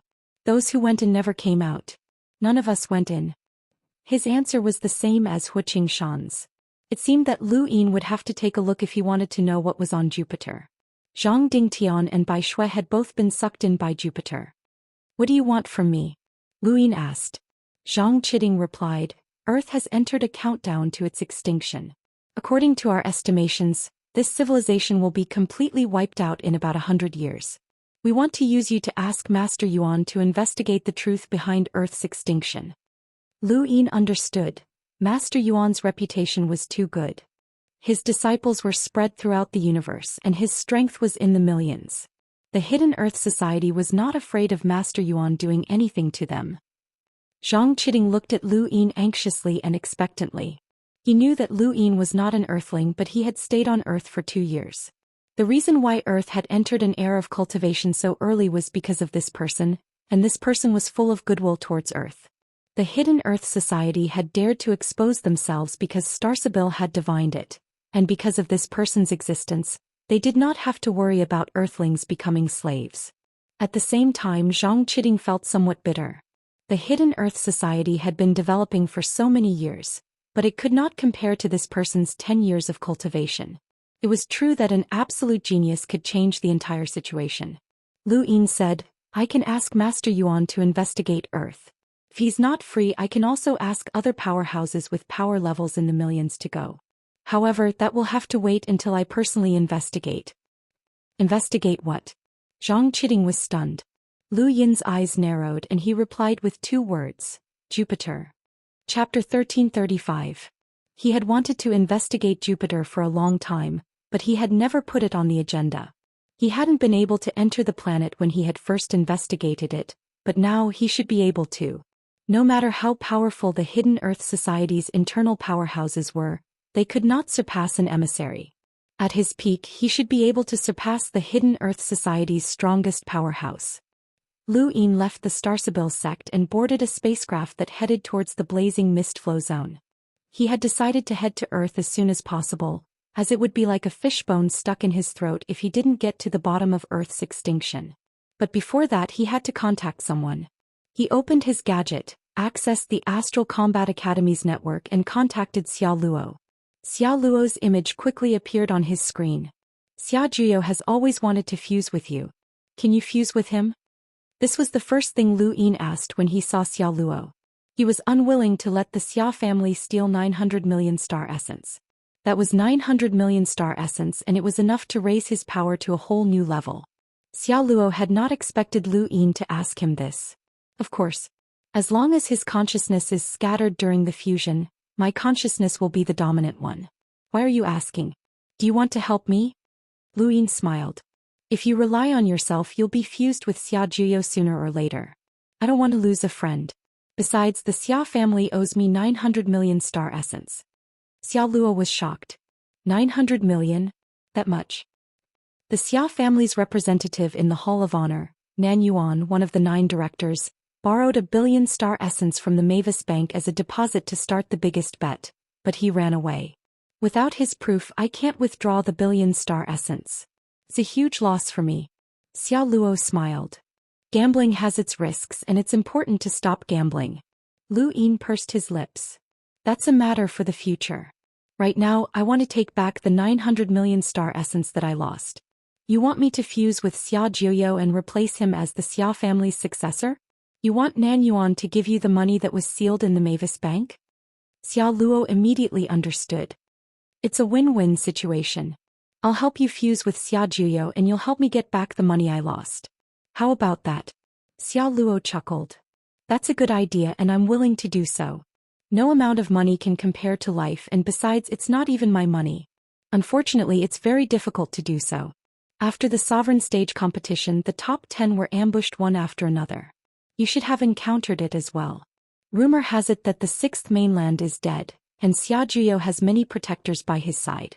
Is this a fair fight? That's your problem. Based on my understanding of you, you'll definitely be able to think of a way. I'm just cooperating. If you really can't do it, then forget it. It's not like I'm the one being fused with. Xia Luo laughed. You're still the same. You haven't changed at all.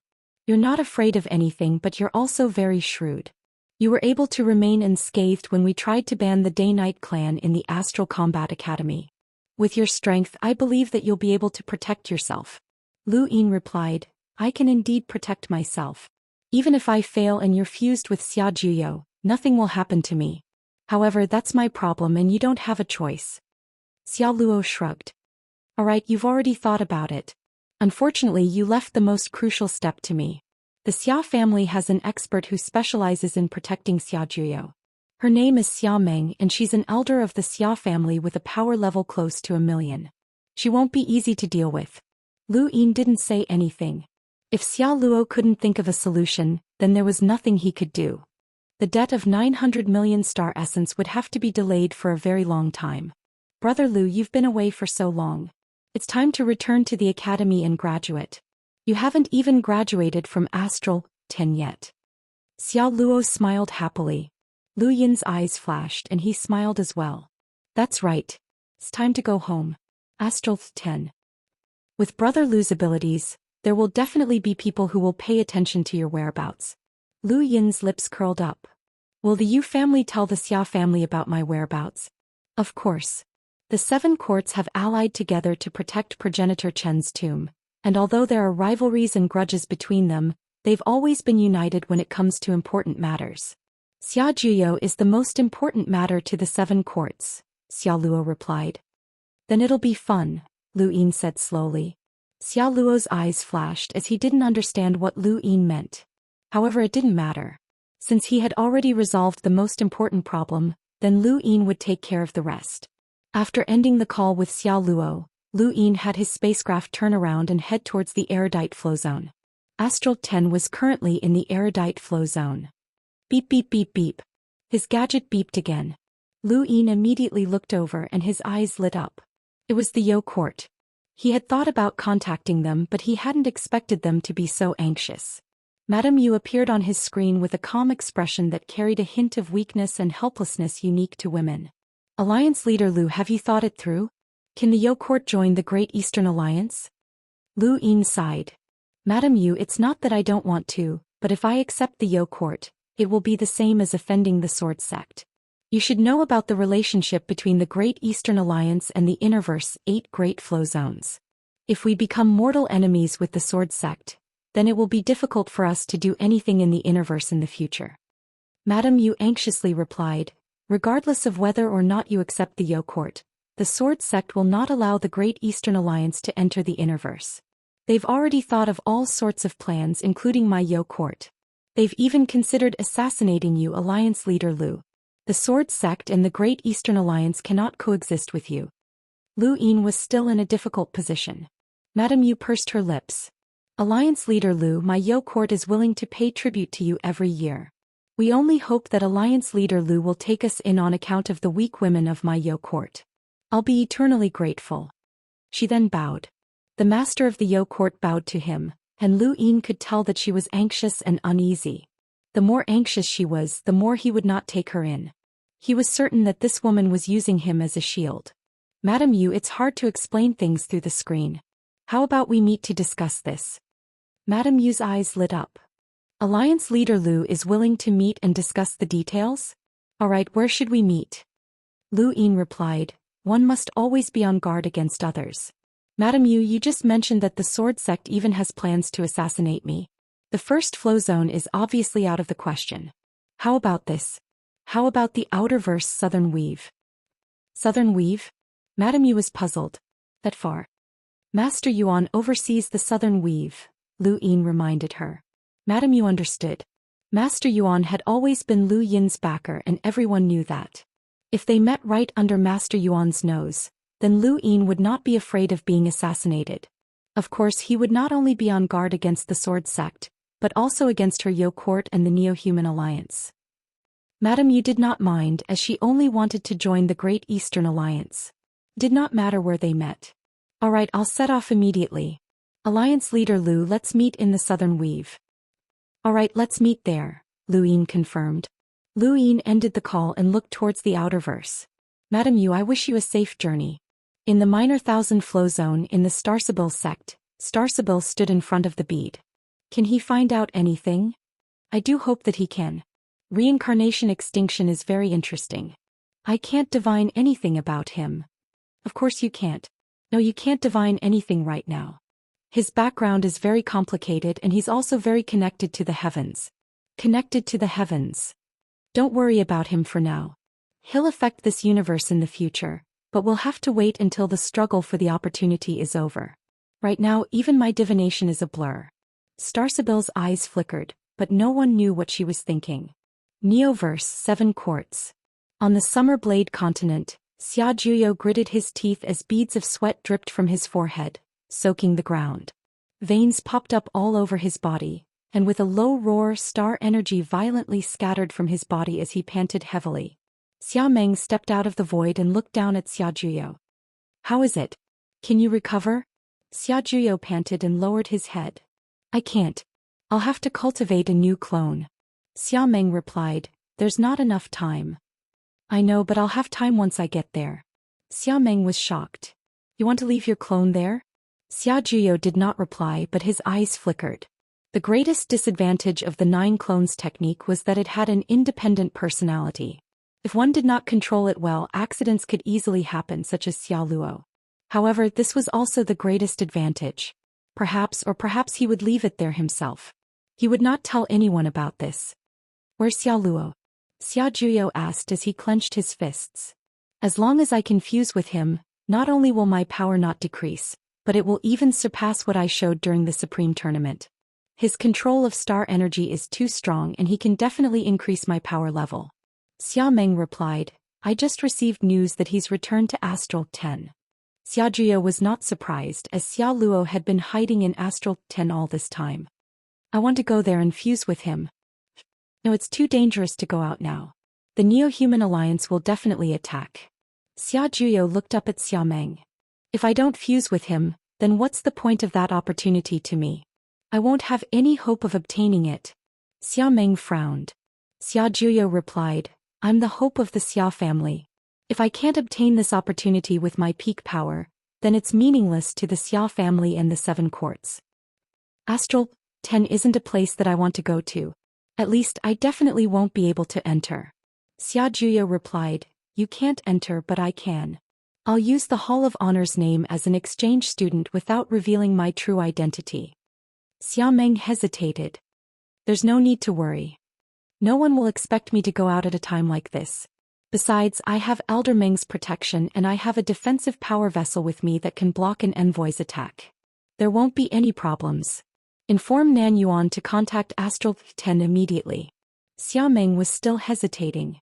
Xiajuyo shouted, "Elder Meng, I can't lose this opportunity for nothing.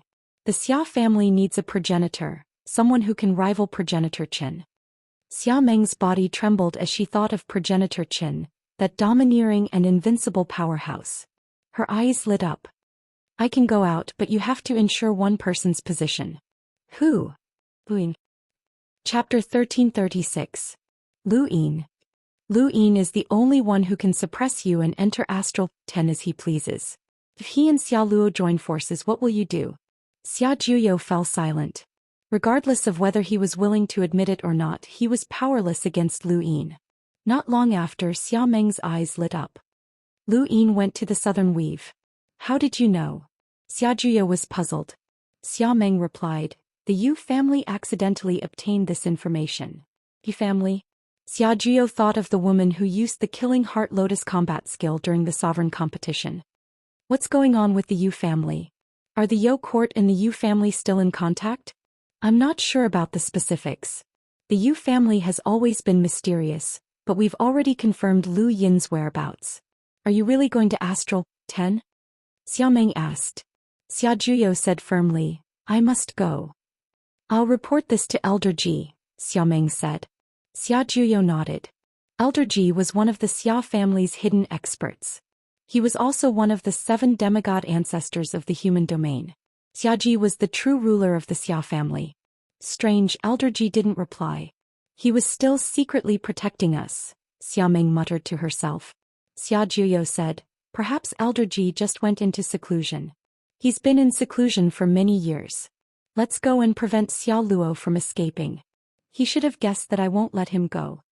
Xiameng nodded. "All right." After Xiameng left with Xiajuyo, an old man appeared. His eyes were deep and his appearance was weathered. His back was ramrod straight like a blade that had been sealed for a long time. He was Xiaji, one of the 7 demigod ancestors of the human domain. Astral 10 had experienced glory and downfall, but now, it was on the verge of regaining its former glory. In the Astral Combat Tournament, Lu Yin had become the champion of the tournament of the strongest, and he had brought Astral 10 into the Innerverse. Whatever Lu Yin did in the Innerverse, Astral 10 would share his glory with him. Now Astral 10 no longer only had a handful of students. Instead, there were now hundreds or even thousands of students just like the other academies. The most obvious was the teleportation stone that the trial master had been guarding. Initially there had only been one, but after Lu Yin had snatched 3, he now had 4. Later on Xia Luo Lulu Mavis, and the others had also snatched one after another. Now there were more than 10 teleportation stones. Students continued to enter the ported battles. On this day, as usual, the trial master was loudly announcing the results of his students. Suddenly his expression changed and he looked up. The Rain Master, Sand Master, Star Master and Old Kai all looked up. Lu Yin had returned. Over the years, students had returned to Astral 10 from time to time, but Lu Yin was the only one who had attracted the attention of many mentors. Without Lu Yin, Astral 10 would not exist today. The 10 academies were ranked according to their results, and this place should be called Starry Sky Academy No. 1. Lu Yin's spacecraft stopped outside of Astral 10. He stood tall in space and looked down. Astral 10, or rather the entire Astral Combat Academy, was filled with battleships. He didn't know when they had been built, but each one was incomparably large, enough to carry stars. Back in the Endless Weaves Border War, Astral 9 had forcefully withstood the attacks of a world imprinter, which had shocked Lu Yin. Now he was even more shocked when he saw Astral 10's battleship. This battleship was even larger than Astral 9's. In the past he hadn't been able to see it clearly, nor had he been able to understand it.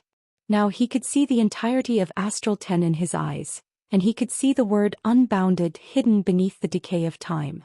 This battleship was called Boundless. Lu Yin didn't show his true appearance, or else Xia Juya wouldn't have dared to come.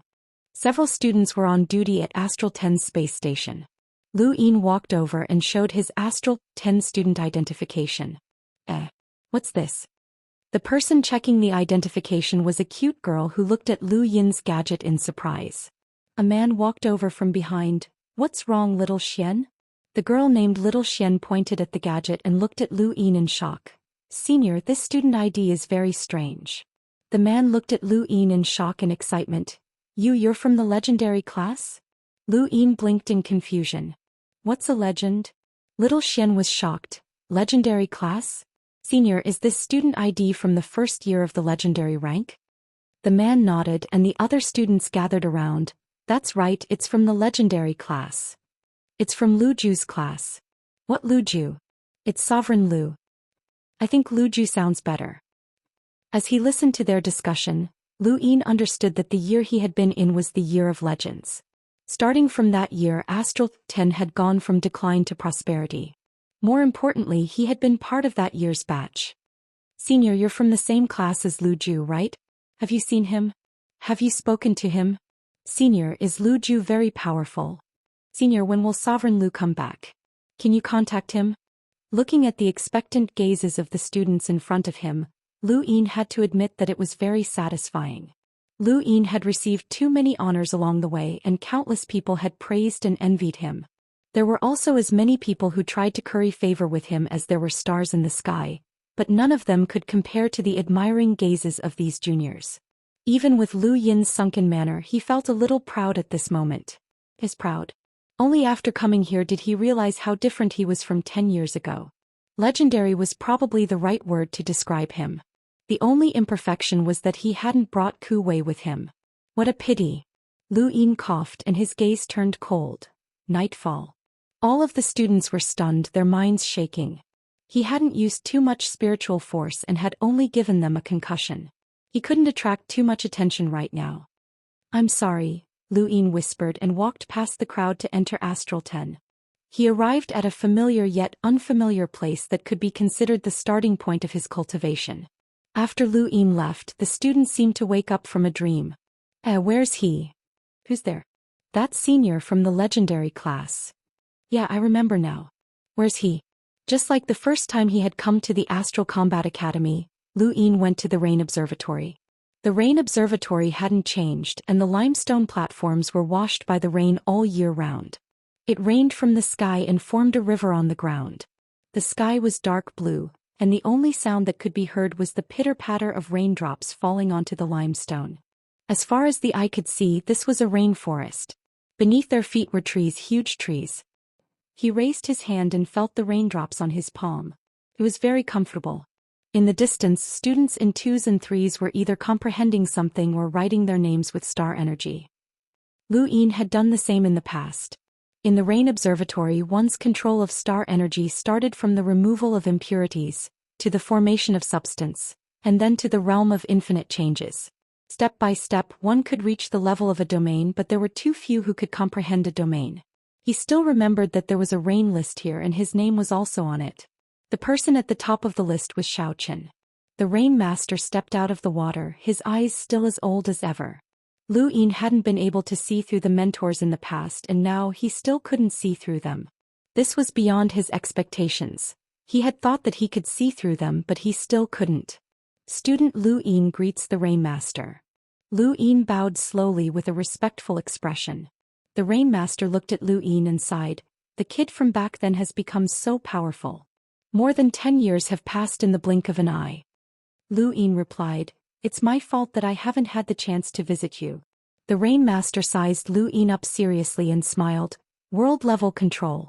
Not bad at all. Are you planning to graduate? There's a chance I will. The Rain Master smiled and didn't say anything else, his figure slowly disappearing. Lu Yin looked into the distance and saw a huge ruin outside the Rain Observatory. That was the deck of the battleship, and the Rain Observatory was just the view above the cabin. This was an incomparably huge astral battleship. Lu Yin left the Rain Observatory and went to the sand ocean. Many students were buried in the sand trying to comprehend battle force. Lu Yin still remembered how the Sand Master had taken him to experience speed. The stronger one's body was, the faster one could move. This knowledge had been instilled in him by the Sand Master, and the concept of battle force had also been imparted to him by the Sand Master. In front of him, a figure whizzed towards him. Lu Yin raised a hand and easily caught it. It was a boy who still had a childish air about him, and he had an unyielding expression on his face. He glanced at Lu Yin, thanked him and then rushed out. The Sand Master walked out from the side. After you left, the academy didn't have any outstanding geniuses. Lu Yin bowed. Student Lu Yin greets the Sand Master. The Sand Master waved his hand. There's no need for that. He sized Lu Yin up in amazement. Kid, you're able to cultivate 9 lines of battle force. Amazing. Lu Yin humbly replied, it's still because I've built a good foundation. His battle force wasn't at 9 lines but rather at an even higher level. He didn't know what that was, and neither the Sand Master nor the Rain Master could tell his true strength. All they knew was the strength he had displayed during the Sovereign Tournament. Powell said, remember to spread the news in the future. The Sand Ocean is still too peaceful, the Sand Master laughed. Lu Yin found it strange. The Sand Master had been very reluctant to let others cultivate battle force, but now it was the other way around. It seemed like the Sand Master liked to teach others. Sand Master, I have a question that's been bothering me for a long time, and I don't know if I can ask. Go ahead, the Sand Master replied. Lu Yin was curious. What's above 9 lines of battle force? The Sand Master's eyes narrowed as he looked at Lu Yin. His lips curled up. Kid, you're quite ambitious. Aren't you satisfied with your current situation? Lu Yin was embarrassed. I'm still a little weak. The Sand Master nodded. If not for that unfathomable strength, you wouldn't have been able to defeat the Xianxia from the Hall of Honor. At most, you would have been able to match progenitor Chen or Hui when they were younger, but you wouldn't have been able to take on all of them. Lu Yin didn't comment. Without the death transformation, he truly wouldn't have been able to defeat the Xianxia. Even if he teamed up with Wang Yi and Wu Taibai, he might not have been able to win. The Xianxia wasn't weak either. Chapter 1337. The Sand Master turned around and looked into the distance. There's another domain above 9-line battle force, but I'm not sure about the specifics. How should I put it? That power has been restricted. Lu Yin did not understand. Restricted. The Sand Master sighed. Yes. Although 9-line battle force is difficult to cultivate, there are quite a few people in this universe who can achieve it. You're not the only one among the younger generation. It's a pity that the path to the next level has been cut off. Cut off by who? Battle force is cultivated by oneself. Why was it cut off? Lu Yin asked. The Sand Master shook his head. I don't know. Can you explain why the fifth mainland hasn't produced a progenitor since the ancient war? The sky has been covered. The fifth mainland's sky has been covered by the sixth mainland, Lu Yin answered. The Sand Master sneered. What do you mean by sky? Where is this so-called sky? How is it covered? What is it covering? Do you know? Lu Yin shook his head. He had not thought about it in detail, but now that he heard it, what was the sky? The ancients believed that the sky was above the earth, and that the boundless sky that humans could see was the sky. However, this was the universe, so what was the sky? Did it refer to the boundless universe? Even so, the sixth mainland had covered the fifth mainland. What was it covering? Why was the fifth mainland unable to produce a progenitor? This was the same question as battle force. If the path to cultivating battle force had been cut off, who had cut it off? And why had it been cut off? No one knew the answer, at least not the Sand Master. However, his own path had not been cut off. Lu Yin looked at his palm and almost couldn't help but reveal his golden battle force.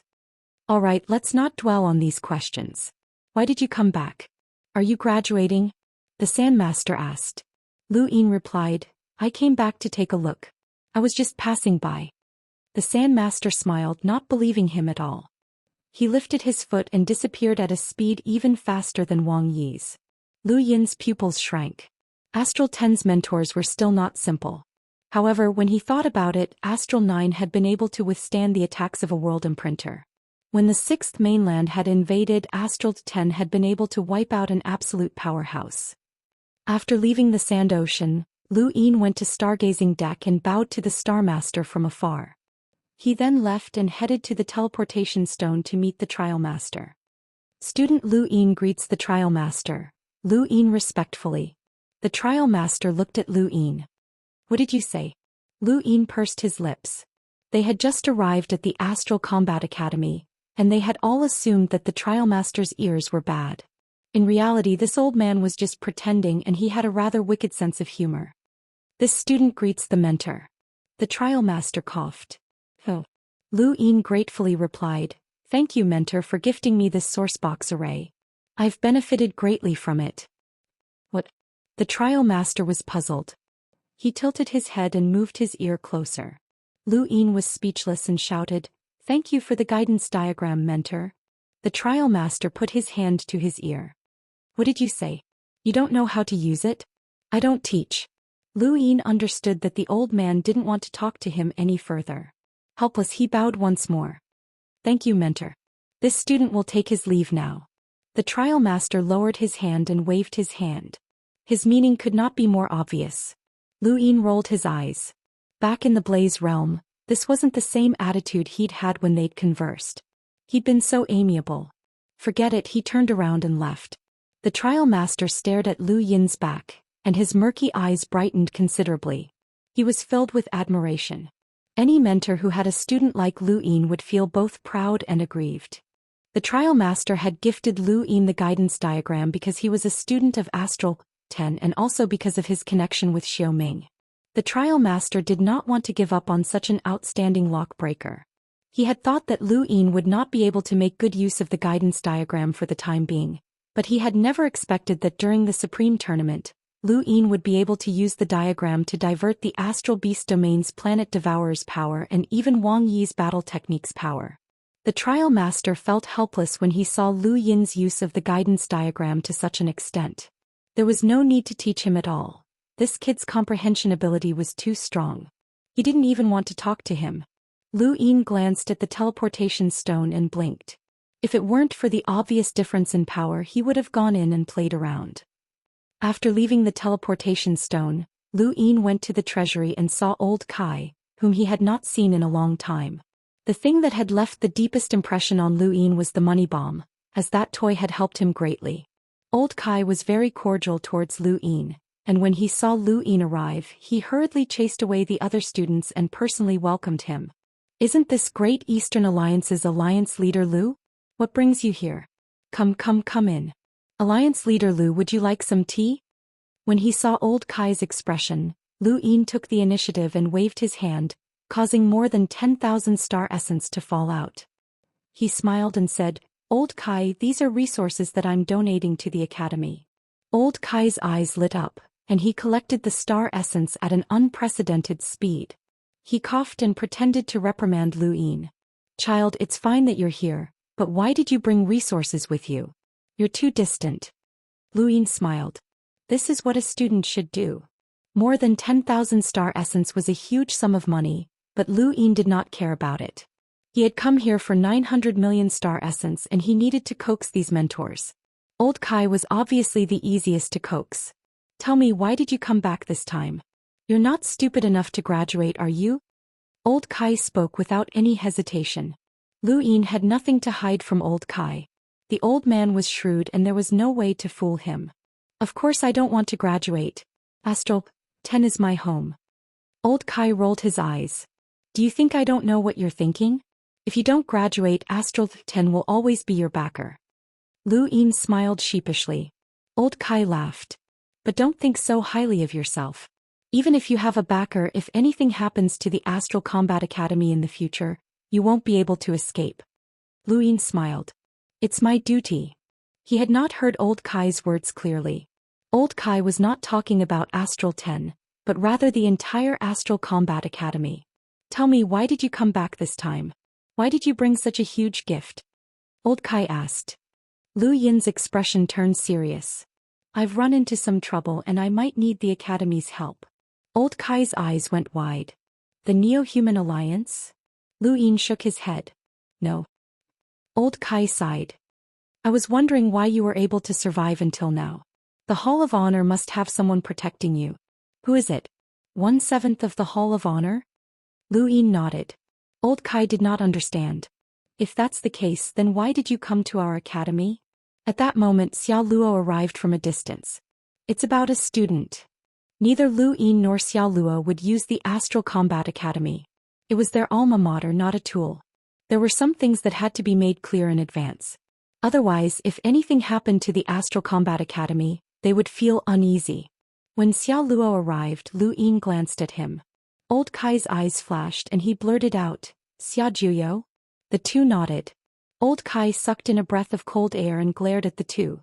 You two brats want to use the Astral Combat Academy to block the Xia family's experts so that you can fuse with Xia Juyo, right? Lu Yin nodded. Old Kai bared his teeth. Brat, do you know that the top 10 are protected by absolute powerhouses to defend against the Neo-Human Alliance? Xia Juyo is no exception. Aside from the Xia family's experts, the Hall of Honor has also secretly dispatched absolute powerhouses that can at least delay a half-step ancestor. Lu Yin had not been aware of this. Xiao Luo smiled. I've already guessed that the top 10 cannot have any more accidents. This opportunity is related to the progenitor realm. And you still dared to scheme against Xia Juyo? Old Kai barked. Xiao Luo shrugged. Neither the Xia family's experts nor the Hall of Honor's hidden powerhouses can enter the Astral Combat Academy. Besides, if I don't do this, then I will be fused with sooner or later. His words sounded carefree, but they also carried a tinge of desolation and loneliness. Old Kai's eyes flickered as he looked at Xiao Luo seriously. Everyone from Lu Yin's batch had left Astral 10 except for Xiao Luo, who had remained until now. He was considered a different kind of mentor. Lu Yin was the pride of all of Astral 10's mentors in the entire Astral Combat Academy. Xiao Luo, on the other hand, was the student that all of the mentors cared about the most. Only Big Pao and Little Pao's relationship with all of the mentors could compare. Old Kai did not want Xiao Luo to disappear. Xiao Luo said, Old Kai, I want to give it a try. If the academy can't handle it, then I won't cause trouble for the academy. What are you talking about? Regardless of whether or not you're a clone, you're still a student of Astral 10. How can a teacher watch a student die? Old Kai was displeased. Lu Yin relaxed. Thank you, Old Kai. Old Kai frowned. The Xia family is no ordinary family. The one protecting Xia Juyo might be that old woman Xia Meng. We have no way of dealing with her. It looks like we'll have to ask the crazy headmaster for help. I wonder. Old Kai muttered to himself. Lu Yin bid Xiao Luo farewell and left the treasury. I really hope that you can take control of your consciousness. Otherwise, all of this will have been for nothing, Lu Yin said to Xiao Luo. Xiao Luo smiled. My fate is decided by the heavens, so there's nothing I can do about it. However, even if my consciousness is fused, it will still affect Xiaojuo. He won't be so hostile towards you in the future. Lu Yin grumbled, what I care about is the 900 million star essence. Xiao Luo laughed. It's not easy for someone to love money as much as you do. Half a month passed by quickly. During this time, there were not many attacks by the Neo-Human Alliance in the outside world, as the Hall of Honor had already prepared for them. The Sixth Mainland had suffered heavy losses, and Bukong's death had cut off one of their top geniuses. Rumor had it that the secret ancestor had sent down a heaven-defying method to search for the Neo-Human Alliance and destroy tens of thousands of their strongholds. The Neo-Human Alliance's headquarters were located in the Fifth Mainland's Neoverse, and even the secret ancestor's power could not affect the Neoverse. On this day, a youth named Xiaohe arrived at Astral 10. He had entered the academy under the name of an exchange program. Xiaohe's qualifications had been personally verified by the Hall of Honor, and he even had the imprint of one of the 9 directors, Nan Yuan. Even if the Astral Combat Academy had a special status, they could not ignore the Hall of Honor. Thank you for your support. Thank you.